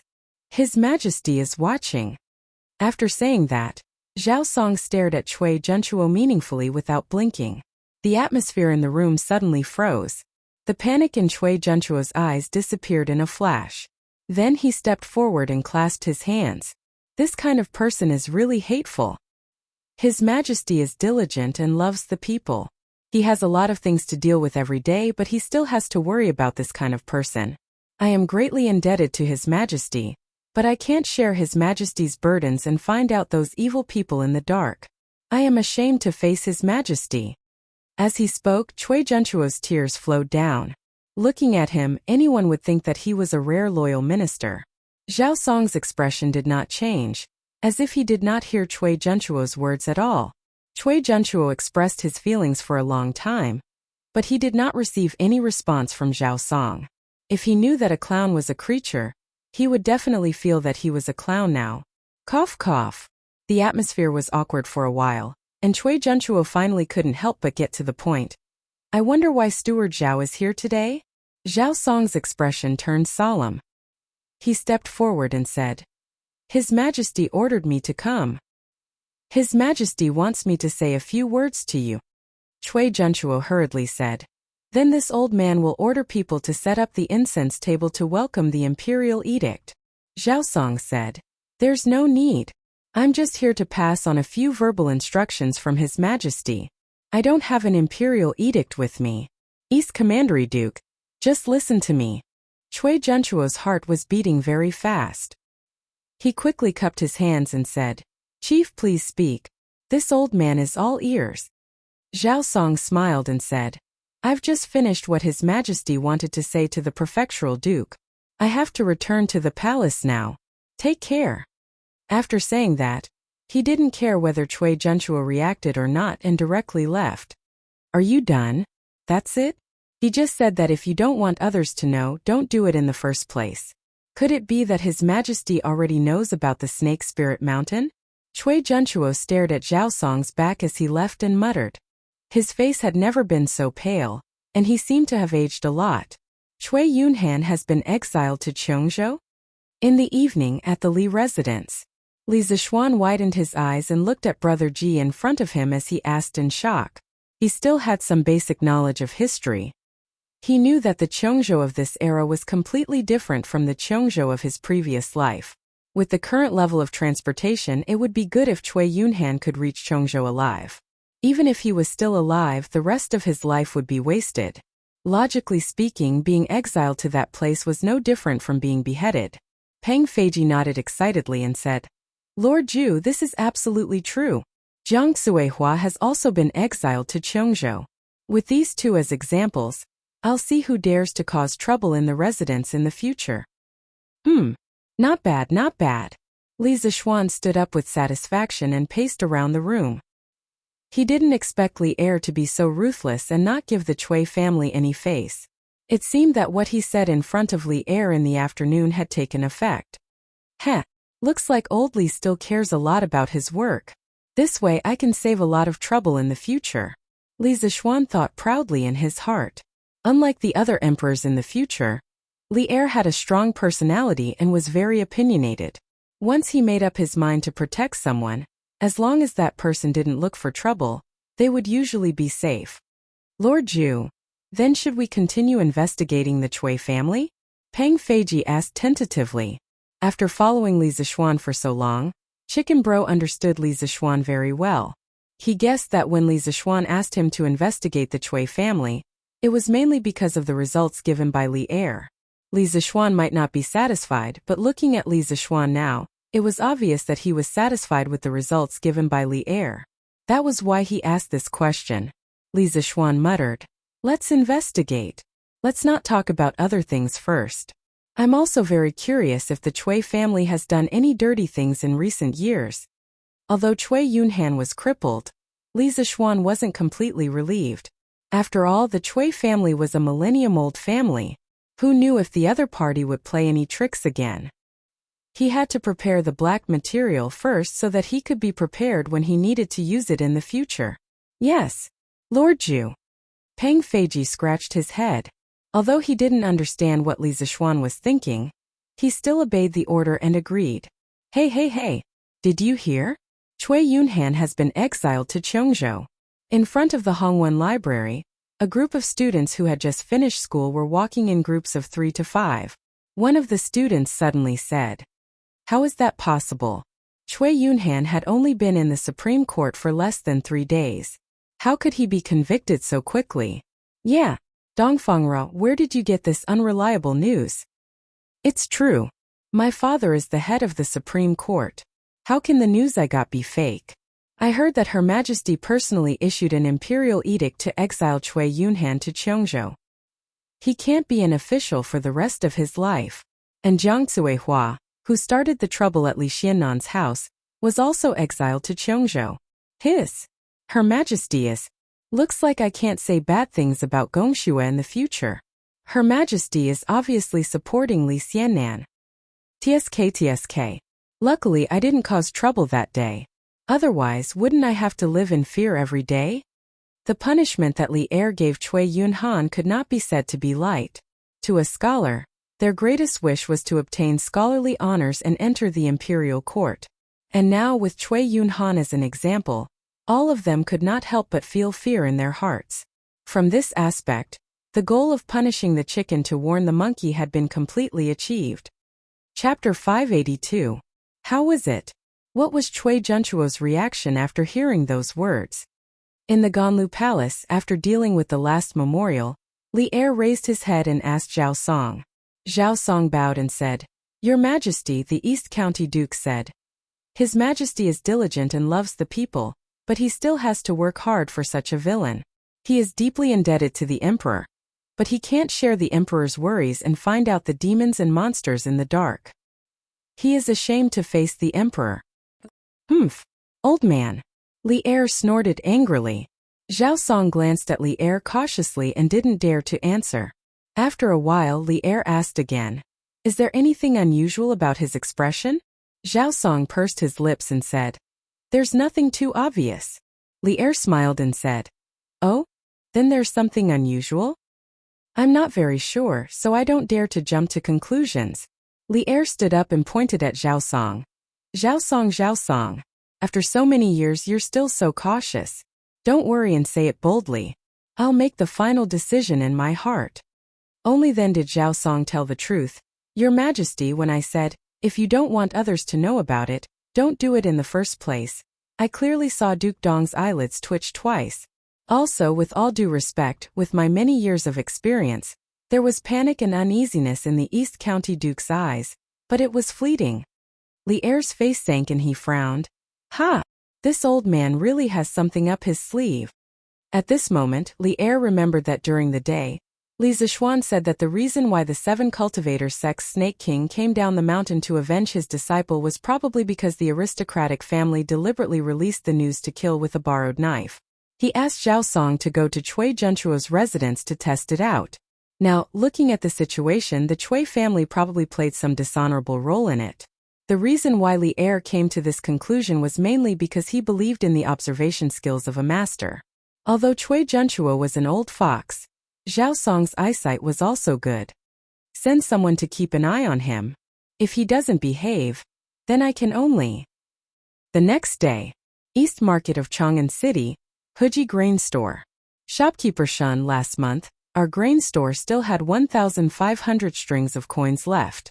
Among them, the Yun family in Yongning Square had 200 strings of coins, the Chow family's restaurant had 370 strings of coins, the Su family in Anqing Square had 215 strings of coins, the Zhu family in Chonghua Square had 300 strings of coins, the Hu family's restaurant had 280 strings of coins, and the Miao family in Changsha Square had 135 strings of coins. Here I've written these accounts for you. You can have someone check them later. Meng Wenhao picked up an account book, walked to the counter in front of the grain store, and handed it to an old man in a scholarly robe. The old man took the account book, nodded and said, "Hey little brother Meng, this old man can rest assured that you're the one who did the accounting. But are you leaving now? Do you want to tell young mistress?" Meng Wenhao hurriedly shook his head and said, "No need. I've already told young master and young mistress earlier. Thank you for taking care of me for the past month." Wenhao is very grateful. The old man waved his hand and said, "Haha, little brother Meng, you're too polite. It's your own ability that's great. This old man didn't help you with anything." Although he said that, from the expression on the old man's face, he still enjoyed Meng Wenhao's compliment. "Shopkeeper Shen, you're too modest. Since the work here has been handed over, then Wenhao will take his leave." Meng Wenhao bowed, then put away the package and prepared to go out. "Meng Wenhao, stop right there." At this moment, a delicate voice came from outside the house. Then a girl in a light pink dress, slightly plump, and with a passable appearance walked in. Then she looked at Meng Wenhao with burning eyes and said, "Meng Wenhao, are you in such a hurry to leave? Do you not want to see me that much?" Meng Wenhao's footsteps stopped, and the expression on his face was extremely awkward. He murmured, "Young mistress, who you're here?" "Call me Qingwan," the girl snorted and said with dissatisfaction. "Meng Wenhao, why are you in such a hurry to leave? Could it be that someone here made you unhappy? Or are you not satisfied with your current salary?" Hearing what she said, the shopkeepers and workers in the grain store all kept quiet out of fear. Then they looked at Meng Wenhao anxiously, afraid that this young man would say something he shouldn't. Meng Wenhao waved his hands and said, No. I'm very happy here. Shopkeeper Shun and the others take good care of me, and Squire who gives me a very high salary. There's nothing I'm dissatisfied with." After he said that, the shopkeepers and workers all breathed a sigh of relief. Hu Qingwan frowned and said, "Since you're happy here and satisfied with your salary, then why do you still want to leave?" After saying that, the girl put her hands on her small waist, She put her hands on her waist and took a step forward, looking at Meng Wenhao with burning eyes with an aggressive posture. Meng Wenhao timidly took 2 steps back and said, "Young mistress Qingwan, I'm very grateful to you and Squire who for giving me such a high salary, but it's already August. I came here to be an accountant just to help reduce my mother's burden. Although I made a lot of money, I missed a lot of things because of it. I, Meng Wenhao, am a disciple of Mr. Li, and I'm studying engineering. Yanhuang College started construction more than a month ago, and the students from the School of Mathematics all went to Yunshan to help, but I couldn't go. Now that school is about to start, I have to go back to Yunshan to help. So I can only leave." Hu Qingwan pouted her small mouth, holding the belt of her skirt with her hand, and hesitantly said, Then after you leave the college, you don't have me in your heart?" Cough. Hearing that, old man Shun's face turned red, and he coughed violently. Then he waved at the workers in the grain store who were gossiping and scolded. "What are you all standing here for? Come with me to move the grain. Let's go. The workers suddenly understood, and under Old Man Shun's lead, they all left the grain store. Before Old Man Shun left, he even considerately closed the door. Seeing that, Hu Qingwan also knew that she had misspoken, and her face quickly turned red. However, although she was shy, she still raised her head and looked directly into Meng Wenhao's eyes. Meng Wenhao was sweating profusely. This was the first time someone had confessed to him, and he didn't feel any better. His face was even redder than Hu Wanqing's. After hemming and hawing for a long time, Meng Wenhao opened his mouth and said, "Qingwan, I'm very grateful for the care you and minister who have given me during this period of time, but I don't intend to consider a romantic relationship right now. Your feelings, Hu Qingwan didn't wait for Meng Wanhao to finish and interrupted him. It's okay. If you don't consider it now, I can wait. Meng Wanhao rubbed his eyebrows, and his face was full of speechlessness. For more than a month, he was indeed very happy to be able to use what he learned to earn money, but this girl in front of him was his nightmare for the past month, and it made him very distressed. Chapter 583. Brother. Meng Wanhao left. Help me persuade him. Xinghua Square, Hu family. Hu Qingwan went straight to the backyard after returning from the grain store in the East Market. She found her brother, Hu Yuanbao, and said angrily. Looking at her, her confession just now must have failed. Oh, Meng Wanhao? Little sister, who is Meng Wanhao? Has he formed his core? A plump and fair man was lying on a bamboo bed reading the Tang Dynasty daily. From afar he looked like a pile of fat meat on the bed. When he heard Hu Qingwan's complaint, he casually replied, That's right. Core formation? What core? Hu Qingwan, who was angry, couldn't help but be stunned when she heard these inexplicable words and asked in confusion. Hu Yuanbao felt that he had misspoken and coughed dryly. Ahem. Nothing. I'm saying that Han Li is about to break through to the core formation stage. He hadn't read A Legend of a Mortal's Journey to Immortality for a few days, so he planned to start reading it today. Just as he was reading it with relish, Hu Qingwan angrily came to find him. Therefore, before his mind could break away from the novel, he subconsciously replied to her. Hu Yuanbao. There was always a price to pay for being willful, and Hu Yuanbao thoroughly experienced it at this moment. After figuring out what core formation was, Hu Qingwan yelled angrily, which resounded throughout the Hu family's courtyard. The birds on the branches flapped their wings and fled in fright. Hu Yuanbao. I'm talking business with you. Can you not just stay at home and read novels all day long? Can you? Hu Yuanbao was so scared that his cheeks were trembling. He hurriedly said, Little sister, that's Big Brother's fault. You have something to say. Combined with Hu Qingwan's description of him just now, if he was in the modern world, he would definitely be a fat otaku. Hu Qingwan snorted angrily. Meng Wanhao is gone. Help me keep him. Hu Yuanbao scratched his head in distress and asked weakly. Ahem. Little sister, I forgot who Meng Wanhao is. You didn't mention it just now. You. Hu Qingwan was so angry that her chest heaved up and down a few times. Meng Wanhao is the new accountant of our family's grain store. Say you. Daddy asked you to help take care of the family business, but you didn't listen. Do you know how long it's been since you went out? You don't even know who your own accountant is. Hu Yuanbao licked his lips and walked over to grab Hu Qingwan's arm. Haha, don't we still have you, little sister? You and Dad are enough for those businesses. Bullshit. I'm going to get married in a few years' time. Won't the family business that father earned still have to be passed to you? If you don't worry about it now, I'll see what you'll do in a few years. Hu Qingwan broke free from Hu Yuanbao's fat hands and cursed angrily with her hands on her hips. Hu Yuanbao shrunk his neck and said gloomily, Sigh. Annoying. Let's talk about these things later. Little sister, you just said that Meng Wanhao is our accountant. Since the accountant left, we can just find another one. In Chang'an City, there are at least 800 people who know how to do accounts. Hu Qingwan stomped her feet angrily and said, No no's. I like Meng Wanhao. You have to help me find a way to keep him. Even though Hu Yuanbao was used to his sister's outspoken words, he couldn't help but be shocked when he heard this sentence. He was stunned for a while before he said, That little sister, didn't you say that you would wait a few years before getting married? If you have someone you like, wouldn't I have to help Dad manage the store a few years in advance? Little sister, do me a favor and give me a few more years. Hu Yuanbao, I'm going to kill you. Chengel? Chengqian? Why are you here? On this afternoon, Li Zixuan had just returned from the workshop when he saw the two siblings, Li Changqian and Li Lizzie, coming over.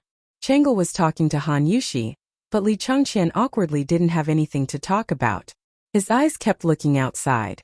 When he saw Li Zixuan return, Li Changqian's eyes lit up, and he hurriedly called out, Little Xian, you're finally back. Husband. Brother little Xian. Han Yushi and Chang'e looked over and hurriedly stood up to greet him. Li Zishuan nodded in agreement. He walked into the front hall, and everyone sat down again. Li Zishuan asked again. Chengqian Chang'e, why are you here today? Li Chengqian opened his mouth to answer, but Chang'e beat him to it and said, I'm here to chat with Sister Yushi. I haven't seen her for a long time, so I wanted to come over and take a look. It's quite boring to stay in the palace. Haha. Looks like you're embarrassed to say it. Then I'll help you say it. At this time Li Chengqian laughed loudly and interrupted. Xiao Xian, Chang'e wants to sit in your celestial lamp, so I brought her here. I didn't see you here, so I wanted to sit for a while before returning to the palace. I didn't expect you to come back. Chang'e's cheeks heated up and she said angrily, Brother Crown Prince, you're talking nonsense. Didn't you want to sit too? Otherwise, why would you be so kind to bring Chang'e over? Li Zishuan smiled and waved his hand. Haha. It's okay. Since you want to sit, then go ahead. It's not like it's a rare item. But didn't I already give the blueprint of the fairy lamp to His Majesty earlier? Calculating the time, the craftsmen who will be supervising can make 1 or 2 fairy lamps by themselves. Li Chengqian shook his head and said, They can make it, but how can the fairy lamp they make be as stable as yours, little Xian? Your fairy lamp has been used for several days without any accidents, so I came over with Chang'e. Qingke originally said that she wanted to come over, but Yin Xiaoning called her to Yunshan. Li Zishuan suddenly understood and nodded. Okay, Chengqian Chang'e, follow me to the west courtyard. The fairy lamp is over there. The siblings nodded happily. After Han Yushi saw that Li Zishuan had returned to entertain the 2 second-generation emperors, she went to do her own things and didn't follow him. Hey, little Xian, don't untie this rope. When they arrived at the west courtyard, Li Zishuan was about to untie the long rope binding the fairy lamp when Li Chengqian hurriedly stopped him. Why? If I don't untie this thing, how will the fairy lamp fly away later? Li Zishuan was puzzled. Li Chengqian explained. Just fly above your house, there's no need to fly out. Also, don't fly around on the fairy lamp like on the night of the Mid-Autumn Festival. As far as I know, Father won't like it. The general idea was, don't do that, Father won't like it. Li Zishuan was speechless. Chapter 584. Alright. Then both of you can come up together. Li Zishuan already knew that Li Er didn't like fairy lamps flying everywhere. Otherwise, Li Er wouldn't have given him a hard time at the beginning. While cursing Li Er's stinginess in his heart, Li Zishuan checked the fairy lamp and said to Li Chengqian and Li Lizzie, Xiao Xian, aren't you coming up? Li Chengqian was slightly startled. He looked at the unfamiliar fairy lamp and asked weakly. Although he had seen this thing before, he didn't know how to operate it. If some unknown malfunction occurred in the sky, wouldn't he and Chang'e be dead? Chang'e also looked at Li Zishuan with some worry, but she didn't question him. Li Zishuan asked curiously, Of course I'll go up. If I don't go up, how can this fairy fly into the sky? Li Chengqian opened his mouth wide and said in disbelief, Then why are you asking us to go up together? This thing can only hold 2 people at most, right? Li Zishuan was speechless. Who told you that this fairy lamp can only hold 3 people? There were 4 people on it last night. It's okay, come up together. After saying that, he took the lead and walked up, waving at the siblings. Li Chengqian was skeptical. After hesitating for a moment, he shook his head and said, No. It's better to do it one by one. This way, even if the fairy lamp malfunctions, you can still save Xiao Xian. Chang'e, you go up first. Chang'e nodded and said, Okay. Then the little girl walked happily to the fairy lamp. Li Zishuan said helplessly, Okay. Then let's do it one by one.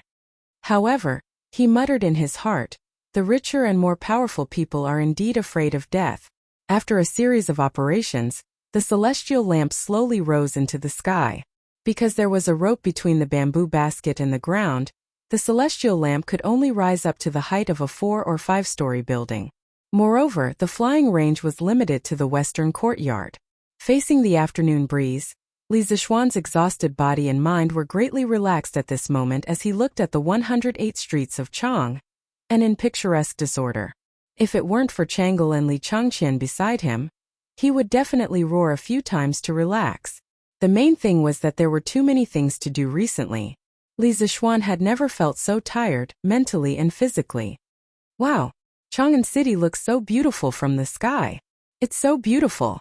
After the fairy lamp stabilized, Changle walked to the edge of the bamboo basket and held it. She couldn't help but exclaim as she looked at the scenery below. The sun's reflection on her pink palace dress made her look like a fairy princess who had just come out of the palace. She was beautiful and beautiful. Haha, that's right. In this world, I'm afraid there's no city more beautiful than Chang.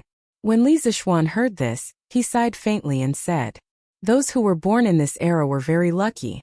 Those who were born in this era and in Chang'an were extremely lucky. They sat in the world's #1 city and enjoyed the protection of the most powerful empire in the world. Wherever they went, they could hold their heads high and not be bullied. But now he, a person with a modern soul, had inexplicably entered this time and space. Everything he did now would speed up the Tang Empire's path to invincibility. Although it was a little tiring, it was all worth it. After the academy was built, he would be much more relaxed." Brother Xiaoxian, have you been to many places?" Changle turned around and asked crisply. Li Zishuan shook his head and said, "No, I don't like to travel. But I've heard my master talk about many interesting places." "Oh." Changle nodded and looked at the bulging ball-shaped canopy above her head. Suddenly, she asked, "Brother Xiaoxian, if we let this celestial lamp fly all the way up, will we fly to the moon? Then we'll be able to see Fairy Chang." Li Zishuan was amused by her childish words and couldn't help but laugh. "How is that possible? The moon is at least a few 100,000 miles away from us. How can we fly to the moon with this little celestial lamp? Also, we won't be able to breathe on the moon. We'll suffocate to death." Changle opened her mouth in shock and said in disbelief, That's so far. And according to what Brother Xiaoxian said, how does Fairy Chang live on the moon? Don't deities need to breathe?" "Haha, there are no deities in this world. Chang is just an ancient legend. There's nothing on the moon either. It's just a lonely rock without any life. Brother Xiaoxian, you know so much. No wonder Father is always praising you." Li Zishuan was stunned. "Is that so? His Majesty praises me?" Logically speaking, it was good enough that Li Er didn't insult him. Why would he praise him? If the person who said that wasn't Changle, he would definitely slap her. Although Father is strict on the surface, he knows who is virtuous and who is mediocre. It's just that he won't say it in front of you. Brother Xiaoxian, don't be fooled by Father's appearance." Changle giggled and winked playfully. She was extremely adorable. Li Zishuan couldn't help but smile and say, "Haha, if His Majesty knew that Changle told me all this, he would definitely be sad." Changle was slightly embarrassed. She just smiled and stared blankly at the scenery under the bamboo basket. However, she didn't continue the conversation. After a while, Li Zishuan suddenly asked, "Changle, aren't you afraid to look down from such a high place? In ancient times, there were no airplanes or tall buildings with more than 10 or 20 floors. Most people wouldn't be able to adapt to such a high place for the first time." However, Changle was completely unaffected when she came up. It was really rare. Changle squinted her eyes and smiled. "I'm not afraid, because I know that even if I fall from here, Brother Xiaoxian will definitely be able to save me." Her smiling face and confident expression made her look like a little fairy. She had a huge charm that made people lose themselves in her. Ugh! After a while, Li Zishuan shook his head and forcibly broke free from his obsession. He secretly thought that this little loli had a lot of charm. Then he touched his nose and said resentfully, Changle, you really think highly of me." Changle smiled and turned around without saying anything. However, her eyes flashed with unconcealable joy. Chapter 585. The next day, after Li Zishuan finished his breakfast, he arrived at the Cloud Mountain early in the morning. However, he unexpectedly saw an unexpected person. How? When did you come? Shouldn't you be at Heji Grain Store?" Li Zishuan couldn't help but ask when he saw Meng Wenhao, who had disappeared for a long time, in Yin Xiaoning's temporary office. The last time he came to Cloud Mountain, Li Zixuan had invited a group of students from the School of Mathematics for a meal. He had heard a few students mention Meng Wenhao. They said that he was working as a bookkeeper in a grain shop to earn money to support his family. That was why he didn't come to Cloud Mountain with them. Li Zixuan understood that at that time. In his previous life he had also worked during the holidays, so he didn't blame Meng Wenhao for this. "Sir, you're here. I just came the day before yesterday. I'm a little late, please don't blame me." Meng Wenhao saw Li Zixuan coming in and quickly stood up to greet him excitedly. However, Yin Xiaoning interrupted in annoyance. "Look at your students. All of them are more active than you. A few days ago, someone was sitting on a fairy lamp and walking around Chang'an City. How carefree." Li Zixuan was speechless. "I was just proving to everyone that I wasn't bragging. Okay? It's not for my personal enjoyment. To a certain extent, I was also doing it for the future development of Yanhuang College." Yin Xiaoning curled his lips. Fine, fine, fine. You're the only one with such twisted logic. But speaking of which, your student is really good. Not only is he good at accounting, but he's also very charming." Li Zixuan was confused and asked, "What do you mean?" Meng Wenhao's face was red as he quickly said, "Nothing, Commander Yan. Please don't say it. This is something to be proud of. What's there to be embarrassed about?" Yin Xiaoning patted Meng Wenhao's shoulder and laughed. Then he said to Li Zixuan, "Little Xian, you still don't know, right? After you went to Huji Grain Store, not only did you beat their 4 bookkeepers in mathematics, but you also almost kidnapped their eldest daughter when you left." "TSK, TSK." Li Zixuan was taken aback and asked with great interest, "Oh, there was such a thing? Xiaoning, quickly tell me about it."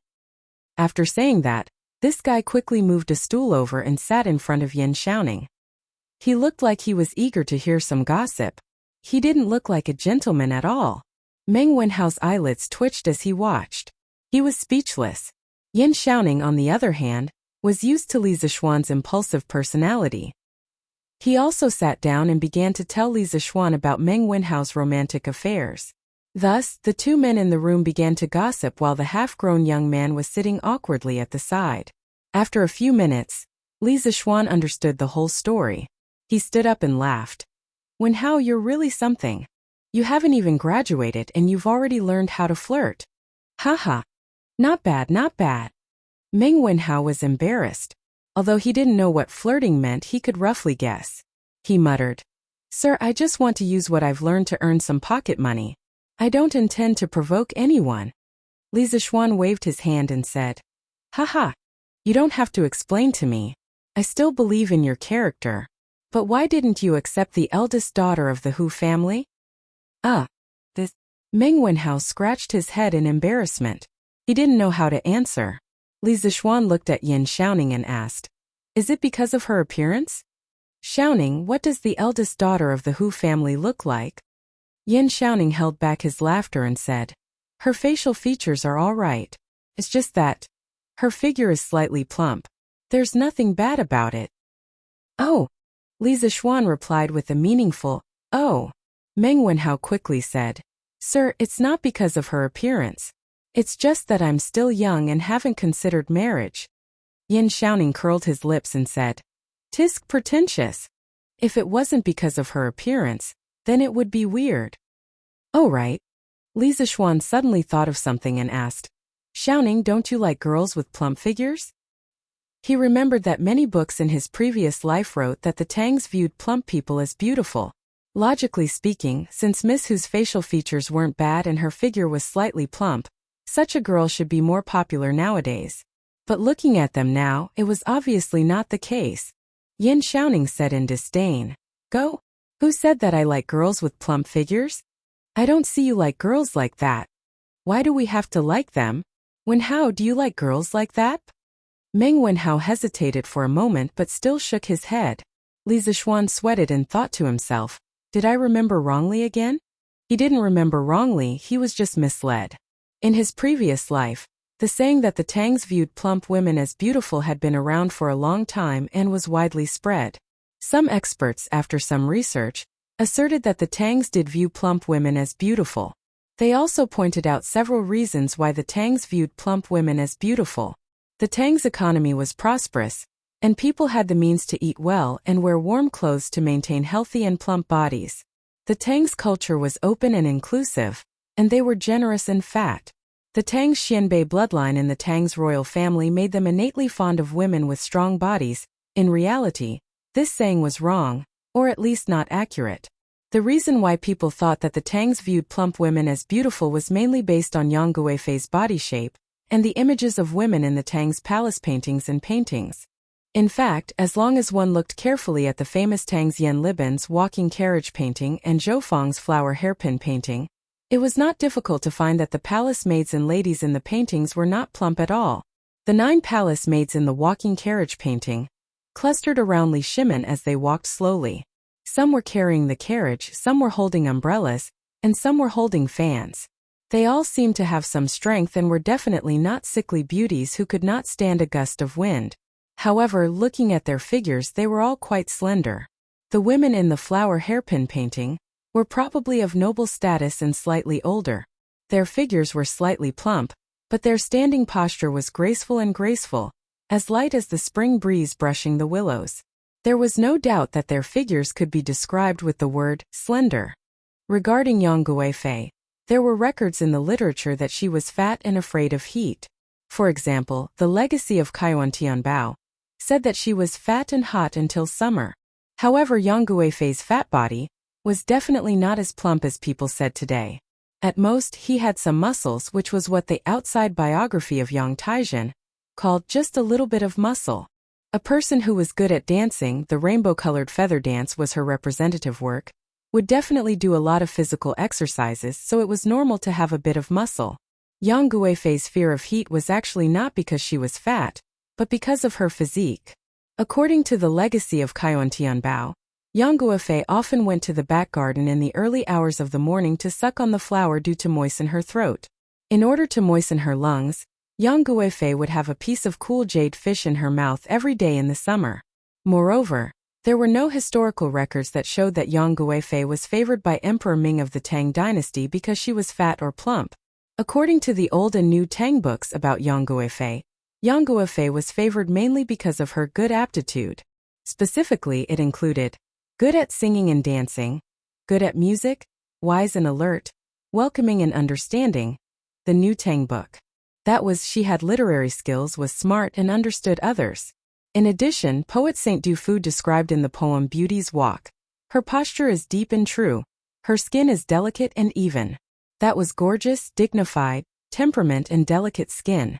In reality, Emperor Ming of the Tang dynasty did not appreciate Yang Guifei's muscles.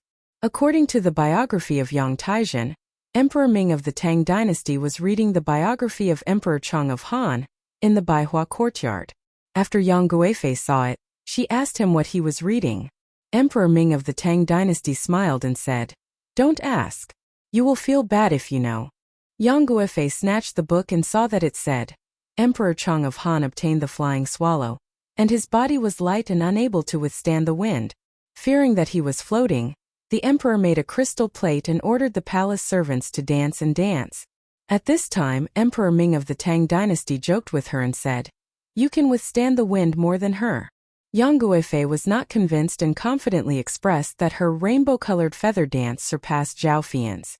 When Li Bai was enshrined in Hanlin, he was ordered to write 3 songs of purity and peace to praise Yang Guifei's beauty and the life in the palace at that time. The second one was dedicated to Yang Guifei's beauty. A stick of red dew and fragrance, the clouds and rain Wushan heartbroken. Who in the Han Palace can be like her? Poor flying swallow is wearing new makeup. In the poem, Yang Guifei was compared to a peony and Zhao Fian. If Yang Guifei was really a fat person, she could form a sharp contrast with Zhao Fian. Then this comparison would be a mockery and disobedience. It was very likely that Yang Guifei herself also admired Zhao Fian and was willing for others to compare her to Zhao Fian. It was said that Yang Guifei had the nickname of Fat Maid, which was very likely a curse from people who were jealous and hated her, such as concubine Mei. From this, it could be seen that people at that time did not view fat as beauty. The most interesting were 2 lines of Bai Jui's poem. A fat horse walks fast. A prostitute sings and dances. 3 poems with feelings. Fat horses are beautiful, The 6 horses of Xiaoling are all fat and strong, but thin and tall prostitutes are beautiful. Being fat is an unforgivable flaw for prostitutes. The famous poet Du Mu met a fat prostitute in Shaanxi, a bar girl, who urged him to drink. He immediately wrote a poem that was extremely sarcastic and ugly. Take a look. At that time, Pangu had a distant grandson, and he still ordered today to show off his family. A cart of white earth covered with mud, and 10 red flags patched up. In the Wagwan temple there were traces of footsteps, and in front of Huaiyue mountain there were palm marks. There was no need to be melancholy and worry about marriage, waiting to ask Likuan. All kinds of evidence showed that the Tang people saying that fat was beautiful lacked evidence.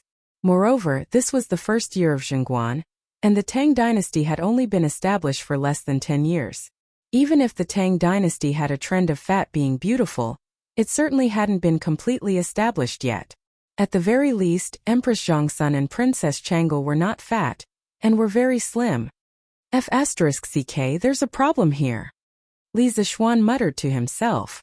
He suddenly remembered that he had seen Empress Zhongsun, and realized that at this time people didn't think fat was beautiful. Otherwise, Empress Zhongsun wouldn't be so thin. Chapter 586. Hello, boss. Good.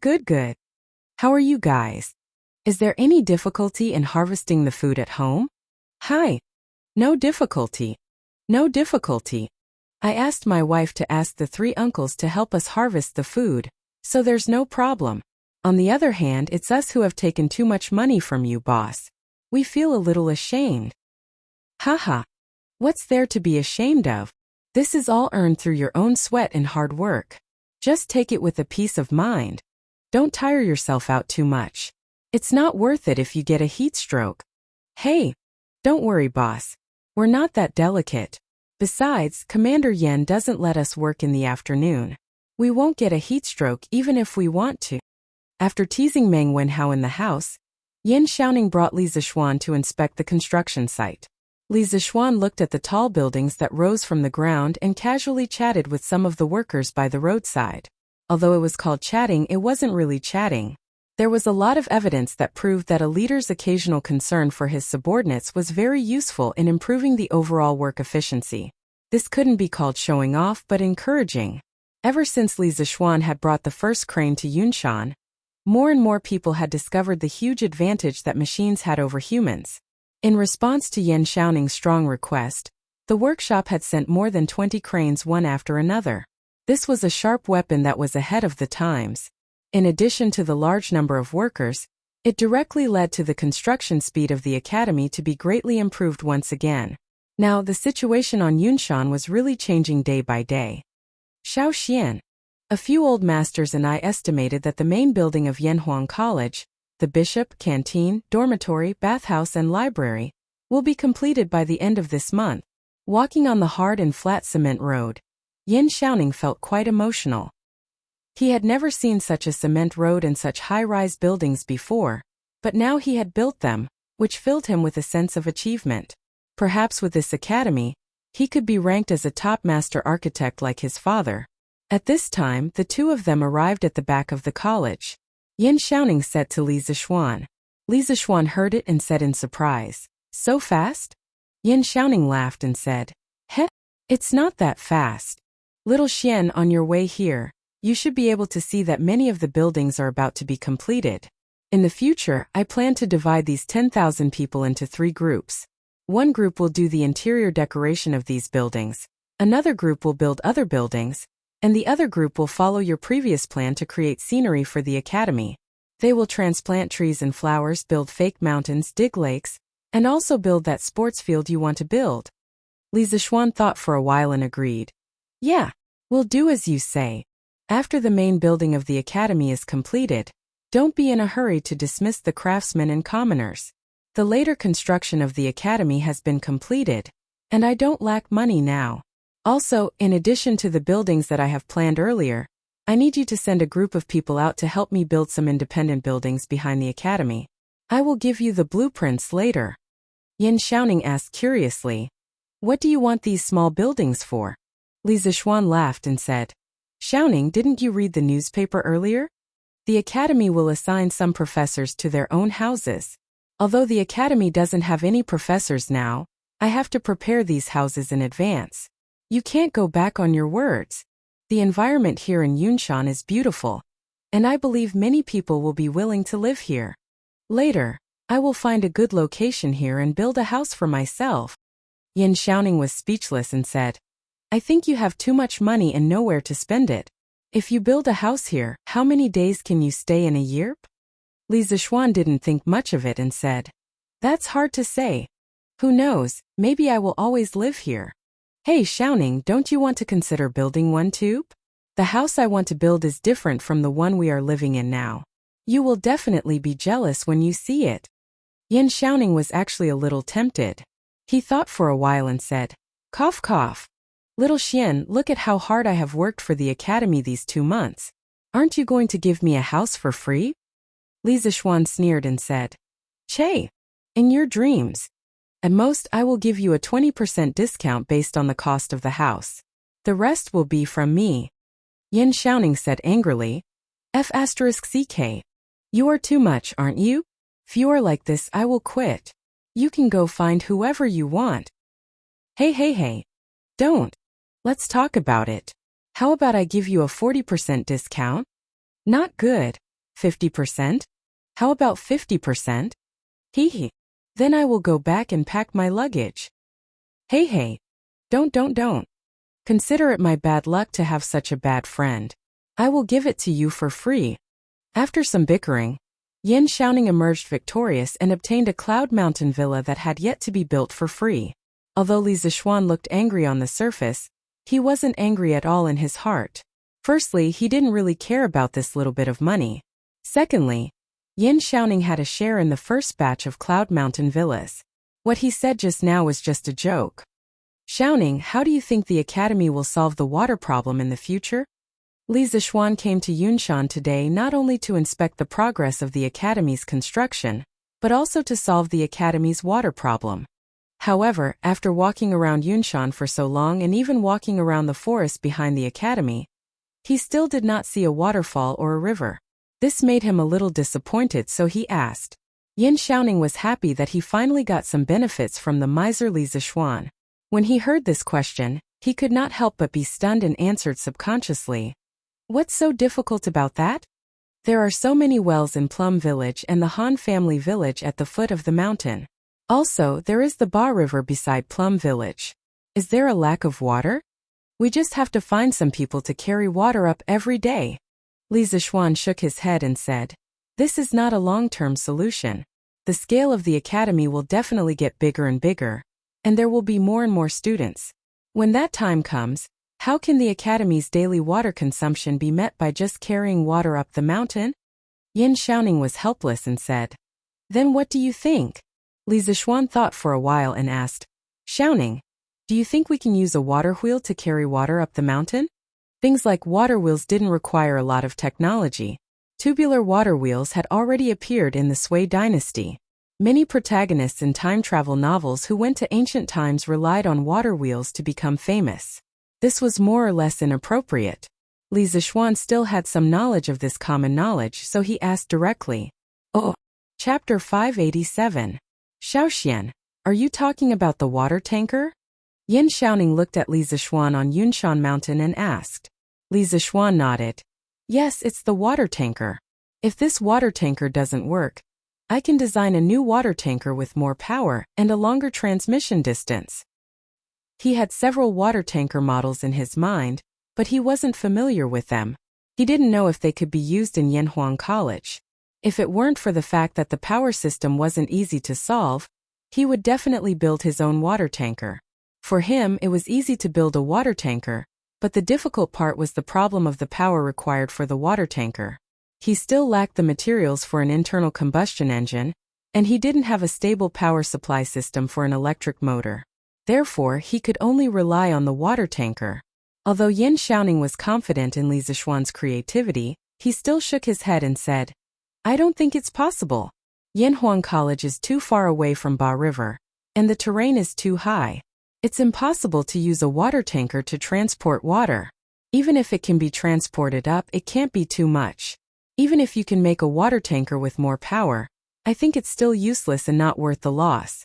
Li Zixuan rubbed his eyebrows and seemed to be a little distressed.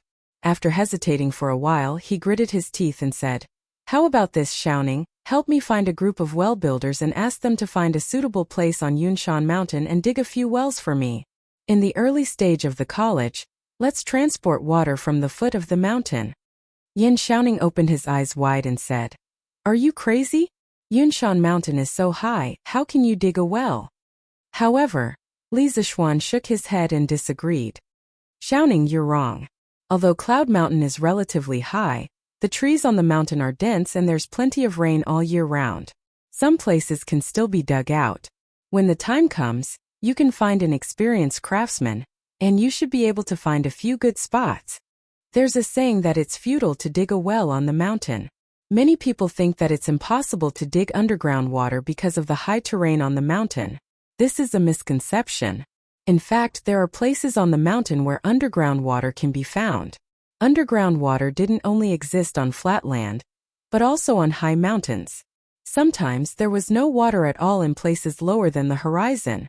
The existence of underground water was related to the structure of rock strata. Some rock strata couldn't store water, while some rock strata had confined water. Besides, there were soil, trees, and flowers on the mountain. These things were the main factors for storing water. If the soil and water were well preserved, it was not impossible to dig up water by just digging 2 or 3 meters. In Li Zixuan's previous life, one of his relatives had contracted a mountain to raise chickens. Because the mountain was high and there was no running water, his relative had hired someone to dig a well on the mountain.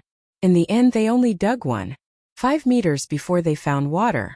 Therefore, when it came to digging a well, the terrain was not the deciding factor. Yin Xiaoning, on the other hand, didn't understand these things. He asked skeptically, "Can you really dig a well out of such a high mountain?" Li Zixuan said confidently, "Definitely. Don't worry, Xiaoning. As long as the craftsmen are experienced and can distinguish the water level, they will definitely be able to dig a well in Yunshan." "All right. Tomorrow, I'll arrange for someone to go to Chang'an to look for a well builder." In Yunshan, the construction of the college was in full swing. In Datong Daily, there were waves of publicity about Gongshui and Yanhuang College. When Gongshui was first publicized, Ma Zhou had arranged for a group of people to study Li Zixuan's published articles. Many people in the editorial department had a deeper understanding of Gongshui, so there was no need for Li Zixuan to do the publicity. There were plenty of people in the editorial department who were talented in this field. Therefore, recently, the news section of the newspaper was almost filled with the words Yanhuang College and Gongshui. Under such fierce publicity, more and more people knew what Gongshui was, and what kind of college Yanhuang College was being built outside Chang'an City. Gongshui Yanhuang Academy. In an instant, their momentum was like a rainbow. Of course, in the past, there would be many Confucian defenders who would jump out and criticize Li Zixuan for bragging about Gongshui in the newspaper. However, since Cui Yunhan left Chongzhou and Li Zixuan flew to Chang'an City in the middle of autumn, almost all the voices of opposition died down. First, they were unreasonable, and second, they were cowards. Moreover, as the Wang family quickly sold the newspapers to other states and counties, Gongshui and Yanhuang College's reputation began to radiate to other regions. In particular, the story of Li Zixuan flying into the sky on the Mid-Autumn Festival was particularly shocking. The most intuitive manifestation was that according to the data fed back by the branches of Tang Dynasty Daily, the number of students signing up for Yanhuang Academy began to show an exponential explosive growth. As early as 2 days ago, it had already exceeded 2,000 people. If this data were to be announced, it would definitely cause a huge uproar. This was because even the Directorate of Education and the Hongwan School combined didn't have that many students. Of course, there were many students who signed up on impulse after seeing the news. It was very likely that they hadn't fully grasped the subjects of Yanhuang College's entrance exam. Even if they came to take the exam, they wouldn't have any hope of getting in. More students chose to buy a new mathematics textbook and read it at home. If they could understand it and learn it well, then they would sign up. If they didn't understand it, then they wouldn't sign up. This could be seen from the sales of the new mathematics textbooks. Up until now, Chitsu Culture's mathematics textbooks had already sold more than 50,000 books. 50,000 versus 2,000. This was a very large disparity. Of course, there were also some mathematics enthusiasts who just wanted to study Li Zixuan's new mathematics textbook. In addition to the increase in students signing up, there were also more and more people who wanted to apply to be Yanhuang College's teachers.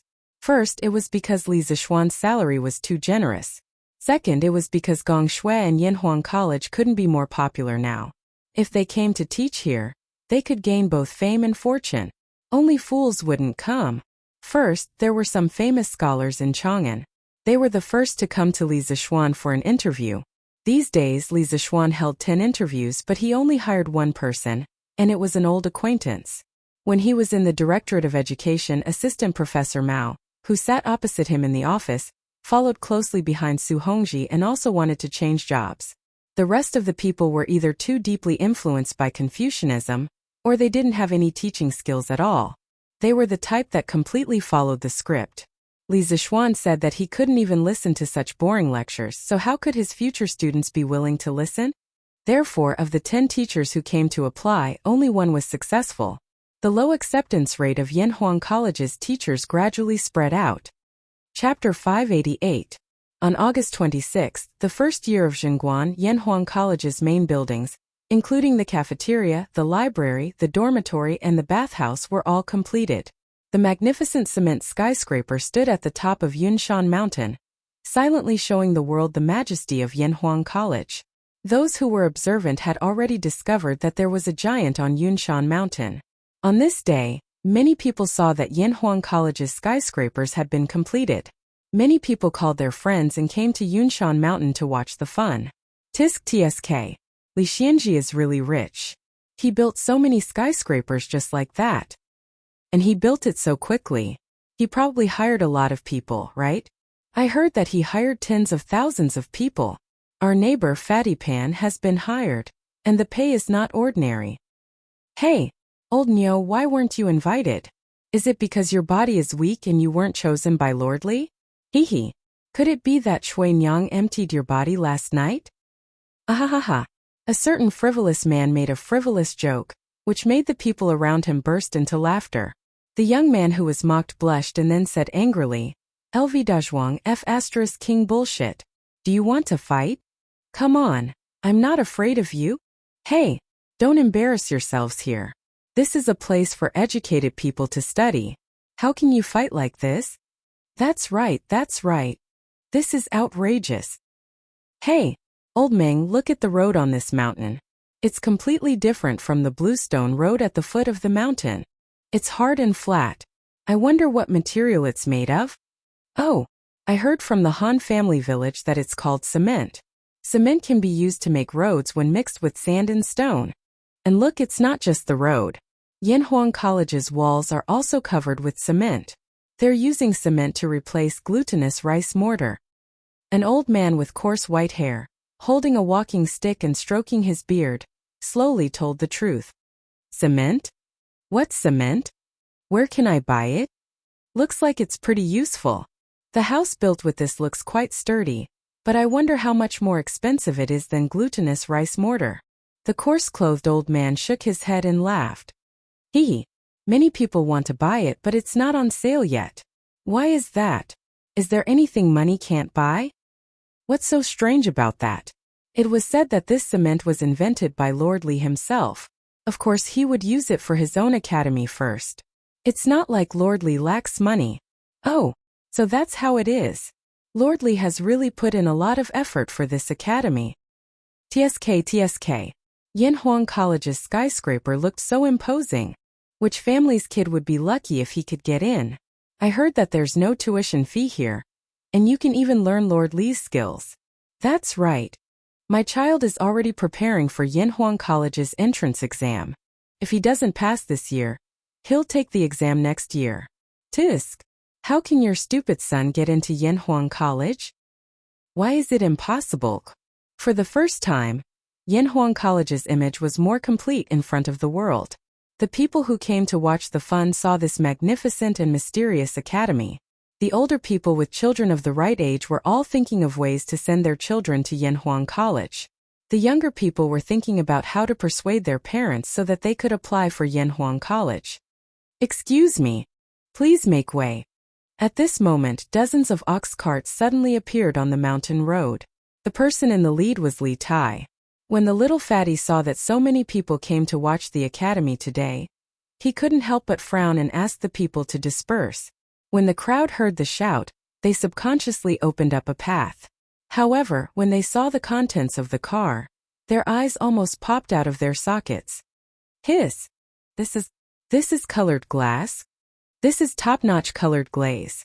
Every piece is so big and beautiful. There are nearly 10 carts of colored glass.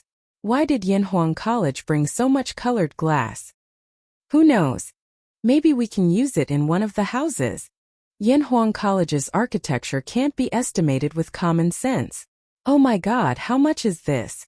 In fact, not only were the onlookers dumbfounded, but the people who followed Li Tai to the workshop to transport the colored glass were also dumbfounded. In this era, colored glass was worth as much as gold. When these people saw so much colored glass in the workshop in the morning, they were almost blinded. However, after walking for such a long time, they gradually got used to it. At this time, when they saw that there were people who were as shocked as they were at the beginning, they more or less felt a sense of superiority. Be careful. Come, bring all this colored glass to Guanghua Building first. We'll have to make 2 more trips later. Li Tai commanded the convoy as he spoke in a clear voice. When the onlookers heard that, they almost fell to the ground. So this amount of colored glass wasn't enough? They still had to make 2 more trips. Today they finally saw what it meant to be a rich person. Even gold was transported by carts. But soon they also understood why Li Tai brought so much colored glass over. Oh my God, look! They're using colored glass as windows. A sharp-eyed young man suddenly saw 3 craftsmen installing a piece of colored glass on a gap in the wall on the first floor of Yanhuang College's main building. He tilted his head and thought for a while, then suddenly came to his senses and couldn't help but exclaim in horror. Oh my God! Is Lord Li crazy? Even if he's rich, he can't waste it like this. What a waste of natural resources. I was just wondering why there were so many gaps in the walls of Yanhuang College's buildings. Aren't they afraid of the cold wind in winter? I didn't expect them to be used to install windows. This window is enough for a family to eat for decades. Lord Li is really a rich man. Haha. If Lord Li doesn't have money, who else would have money? However, Lord Li earns money openly and honestly, so no one can say anything about it. Hey! You don't say. These houses with colored glass windows are quite beautiful. The inside of the house must be very bright. It's true. Not only are these colored glass windows beautiful, but they also let in light and block the wind. Lord Li really knows how to have fun. Sigh. I really regret not letting my child prepare for Yanhuang College's entrance exam as soon as possible. It's probably too late now. Chapter 589. Although using colored glass to make windows had never happened in the Tang dynasty, it was completely normal for a modern person like Li Zishuan. Moreover, unlike the current mainstream architectural style of courtyards, the high-rise buildings of the Yanhuang Academy contained hundreds of rooms in each building. This kind of house built with bricks and cement, if not for the glass windows, would be as dark as night even in the day. As for the expensive cost of colored glass that shocked others, it wasn't a problem for Li Zishuan at all. This was because the bright and transparent colored glass was just a pile of sand in his eyes. Gu Xiaomao, how's the well-digging craftsman that I asked you to find coming along? In the temporary office, Yin Xiaoning asked Gu Xiaomao to come in and asked. Gu Xiaomao bowed and reported to Yin Xiaoning. Commander Yin, I've found many well-digging craftsmen in Chang'an City. When they heard that we were going to dig a well in the mountains, they all rejected us. They said that they wouldn't be able to dig water no matter how much money they were given. But this morning, I heard that there was a Master Liao in the south of the city who helped a temple dig a well in the mountains. So I went to his house to find him, but he was already out. I heard from his wife that he was digging a well for a village outside the city these few days. After saying that, he couldn't help but wipe the sweat off his forehead. He was really exhausted from searching everywhere for the past 2 days. Yin Xiaoning listened and frowned slightly. Since this Master Liao has experience in digging wells in the mountains, then invite him over as soon as possible. Time waits for no one. Go and tell him to put down the task on hand, and we'll compensate him double for all his losses. After working with Li Zixuan for so long, Yan Xiaoning had learned to use money to solve problems that he couldn't solve. Cough cough. Besides, he didn't have to pay for it himself. Gu Xiaomao quickly replied, "Yes, Commander Yan. Then I'll go and find Master Liao now." Yan Xiaoning let out a soft and said, "Okay, go. Thank you for your hard work." Gu Xiaomao scratched his head excitedly and giggled. Hee. It's not hard. It's not hard. In fact, installing glass windows in all the completed buildings was only the first step. Later, there were also tables and chairs for classrooms and cafeterias, boilers, water towers, and pipes for bathhouses, and beds for dormitories. Li Zixuan designed all these things according to the modern style. Of course, all of them were made by the workshop. This was also one of the reasons why the production of cement was only enough for Yanhuang College to use after so long. This was because in addition to cement, Li Zixuan would also assign tasks to the workshop from time to time. Today they would produce a batch of colored glass. Tomorrow they would produce a batch of cranes. The day after that they would produce some strange tables and chairs. It could be said that half of Yanhuang College's work was done by the workshop. 3 days later at Yanhuang College. Commander Yan. Commander Yan. Out of the water. Out of the water.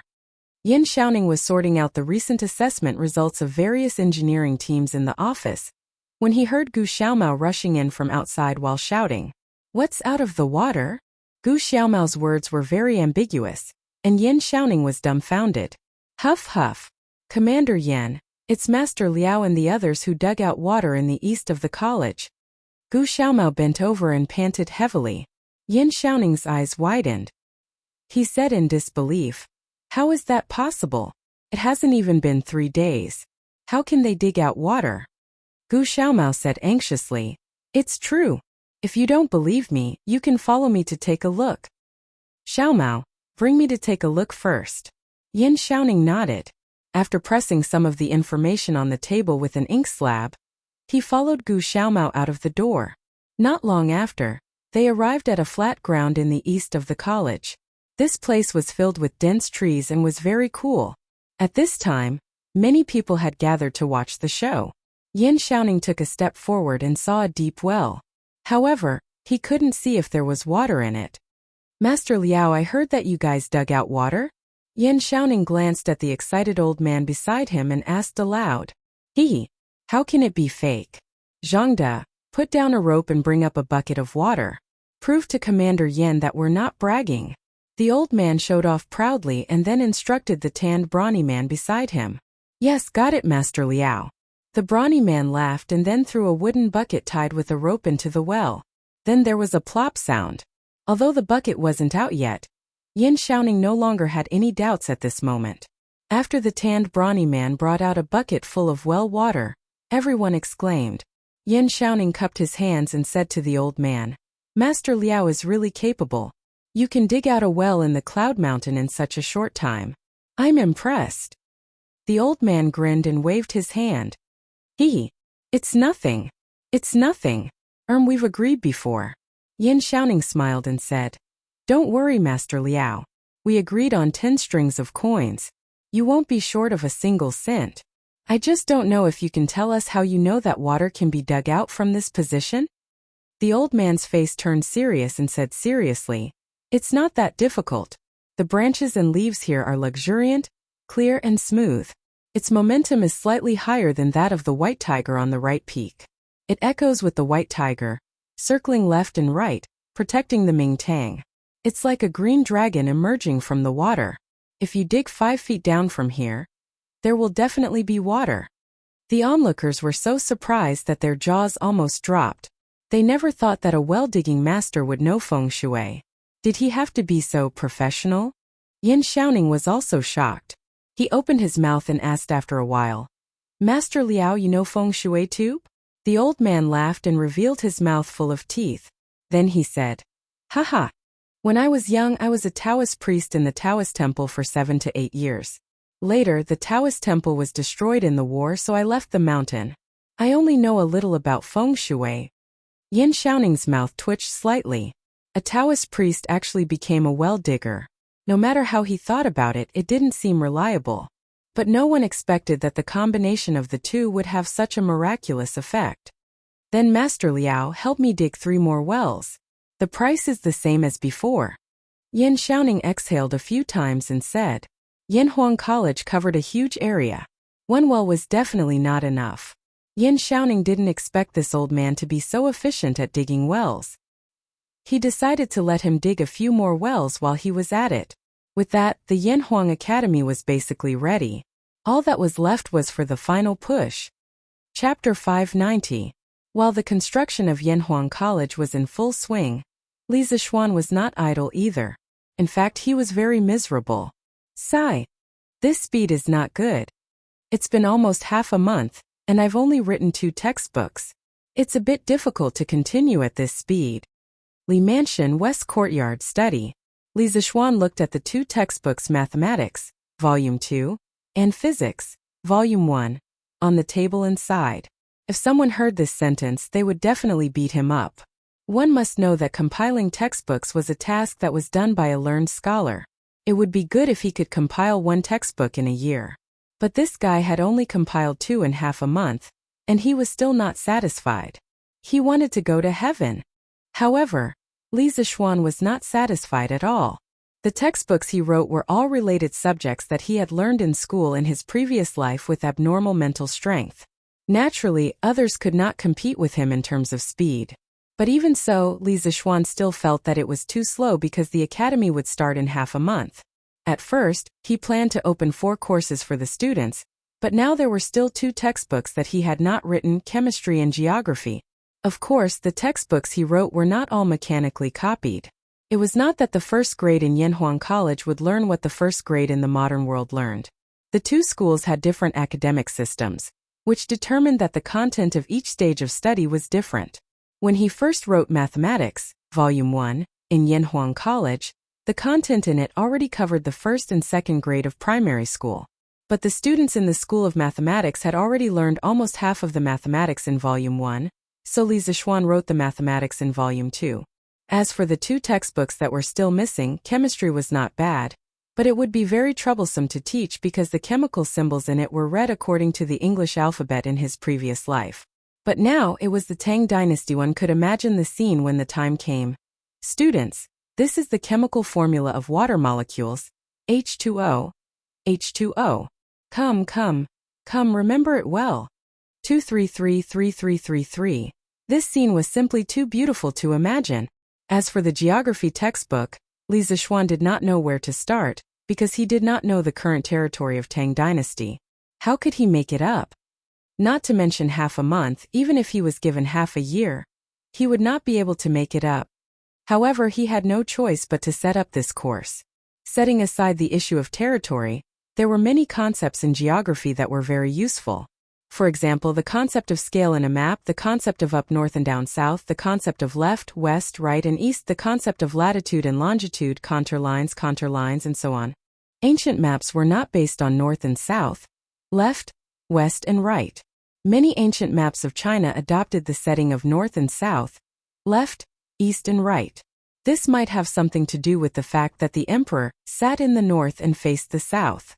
This was convenient for users to see, but there were also many ancient maps that used the setting of north and south. There was no uniform rule for this. As for latitude and longitude, no one in this era had defined the prime meridian in modern times, the longitude that passes through the original site of the Greenwich Observatory in London. England is known as the 0-degree longitude, also known as the prime meridian. When he wrote the textbook, he could define the prime meridian as the longitude that a typical building in Chang'an passed through. In this way, hundreds or even thousands of years later, everyone would look at the map according to the latitude and longitude defined by Tang Dynasty.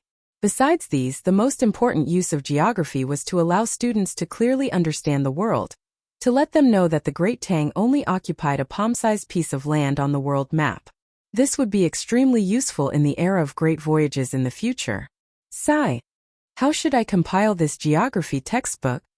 Everything else is easy. But where should I go to find information about the mountains and rivers in Tang Dynasty? Li Zixuan rubbed his chin and fell into deep thought. Husband, are you still busy? This is the ice mung bean soup that I just made. Stop and have a taste. At this moment the door was pushed open from the outside with a creak. Then Han Yushi, who was wearing a thin white dress, walked in with a small bowl that was emitting cold air. When she saw Li Zixuan lying on the table and thinking hard, she couldn't help but feel a little sorry for him. Oh, my wife is here.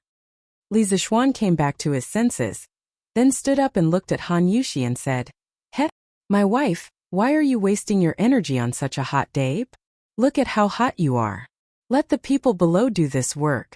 Come and sit." Han Yushi smiled and put the mung bean soup on the table. Then she said unhappily, "Husband, you also know that it's a hot day now. Then why have you been locking yourself in the house every day recently? Mother and I are worried that you will get sick from being cooped up. I know that my husband is working hard on the matters of the academy, but you can't tire yourself out because of this." Li Zixuan's heart warmed. He stepped forward and grabbed Han Yushi's soft hands. He smiled and said, "Wife, don't worry. Your husband has martial arts. A mere hot day can't do anything to me. You just have to take care of yourself." Han Yushi rolled her eyes and said angrily, "Husband, you're lying again. Who said that people who have martial arts are not afraid of the heat? Lu Guogong, the old man, has already taken a few carts of ice cubes from our house. You still want to fool me? Cough cough." Li Zixuan was suddenly speechless. Han Yushi was right. They practiced martial arts. Although they were not afraid of the cold, they were generally quite afraid of the heat, unless you practiced the raring attribute internal strength. Han Yushi picked up the small bowl and stuffed it into Li Zixuan's hand. She said, "Okay. I know that my husband is busy, but you should drink this bowl of mung bean soup first." How could Li Zixuan disagree? He quickly nodded and replied, "Okay, okay, okay. I'll drink it now." After saying that, he gulped down the bowl of mung bean soup in one gulp like a cow drinking water. A wave of unbridled coolness instantly erupted from within him, and he couldn't help but exclaim, "Refreshing." Han Yushi smiled and put away the bowl. Then she turned around and prepared to go out. However, she paused at the door and hesitated. "My husband seems to have encountered some difficulties. My ability is limited, so I'm afraid I can't help much. However, my husband can go out for a walk and relax. Don't you have so many friends? You can ask them for help. There's no need to build a cart behind closed doors. I've been relying on the help of many people since I was young. Otherwise, I wouldn't have been able to marry my husband." After hearing this, Li Zixuan was silent for a while. Suddenly he laughed and said, "I got it. Haha. Wife, you're really my lucky star." Chapter 591. "Qingke you stop first. What's wrong? Xiaoxian, what's the matter? You stop first.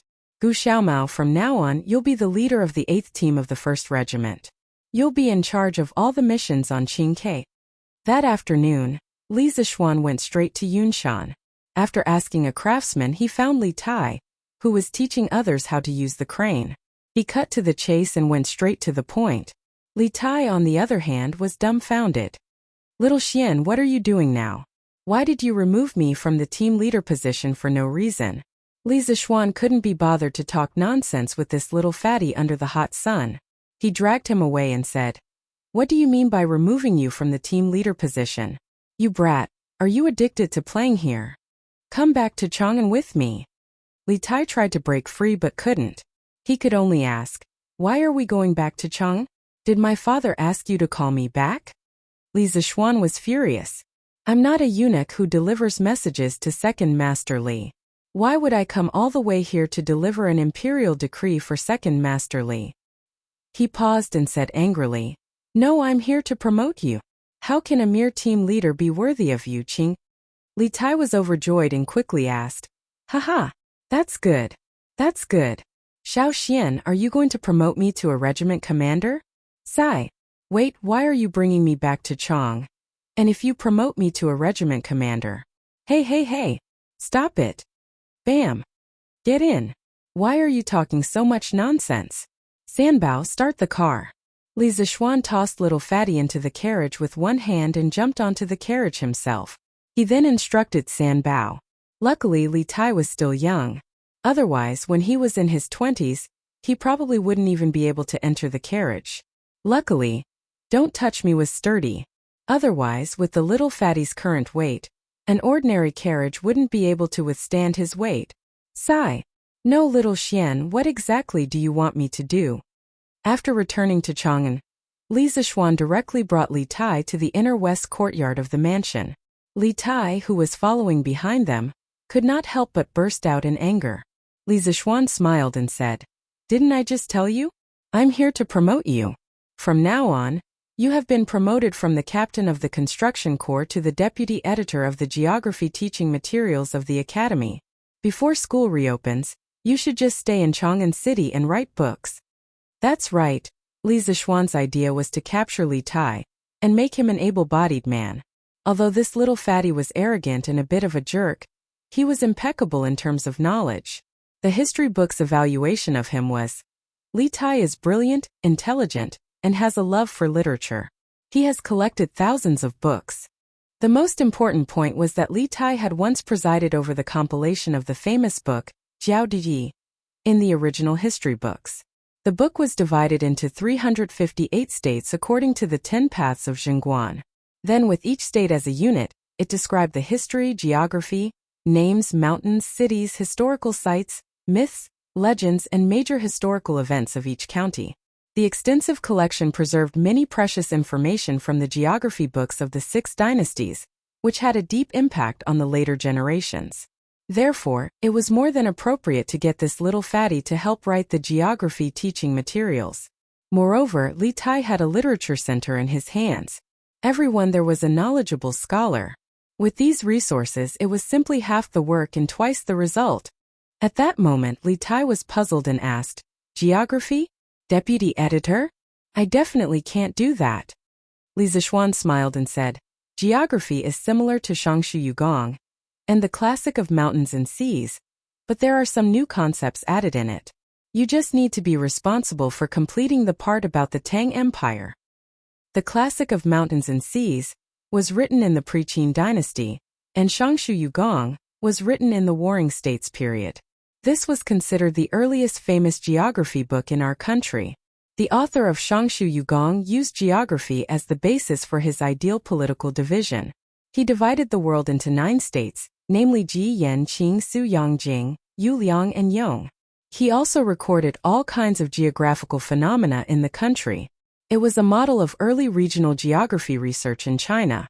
It was cited in commentary on the Classic of Water, maps of Yuanhe County, and many other geographical works since the Tang and Song dynasties. Oh, so it's this. But doesn't Yinhuang College teach engineering? Why are you teaching geography now? Can't I? The college is mine. I can teach whatever I want. That hand is on me. If I don't want to, then I won't. Li Zixuan was already prepared for this little fatty's character. He smiled and said, "Are you sure?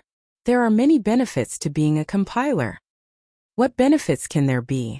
Li Tai couldn't help but ask. Li Zixuan stretched out 3 fingers and said with a smile, "For example, in the first month of school, I'll allow you to take 3 days off.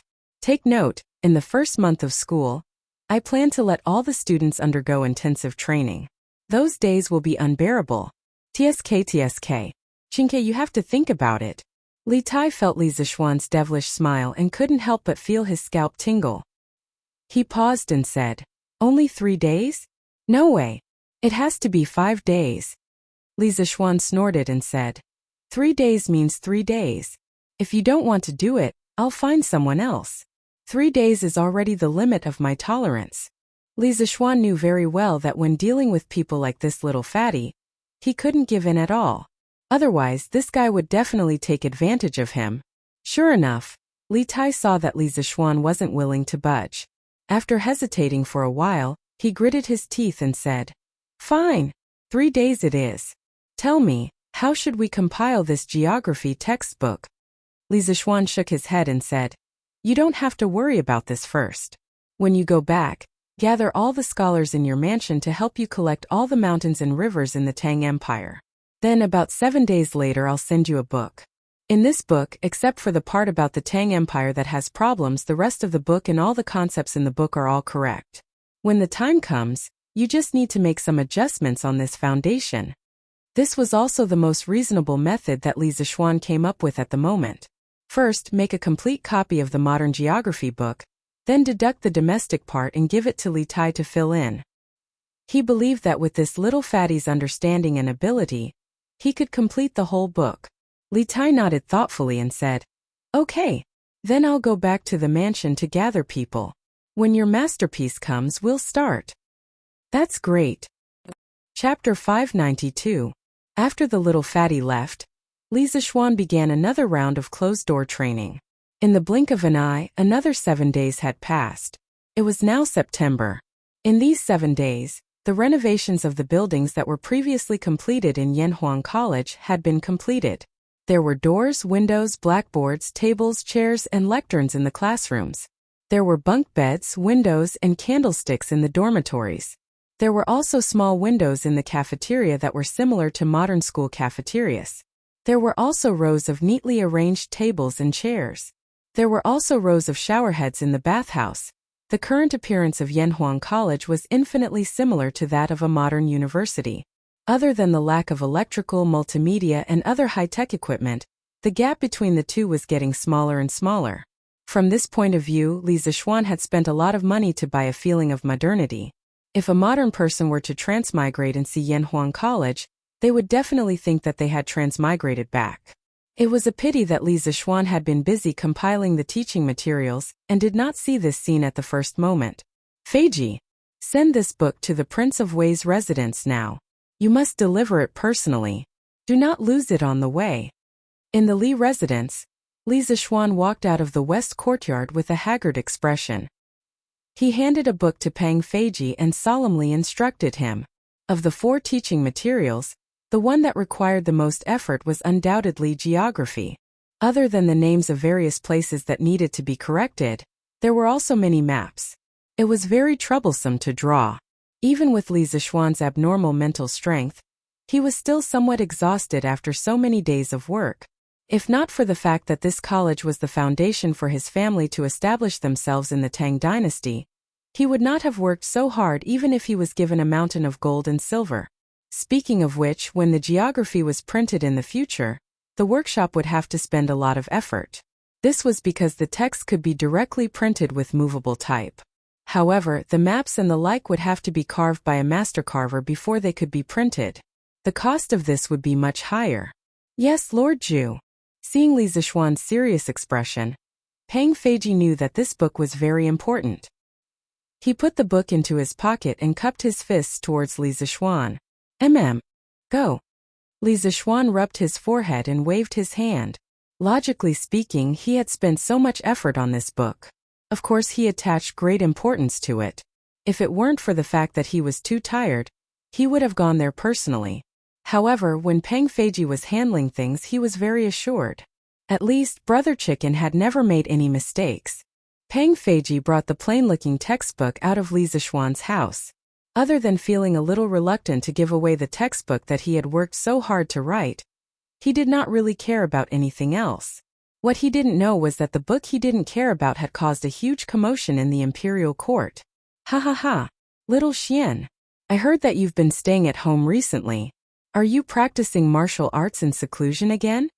Li Zixuan was about to return to the west courtyard to rest when he heard a hearty laugh from outside. Then he saw the 2 brothers, Dugu Exine and Dugu Fang, walking in from outside. The person who had spoken just now was Dugu Fang. Li Zixuan felt that something was wrong. He squinted his eyes and looked at the 2 brothers for a while. He was a little surprised and said, "Exine, you've entered the master stage?" The reason why he felt that something was wrong was because when the 2 of them came in, he could feel a strong aura rushing towards him. In the past, the 2 brothers would definitely not have such an aura. Then he took a closer look and realized where the problem was. Dugu Exine had broken through. In just over a month, this guy had actually entered the master stage from the late stage of qi cultivation. How could he not be surprised? Dugu Exine nodded and walked over. He bowed deeply to Li Zixuan and said, "Thanks to you, little Xian. This is all thanks to you, little Xian." for helping me deduce the first 3 forms of the 9 swords beyond the swords. Otherwise, I'm afraid I wouldn't be able to reach the Grandmaster realm in my lifetime. I Dugu Exine will never forget your kindness. In the future if you need anything I'll do my best. Yes. Including me. Dugu Fang also chimed in. Li Zishuan was stunned and said in disbelief. 9 swords of Dugu? Exine, did you break through from the 9 swords of Dugu? Dugu Exine nodded and said. Yes. But I only helped you deduce the first 3 sword moves. How can you comprehend with only 3 sword moves? Speaking of this, Dugu Exine's expression became slightly excited. After I brought the 3 sword moves that you deduced back home, I practiced them a few times at first and found that they were extremely unfamiliar. Later on, I realized that this 9 swords beyond the swords could actually resonate with our Dugu family's solitary wind swordsmanship, so I tried to combine the two. Unexpectedly, I actually comprehended the last 2 moves of the 9 swords beyond the whip move and the rope move. Then, I asked for leave from His Majesty and temporarily left the affairs of the Northern Yamen Imperial Army to focus on breaking through. In the end, hard work paid off. With the first 5 moves of the 9 swords of Dugu and the solitary wind sword technique, I broke through to the master stage 3 days ago. Li Zishuan raised his eyebrows. He didn't expect Dugu Exine to have such a fortuitous encounter. He also didn't expect that the 9 swords of Dugu, a sword technique that only existed in novels, could actually resonate with the Dugu family's solitary wind sword technique. This was a little unbelievable. Also, it was no wonder that when Cui Yunhan brought the scholar to the Li residence to cause trouble, the commander of the Imperial Army sent by Second Li wasn't Dugu Exine, but a small soldier in the Imperial Army, Sun Jiping. Sun Jiping also said that Dugu Exine had taken a leave of absence for a while. He didn't expect that he had taken a leave of absence to go home and cultivate in seclusion. Haha. Congratulations on breaking through to the master stage, Exine. Looks like our Tang Empire will have another young tiger. After a moment of shock, he congratulated Dugu Exine from the bottom of his heart. He and Dugu Exine were friends who had gone through life and death together. For Dugu Exine to have such a fortuitous encounter, he would only be happy for him and would definitely not be jealous. Moreover, his 9 swords of Taishan was not inferior to the 9 swords of Dugu at all, so there was nothing to envy others. Dugu Exine shook his head and said, This is mainly due to your help, Xiao Xian. Moreover, compared to a 14-year-old master like you, mine is nothing. According to age, Dugu Exine was 27 or 28 years old this year. However, as long as he didn't compare himself to Li Zishuan, this monster, he could still be considered as one of the youngest people to break through to the master stage. Li Zishuan smiled and said, No matter what, this is something worth celebrating. When we have time in the future, let's call Choox and the others and have a good drink. Chapter 593. Little Xian, after my father found out that you were the one who gave me such a peerless sword technique like the 9 swords of Dugu, he was very grateful to you and wanted to thank you in person. He specially prepared some wine in his residence and sent us 2 brothers to invite you to his residence for a chat. I wonder if it's convenient for you? Li Residence Front Hall. After Li Zishuan invited the Dugu brothers to take a seat in the front hall, Dugu Exine explained the purpose of his visit. Li Zishuan's hand that was holding the cup of water paused for a moment. He hesitated and said, The 9 strategies beyond the swords was just an act of my heart. I didn't think that it could help Exine break through the realm by accident. This is completely your own good fortune. I don't dare to take credit for it. I'm very happy to accept your father's invitation, but I've been busy with the Academy's teaching materials recently and can't leave. So let's meet another day. I hope your father will forgive me for my rudeness. Whether it was in ancient times or modern times, it was very rude to refuse an elder's invitation. What's more, Li Zishuan was rejecting the head of a powerful family. If it wasn't for the fact that he really couldn't get away, he wouldn't have done this.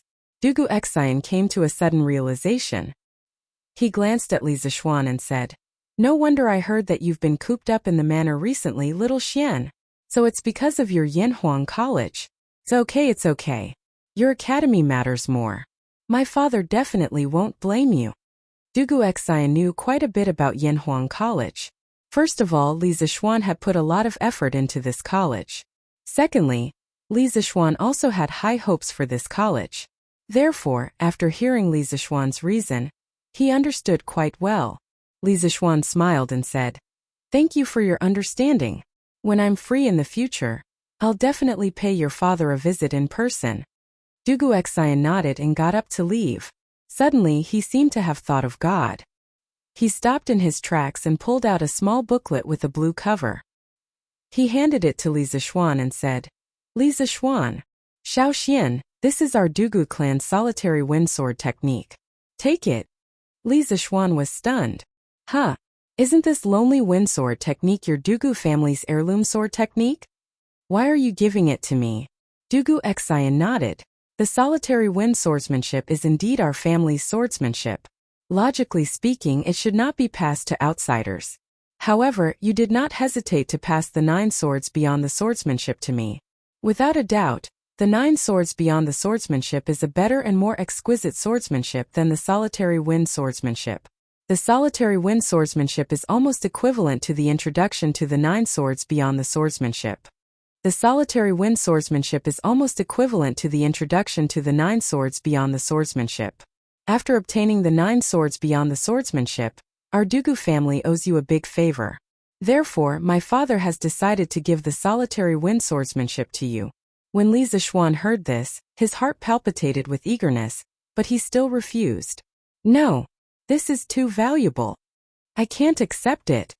Dugu Xian did not take the sword manual back. Instead, he insisted, "You must accept this. Previously, you were able to deduce the 3 sword moves of solitary 9 swords without practicing the foundation of solitary wind swordsmanship.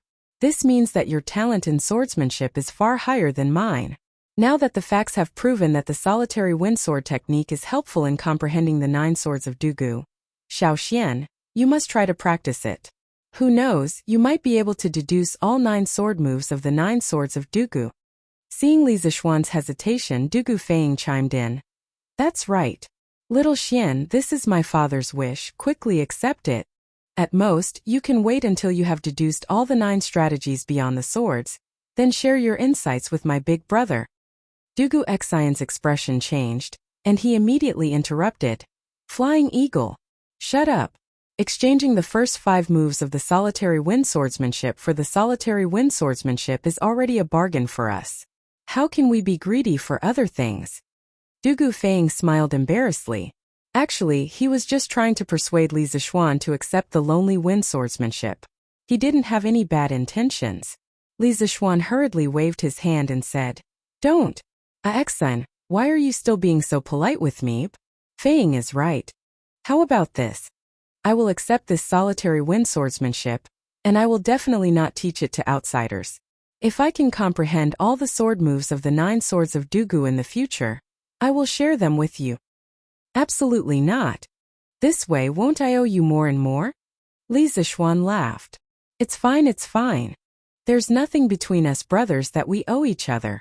Xian, aren't you treating me like an outsider?" Dugu Xian said helplessly. "All right then.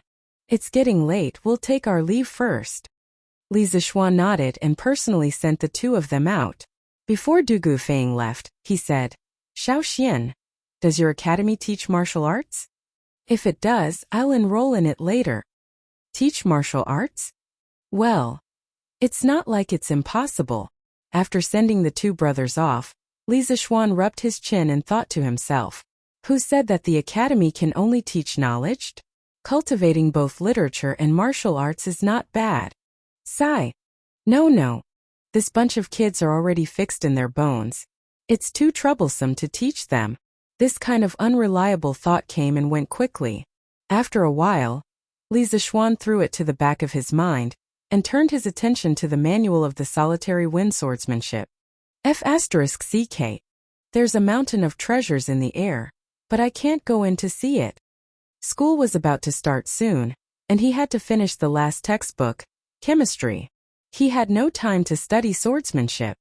After stuffing the manual into the bookshelf, Li Zixuan bitterly became a porter again. A porter of knowledge. Ganlu Hall. Li Er put down his brush and leaned on the couch. After a while he suddenly asked, "What has Li Zixuan been doing recently? Why haven't I heard anything about him? Ever since Li Zixuan returned at the beginning of the year, he had been stirring up trouble in Chang'an City. Recently, he had suddenly been quiet for so long that Li Er was not used to it. That was why he asked this question. Zhao Song stepped forward and said, Your Majesty, Li Xiannan has been in his residence recently. He should be busy with Yanhuang College. However, 7 days ago, Li Xiannan personally went to Yunshan and brought His Highness Prince Wei back to Chang'an from the mountain. After hearing this, Li Er was puzzled and asked, Ching, how could he bear to come back from there? What is he doing now? Zhao Song replied, I don't know. Ever since His Highness Prince Wei returned, he has been in his residence. I don't know what His Highness is busy with. However, there have been many scholars coming in and out of the Prince Wei's residence recently. Li Er said curiously, Hey, all of them are not coming out? Zhao Song, let Qing enter the palace to see me later. After returning to Chang'an for so long, I haven't seen this child enter the palace to greet his mother. This is outrageous. Zhao Song bowed and said, Yes. Chapter 594. Prince Wei's Mansion Literature Hall. There were a dozen or so middle-aged scholars shuttling back and forth among the mountains of books. They were either reading ancient books, discussing with each other in low voices, or flipping through the books while taking notes. The room was filled with a dense aura of books. It had to be said that Li Tai's literature library had a large collection of books. There were at least 10,000 volumes, which was almost equivalent to a small-scale library. And what was Li Tai doing? This little fatty was currently hugging a book, immersed in reading at a table near the window. His expression was sometimes shocked, sometimes intoxicated, as if there was a peerless beauty in the book. Ah pooey, there should be a table full of peerless delicacies, causing him to be deeply immersed, unable to extricate himself. Ahem, to the current Li Tai, beauty was far less attractive than delicacies. Your Highness. At this moment, a gray-robed scholar walked in from outside. He came to Li Tai's side and called out softly. There was only silence in response. Li Tai still sat there without moving. He didn't even look up. It seemed like he didn't hear him at all. The gray-robed scholar had no choice but to increase his volume and continue calling out, Your Highness! Your Highness! However, he muttered in his heart, ever since Prince Wei entered the Imperial College to study, he has never studied so seriously like now. What's wrong with him today? It's really strange. Li Tai finally noticed that someone was calling him. He raised his head and looked at the person. A trace of apology immediately appeared on his face. He stood up and said, Ahem. This prince obtained a new book and was fascinated by it. Scholar Xiao, what's the matter? The gray-robed scholar in front of him was called Xiao Diyan. He was a scholar of the Hongwen Library, and was born in an official's family.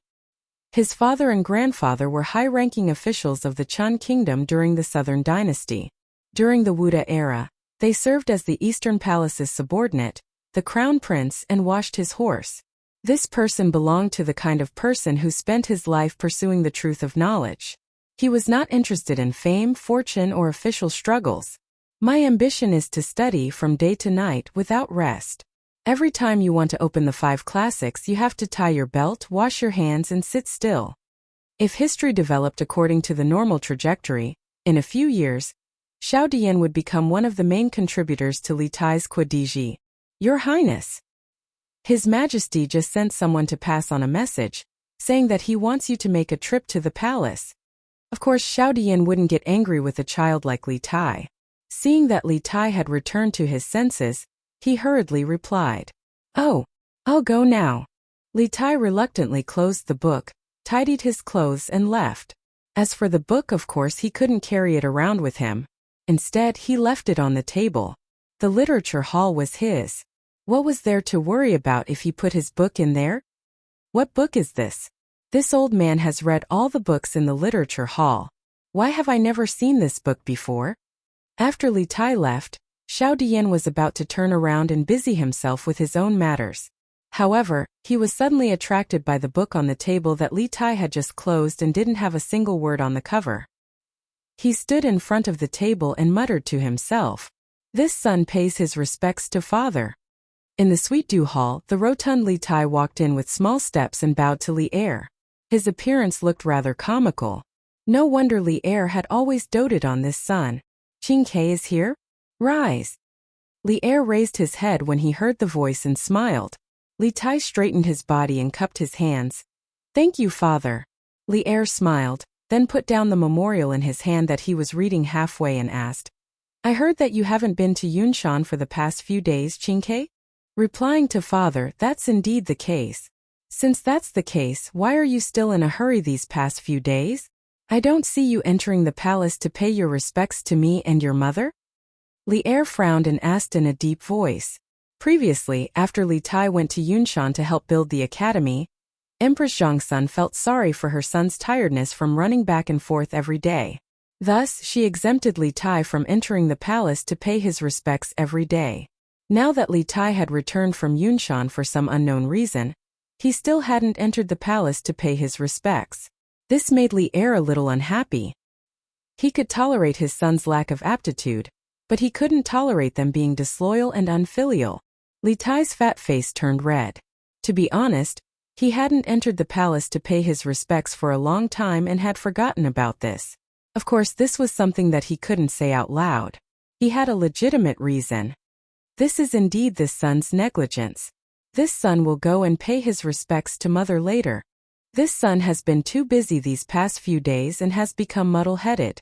I hope father can forgive me. Muddle-headed from being too busy? What are you busy with? Replying to father, it's some studies that teacher has given to this son. Yanhuang College is about to start school. Teacher Li has been compiling textbooks behind closed doors for the past month. From what I heard, this son seems to be planning to open 4 courses for the new students. They are mathematics, physics, chemistry, and geography. About 7 days ago, Mr. Li brought me back from Yunshan Mountain because he wanted me to participate in the compilation of the geography teaching materials. Thus, this son has been collecting ancient books and literature with the scholars in the literature hall for reference. Li Er's face cleared up a little when he heard this. He frowned and pondered for a long time. Then he stood up and asked, Geography? Isn't he teaching engineering? Why is he teaching geography for no reason? Does this kid really think that he's Zhuge Kongming who knows everything from astronomy to geography? When Li Tai heard this, he looked slightly excited and said, Father is wise. Teacher Li really knows geography. This morning, teacher sent the first draft of the geography textbook to this son's residence. This son opened it and was deeply immersed in it. I couldn't extricate myself. I didn't even eat lunch. Latitude and longitude, contour lines, sea level, and so on. Teacher put forward some new concepts in the book. It made this son feel as if he opened up a new world. This geography textbook is definitely better than any of the classics in the past. Li Er was slightly moved. No one knew a son better than his father. Li Tai had always been arrogant. A book that could make him praise it so much must be extraordinary. Latitude and longitude, contour lines, sea level? What are all these things? Li Tai cupped his hands and said, Father, this latitude and longitude is a set of data that teacher specified for each place on the map. It's convenient to find the location on the map. Contour lines are curves that distinguish the height of the terrain on the map. The sea level is the average height of the sea. This is used as a reference for the height of the terrain on the ground. Li Er frowned when he heard this. He didn't understand a single word that Li Tai said. Thus he frowned and said, Where is that geography textbook now? I want to see how magical it is. Chapter 595. The geography textbook that Li Arian wanted to read was currently being observed by several scholars. Hiss! The earth under our feet is actually spherical? How is this possible? Li Tai already knew that the earth was spherical, so he wasn't surprised at all when he saw these things. At first, Xiao Dian didn't suppress his curiosity and quietly opened the book that Li Tai left behind. When he saw the first page, he couldn't help but exclaim. This inexplicable exclamation also attracted the attention of the 2 scholars beside him. However, Xiao Dian couldn't care about this at this moment. He had already put all his attention into the book. He wanted to find out the truth. The first chapter of the geography textbook compiled by Li Zixuan talked about the earth and maps. After saying that the earth was spherical, Li Zishuan gave some evidence that could be given under the conditions of this era to prove that the earth was spherical. After Xiao Dian finished reading, he felt as if he had been struck by lightning. His head was buzzing. He originally wanted to refute the point of view in this book, but after reading this small chapter, he could no longer refute it. However, he found it hard to accept that the earth was spherical for a moment. Oh my God! The earth under our feet is so big. The Tang Empire only occupies such a small area. There are so many countries in the north, west, and south of the Tang Empire. 70% of the earth's surface is ocean, and 30% is land? How is this possible? The meridian from the south to the north that passes through the Taiji Palace is called the prime meridian, or the 0-degree meridian. From the 0-degree meridian to the east and west, it increases to 180 degrees. From the equator, 0-degree latitude, to the north and south poles, it increases to 90 degrees. It divides the earth, and each part corresponds to a latitude and longitude. Who wrote this book? Who proposed the longitude and latitude? It's too bold. He wants to use the Tang Empire as a reference to divide the world. This idea, this boldness, it's simply amazing. At first, only 2 people were attracted, but when they saw the wonderful parts of the book, the 3 people exclaimed again and again. Finally, all the scholars in the room were attracted. Gradually, as time went by, the people in the room were all shocked by the spirit of pointing at the sky and drawing the earth.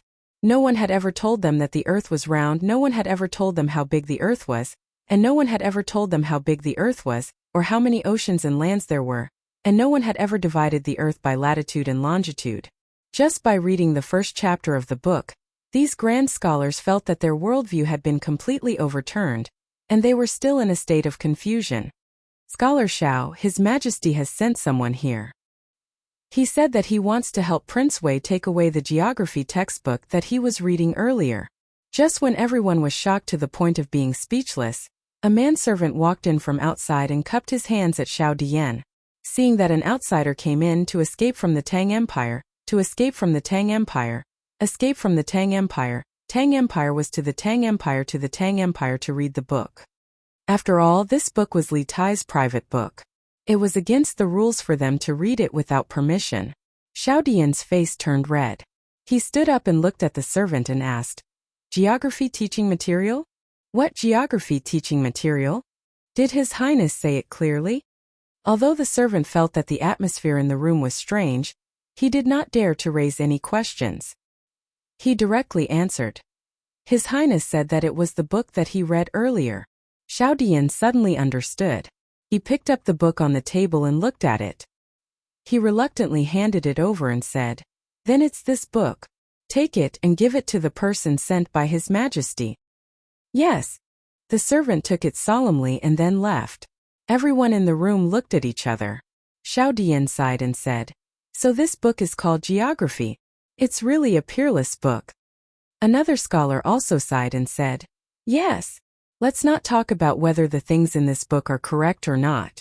The person who can come up with these ideas is definitely a peerless genius. Just this courage and boldness is something that this old man can't compare to." Xiao Dian nodded in agreement and said, "Brother Xie's words are reasonable. I just don't know who wrote this book. How did it appear in the literature hall out of thin air?" This brother Xie was Xie Yan. He was also a scholar in Li Tai's literature hall. He was also one of the people who would revise and write GDG in the future. Xie Yan replied, "This book seems to have been sent to His Highness Prince of Wei by someone in the morning. After His Highness Prince of Wei received the book, he has been reading it. He didn't even eat lunch." Xiao Dian frowned and said, "His Highness said that this book is a geography teaching material. What kind of literature hall would use this kind of teaching material? I have never heard of this before." Xie Yan thought for a while and suddenly shouted in shock, "Yanhuang College! Only a strange existence like Yanhuang College would use such a strange teaching material. Also, His Highness asked us to search for the past few days. It's very likely that it has something to do with this geography teaching material." When Xiao Dian heard this, he agreed and said, "Brother Xie's analysis is right. If that's the case, then the person who wrote this book can only be pointing to the sky and drawing the earth, dividing the world. This kid is really bold. Not bad, not bad. In the Sweet Dew Hall, Li Er received the geography book from Prince of Wei's residence. After reading it for half an hour, he clapped his hands and laughed.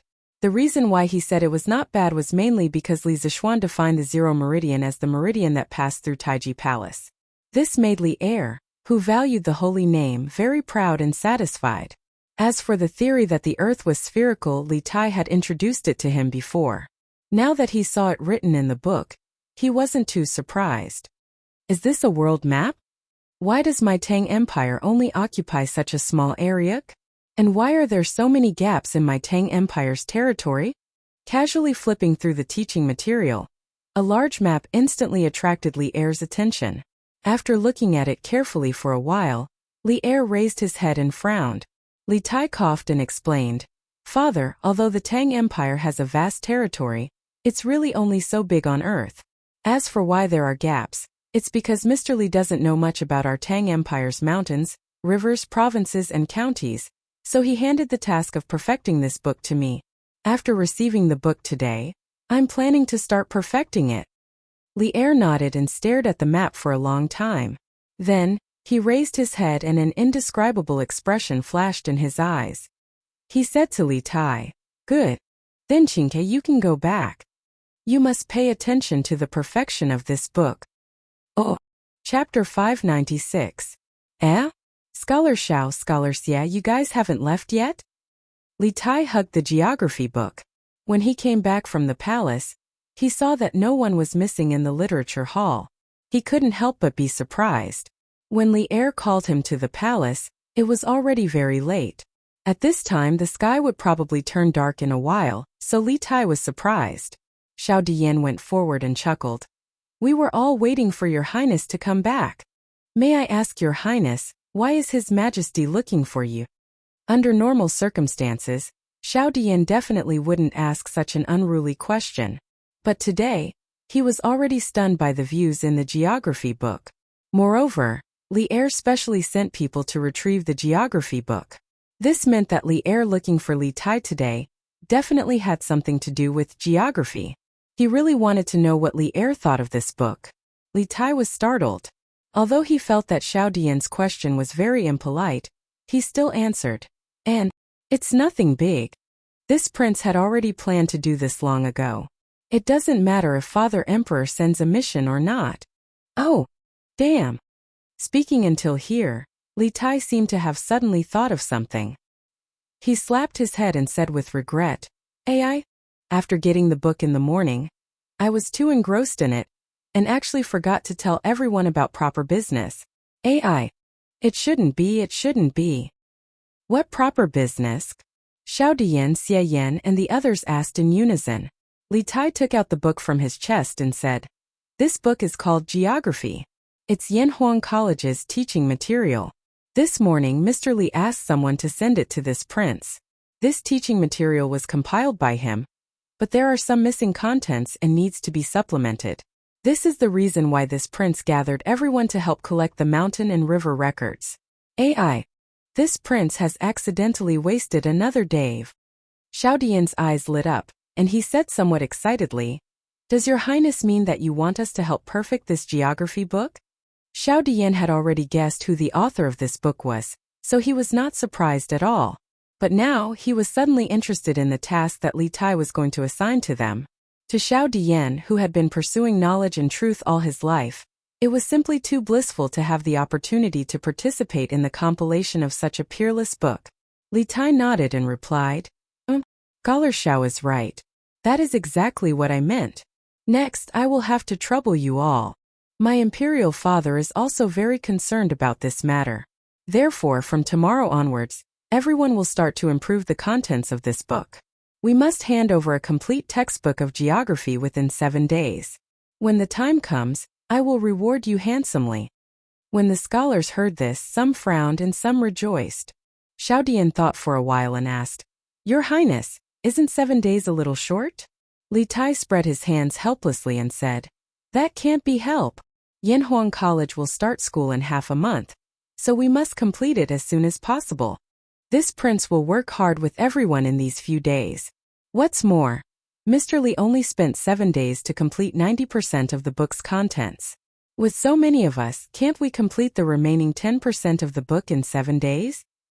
Only 7 days? This? When Xiao Dian heard this, he couldn't help but be flabbergasted. He never would have thought that the book that overturned his worldview was actually written by a single person in just 7 days. This directly made him doubt his life. The rest of the scholars were not much better. Their eyes were even bigger than Chang Yaojin's eyes. Since ancient times, scholars despised each other. As the saying goes, there is no first place in literature, and there is no second place in martial arts. Among scholars, no one was willing to submit to anyone. But at this moment, when they heard from Li Tai about Li Zishuan's abnormal speed, who would dare to say that they were unconvinced? Your Highness, rest assured, this old man will do his best. Although Li Zishuan's abnormal speed left many of them in the dust, Li Tai's last sentence still aroused Xiao Dian's competitive spirit in his heart. He cupped his hands and said in a deep voice, Your Highness, rest assured, we will do our best. When the rest of the scholars saw this, they also cupped their hands and said. Li Tai laughed loudly and said, Ha, good. This prince will also do his best with everyone. Why is Erlang so energetic today? Late at night, in Empress Zhongxuan's bedroom, the candlelight was still swaying in the room. There were some faint sounds that were not suitable for children, which made the little palace maid guarding outside the door blush. For a long time it was calm. The 2 palace maids could not help but look at each other, and they both breathed a sigh of relief. Inside the room, Empress Zhongxun lay in Li Er's arms and said lazily. Li Er heard this and laughed. He put his head less than an inch away from Zhongxuan's face and said meaningfully, listening to Guanin's words, It seems that she is complaining that I only come here once every day? Then I will be like today every time in the future, how about that? There were 4 great joys in life. Rain after a long drought, meeting an old friend in a foreign land, the wedding night, and being nominated for the imperial role. Although they had been husband and wife for many years, the relationship between Li Er and Empress Zhongxun belonged to the type of aged wine. The longer it was, the more mellow. Therefore, after a certain someone got married twice, he was in a very good mood. Empress Zhongxun symbolically punched Li Er's chest and said angrily, Erlang, you are not serious again. I am asking you seriously. I feel that Erlang is a little unusual today. Li Er laughed loudly and then said, Maid Guanin, you know me? Ha. That's right. My heart is full of fighting spirit today. Empress Zhongxun asked curiously, Oh? Why? Li Er turned sideways and hugged Empress Zhongxun completely in his arms. He patted Empress Zhongxuan's jade back and sighed deeply. After the Wei River Alliance, the whole Tang Empire is hoarding provisions and preparing the soldiers and horses. Seeing the Tang Empire's national strength gradually increasing, while I am gratified, I also can't help but feel a little lonely. I am thinking that my Tang Empire is full of talents and fierce generals. According to this trend, in less than 2 years, the Turks will be destroyed. At that time, who can be my opponent? Ha. I didn't expect that child Qing Ke to give me something today that actually untied the knot in my heart. Make Guanin guess what it is? Empress Zhongxun looked at the man beside her who was smiling from the bottom of his heart, and suddenly felt very happy. She shook her head and said, I can't guess. Erlang, tell me. Li Er smiled and said, Ha. It is a map, a world map. I only found out today that my Tang Empire's vast territory is not even the size of a palm on the world map. I only found out today that other than the Turks, Tibetans, and Xinlua, there are so many countries and so many powerful opponents on the aristocratic families. Chapter 597. To the west of the Tang Empire, there's a country bigger than the Tang Empire called the Arab Empire. Further west, there's a big country called the Byzantine Empire. Ha. This world is really interesting. I have to ask Li Zishuan about the strength of these 2 countries. Speaking of the source of his excitement, Li Er couldn't help but laugh proudly. Zhongxun wasn't stupid. After listening for such a long time, she had long understood that the man beside her had the competitive spirit again tonight. However, she had never heard of the Arabian Empire and the Byzantine Empire. Therefore, she asked softly, Erlang, Is this world map accurate or not? How does that kid Xiaoxian know about those countries in the far west? Li Er was stunned and replied, the map should be accurate? That kid is preparing to use this as a teaching material for Yanhuang College in the future. How can he teach something that isn't accurate to the students? As for how he knows about those countries, that's hard to say. This kid has too many doubts, so this one won't make a difference. As long as his heart is with the Tang Empire, I'll turn a blind eye. Empress Zhongsun nodded. After a moment of silence, she suddenly said, "Oh right, Erlang. Speaking of Yanhuang College, I heard from my subordinates that many houses on Yunshan Mountain have been completed. In Xiaoshuan's college, the architectural style is not only strange, but also extremely luxurious. Yunshan Mountain used to be cold and cheerless, but now it has become a place where the people of Chang'an flock like ducks. It suddenly became lively. I'm really curious about how many students he will be able to recruit this time." Li Er smiled slightly and said, "It must be a lot. This kid is very good at creating public opinion. With the overwhelming publicity of Datong Daily, there's no place in the 358 provinces of the Tang Empire that doesn't know about the engineering school and Yanhuang College. But this college, I've only seen the sand table and haven't seen what it really looks like. When I'm free in the future, I'll accompany Maid Guanyin to take a look." Empress Zhongsun smiled sweetly and said, Okay. Li Er used his chin to press against Empress Zhongsun's forehead, slowly saying, "Just geography, this brat gave Zhan such a big surprise. I heard from Qin Ke that this batch of students from Yanhuang College will be learning 4 courses. We are now looking forward to what surprises the other 3 courses will bring to us and the Great Tang. Dad, why do you have to wake me up early in the morning every day?" The next morning, Duke Lu's mansion. Chang Chumo rubbed his sleepy eyes and complained to Chang Yaojin, "Good morning. Early my ass. Don't you see that your schoolmates are already on their way to Yunshan? You're the only lazy one who's late every day." Chang Yaojin slapped the table and reprimanded in a bad mood. Chang Chumo pursed his lips and said nonchalantly, "Isn't it the same whether we go sooner or later? Xiaoxian and I are good brothers. Xiaoxian won't blame me if I go late. This is really a dead pig that isn't afraid of boiling water. Thick-skinned, stinking shameless." Chang Yaojin was so angry that he glared. He picked up the stick next to him and waved it over. "You stinking brat. You don't know how to make progress and you still have a reason? You don't let Lousy study hard and always score last in the exams. You don't let Lousy practice martial arts well. You're already so old and you're still a dabbler in the body tempering stage. How did Lousy give birth to such a disappointing son?" Chang Chumo fled in all directions while shouting, Hey, Dad, stop it. Why are you acting crazy so early in the morning? So what if my grades are last? I'm not in the last 5, and I've never been on the roll of shame. So what if I'm in the body tempering stage? A lot of people haven't even succeeded in drawing qi." To be honest, Chang Chumo felt wronged.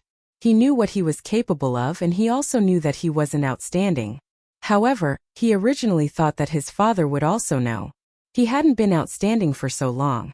So why did his father suddenly explode today? Could it be that he was provoked by something? You little bastard, you're really shameless? See if Lousy doesn't beat you to death today." When Chang Yaojin heard his son's shameful words, he who was already angry, completely exploded. He dodged and easily caught Chang Chumo, who was still trying to escape. Then, he raised the stick and greeted Chang Chumo's butt. "Ouch! Mother! Save me!" Chang Chumo's stick hit hard. Chang Chumo immediately cried out in pain. No, it should be crying for his mother. "Stop!" Sure enough, Madame Chang didn't let her son down. She came out after being called for a long time. She angrily walked over and snatched the stick from Chang Yaojin's hand. Then she scolded, "You old thing, why are you acting crazy so early in the morning? It's fine if you're crazy, but why are you venting your anger on ugly cow?" Chang Yaojin snorted, "I'm educating this ignorant thing." Madame Chang didn't let it go. "What do you mean ignorant? Did you only know what kind of character your son has today? If you're angry, go to the backyard and move stones. Don't vent your anger on your son. Did you only know what kind of character your son has today?" Chang Chumo was so touched that he almost cried. For the first time, he felt that the feeling of being looked down on was so good. Chang Yaojin was hit where it hurt, and he angrily said, a loving mother is a loser. Let's not compare Xiaoxian. Look at that kid from the Dugu family. He became a master before he was 30. What about this kid? He only knows how to be lazy and idle all day long. Cheng Chumo was stunned. He finally understood why his father went crazy this morning. It was because he saw someone else's outstanding child and was provoked. He chuckled and said, Haha, Dad, so that's why you're angry. That kid, Dugu Exine, only became a master by luck with Xiaoshuan's help. Besides, he has a strong foundation in martial arts. Do you have to compare him to me? Cheng Yaojin said angrily. Oh, you still have the nerve to say that? Between you and Dugu Exine, who got to know Xiaoxian first? And in the end, Xiaoxian helped Dugu Exine to break through. And you're still sleeping at home. You don't know how to reflect on yourself. Cheng Chumo was puzzled. What should I reflect on? Reflect on why Xiaoxian helped Dugu Exine to break through and not you. How would I know why? You? Cheng Yaojin really wanted to say, I'm really *ket up. However, his wife was beside him, and he could not say that. He could only say angrily, Isn't it because you're lazy and don't know how to improve yourself that Xiaoxian doesn't want to be with you? Cheng Chumo pursed his lips and said, That's not it. Xiaoxian is much lazier than me. Cheng Yaojin was speechless. Chapter 598. Achoo! Achoo! Li Zishuan, who was engrossed in writing in the study, inexplicably sneezed twice. He was already under pressure from a bunch of chemical reactions, and at this moment he was even more depressed. Damn! Which family's little girl is thinking of me? Sigh. It's also a sin to be too outstanding. As the saying goes, when you sneeze once, someone will scold you. When you sneeze twice, someone will think of you. When you sneeze thrice, someone will think of you. And when you sneeze thrice, someone will think of you. That's why Li Zishuan shamelessly muttered to himself. Who are you thinking of? Han Yushi pushed open the door at this time and quietly came to Li Zishuan's side. Li Zishuan blushed and quickly said, Cough, cough. Do you still need to ask? Of course I'm thinking of you. Han Yushi sneered and said, Glib-tongue, it's clearly not like that. Although that was what she said, Han Yushi didn't intend to dig into it seriously. She was mostly joking. Li Zishuan smiled embarrassedly. Suddenly, he caught a glimpse of the cup of bright red juice that Han Yushi brought in. He said in surprise, this is iced watermelon juice? Logically speaking, there were no juicers in the Tang dynasty. Han Yushi smiled gently and said, how did you know? I smelled it. Was there anything more blissful than having a cup of iced watermelon juice in front of him on a hot summer day? Li Zishuan didn't bother to ask Han Yushi how she squeezed the juice at this time. He directly picked up the cup and enjoyed it while answering Han Yushi's question. Now it seemed that although writing books at home was a little tough, it felt good to have a considerate person by his side to take care of him. 6 days later. Haha. I'm finally freaking liberated. Damn it, I didn't expect being a rich second-generation heir to be so tough. On this day, Li Zishuan finally walked out of his western courtyard. His 1-month closed-door training had made the people of Chang'an very lonely. Without the big news that he made every now and then, the people of Chang'an felt that their lives were less interesting. Fortunately, they still had the Datong daily to pass the time. Young master, have you come out of seclusion? Xiao He trotted over from a distance and said with a bright smile. That's right. What do you think? I went into seclusion for a month. Xiao He, did you miss me? Li Zishuan squinted his eyes and teased. Cough. Actually, it couldn't be said to be flirting. He had been with the 2 maidservants for so long that they couldn't be more familiar with each other. Rather than flirting, it was more like playing around. Li Zishuan would never joke about this kind of thing with an unfamiliar girl. Speaking of which, during the month of his closed-door training, not only were the people outside unable to see him, but even many people in the mansion rarely saw him. Xiao He, who spent every day in the western courtyard, could only see Li Zishuan's real body when he came out to go to the toilet every day. No way. Young master, aren't you afraid that young madam won't let you enter the room at night? Xiaohe wasn't afraid of Li Zixuan. She stuck out her tongue and said mischievously. Li Zixuan was amused by her words. He laughed carelessly and said, "Heh, my Yushi isn't such a person. On the other hand, little girl, when you get married in the future, you might become a fierce shrew." "Young master, you." Xiaohe was furious. She put one hand on her waist and pointed at Li Zixuan with the other. She said angrily, "Young master, you're too much. Xiaohe doesn't want to get married. I'm ignoring you." If the person in front of her wasn't Li Zixuan, with Xiaohe's unruly temperament, she would have already verbally abused him or punched him. It was rare that the little girl could still maintain her last bit of rationality at this time. "Haha. Little girl, you still want to fight with me?"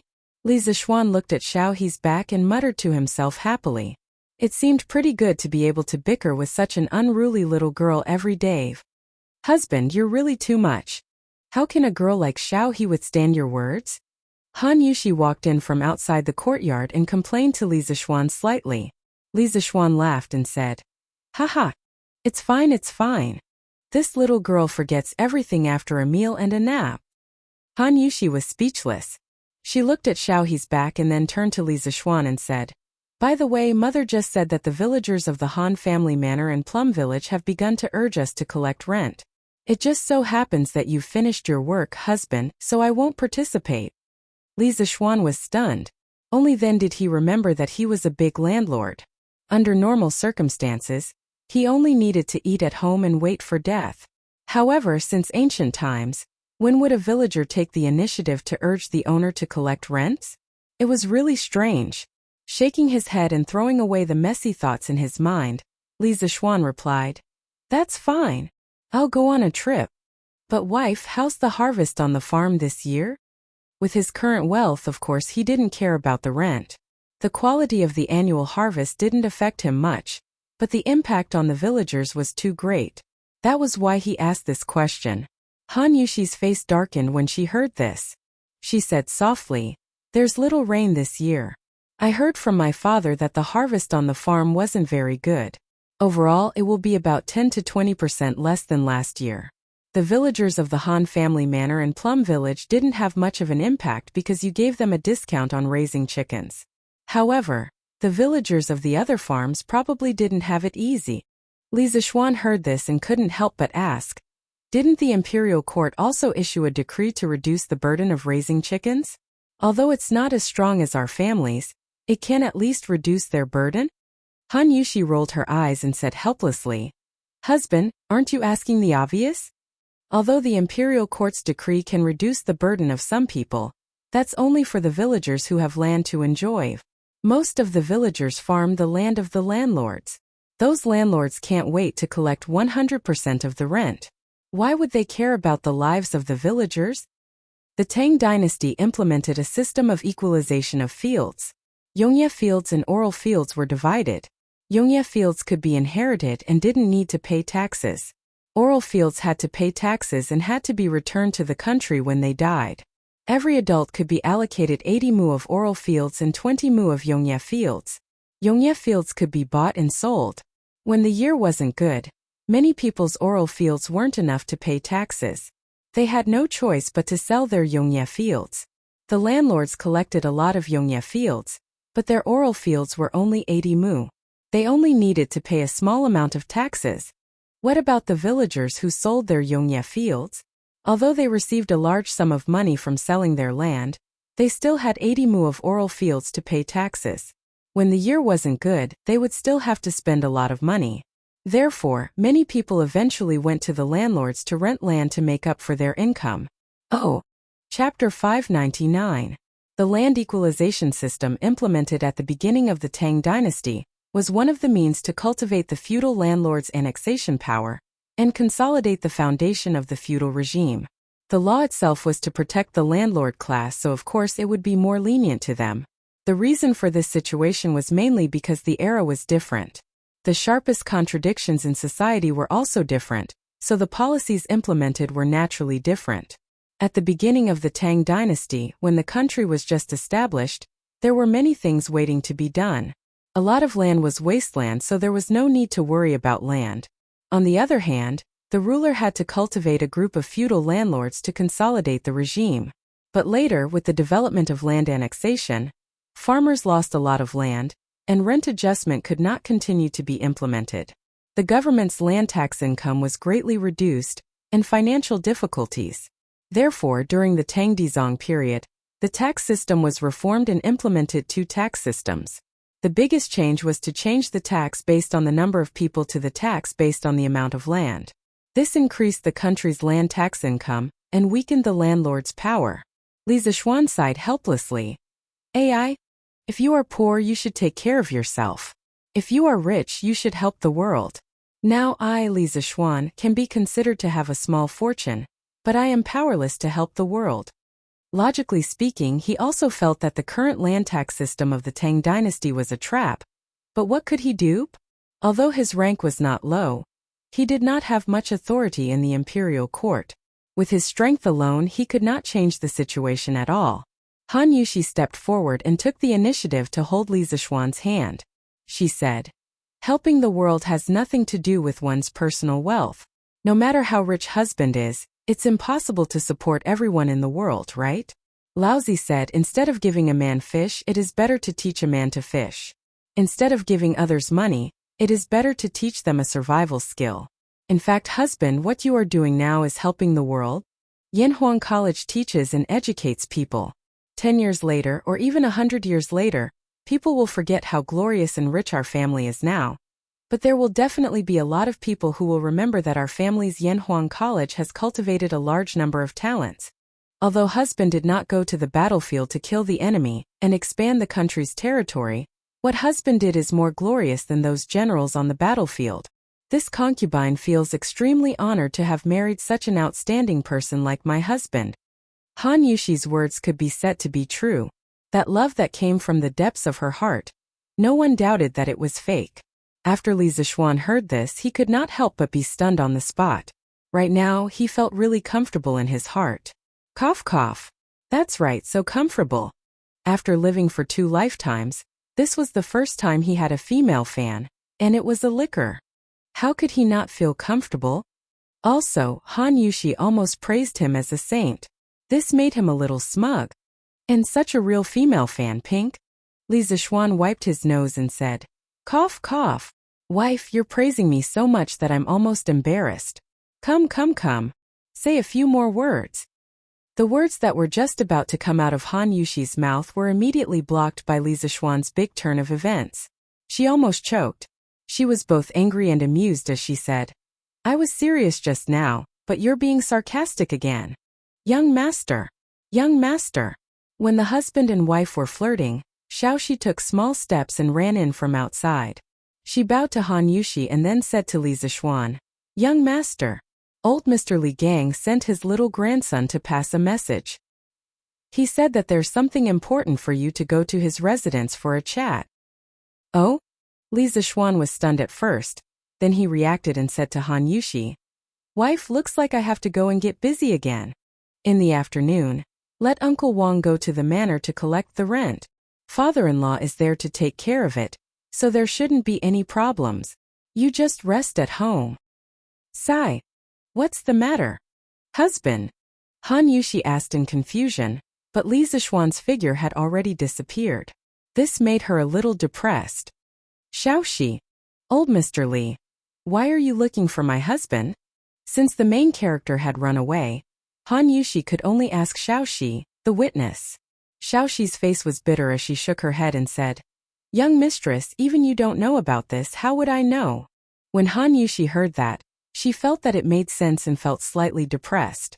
At this moment, Li Zishuan ran back in a hurry and shouted as he ran, Hey! Wife! Hurry and help your husband to tie up my hair and change my clothes." Just as he ran out of the front yard, he realized that he was wearing the short-sleeved shirt and shorts that his wife had specially made for him. Moreover, his appearance was very bad. Because he had been staying at home to write his book, his long hair was messy. If it weren't for his handsome face, he would probably be treated as a beggar walking on the street at this moment. Han Yushi was speechless by Li Zishuan's actions. She followed Li Zishuan into the house and covered her mouth as she laughed. Since when did my husband care so much about his appearance? After dressing up, Li Zixuan brought Li Gang's 6 or 7-year-old grandson, Li Anren, and rushed to Tujiang Square. When he heard Xiaoxi say that Li Gang was looking for him, he immediately thought of the time when he personally visited Li Gang. Li Gang had told him that he would help him find a few respectable teachers from the academy. Among them, there were a few people who knew about mechanisms and machines. Li Zixuan had always wanted such talents. That was why he was so concerned about his appearance today. He didn't want others to look down on him because of his sloppy appearance. That would be too much of a joke. Furthermore, if he wore short-sleeved shirt and shorts over, Li Gang would probably kick him and scold him for being a disgrace. Anren, how can your grandfather be at ease and come over alone? Li Zixuan had his own way of coaxing children. After stuffing a few pieces of the Li family's exclusive delicacies, Li Anren instantly started calling out, "Brother Xian, Brother Xian." The speed of his betrayal was within Li Zixuan's expectations.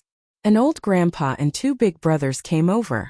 Grandfather couldn't leave, so he asked Anren to come over. Li Anren licked the syrup at the corner of his mouth and said in a childish voice. When Li Zixuan heard this, he couldn't help but feel happy. Haha, good. Looks like Li Gang really found a teacher for me.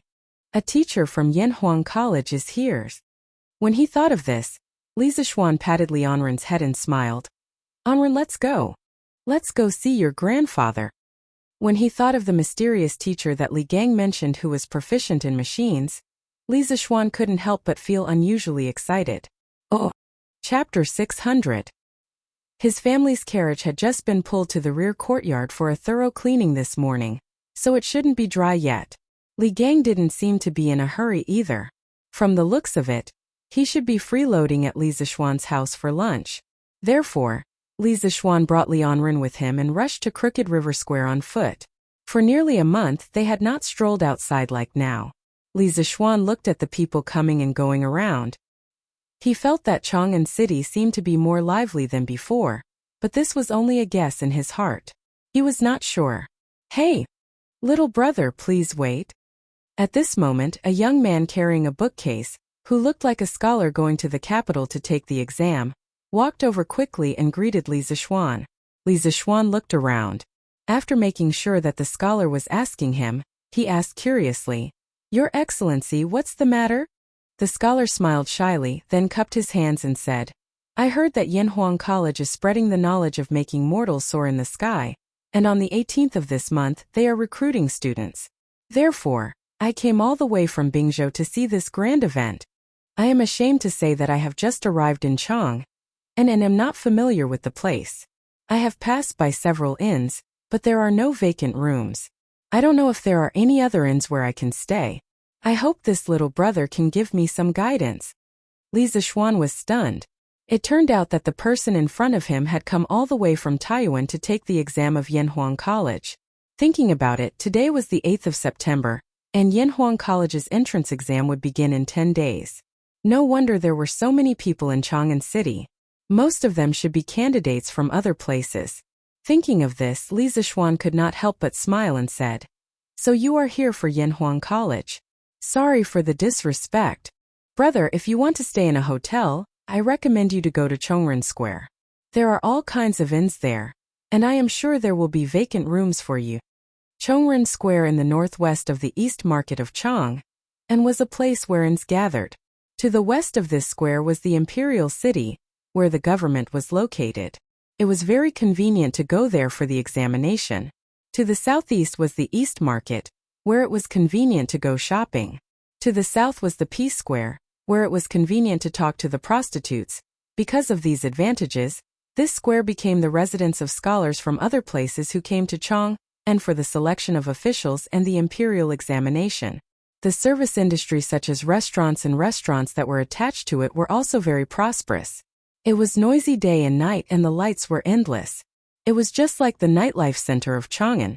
Of course, the cost of living in a bustling place was naturally incomparable to other places. Li Zixuan also saw that the young scholar in front of him was dressed exquisitely and had a good temperament.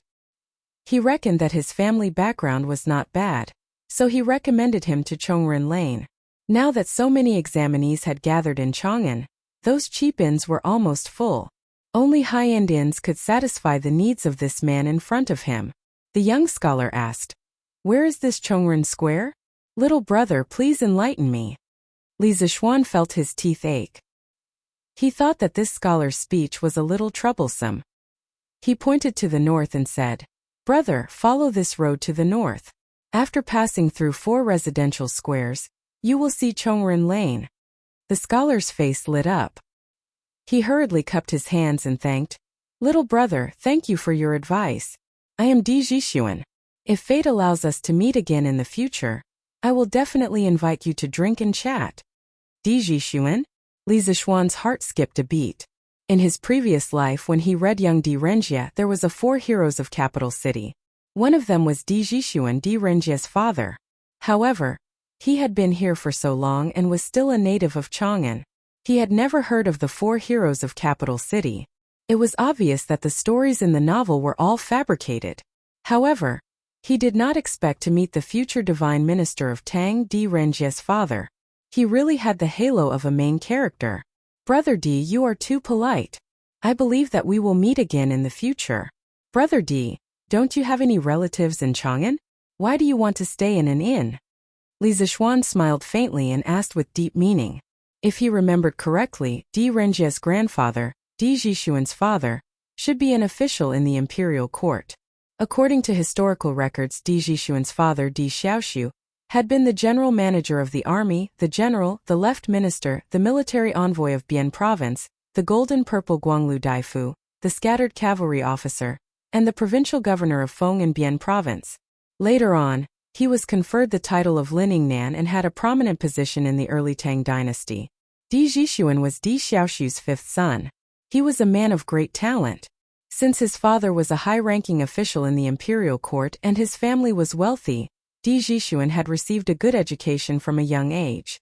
According to the normal course of history, Di Jixuan would have taken the imperial examination in the 4th year of Zhengguan and become an official.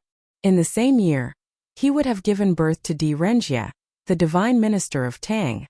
At this time, Di Jixuan's face turned red. He cupped his hands and said, "I do have relatives working in Chang'an. However, I don't want to cause any trouble when I come to take the examination of Yanhuang College, so..." It was also because Di Jixuan saw that Li Zixuan was dressed in luxurious clothes and had an extraordinary temperament that he explained that he was definitely not the son of an ordinary family. After all, they were in Chang'an, a city where officials were as numerous as dogs. Although his father was an official, he did not want to make enemies for his father. Li Zixuan chuckled when he heard that and hurriedly waved his hand. "Haha. I know. Brother Di, you don't have to say anymore. Let's go to Chongren Square." From Di Jixuan's words, he guessed that Di Xiaoxiu didn't bring all his family members to Chang, and when he was an official. He also hoped that Di Jixuan would take the imperial examination and become an official. Di Jixuan was young and frivolous. He was attracted by the large number of reports about Yanhuang Academy in the newspaper.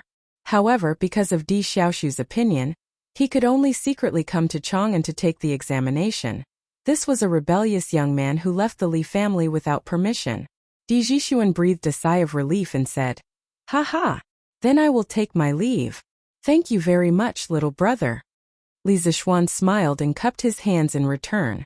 He said, "Brother Di, I wish you all the best in the examination and have a good time in Chang'an. If you are free in the next few days, you can go to Yunshan Mountain in the eastern suburbs of Chang,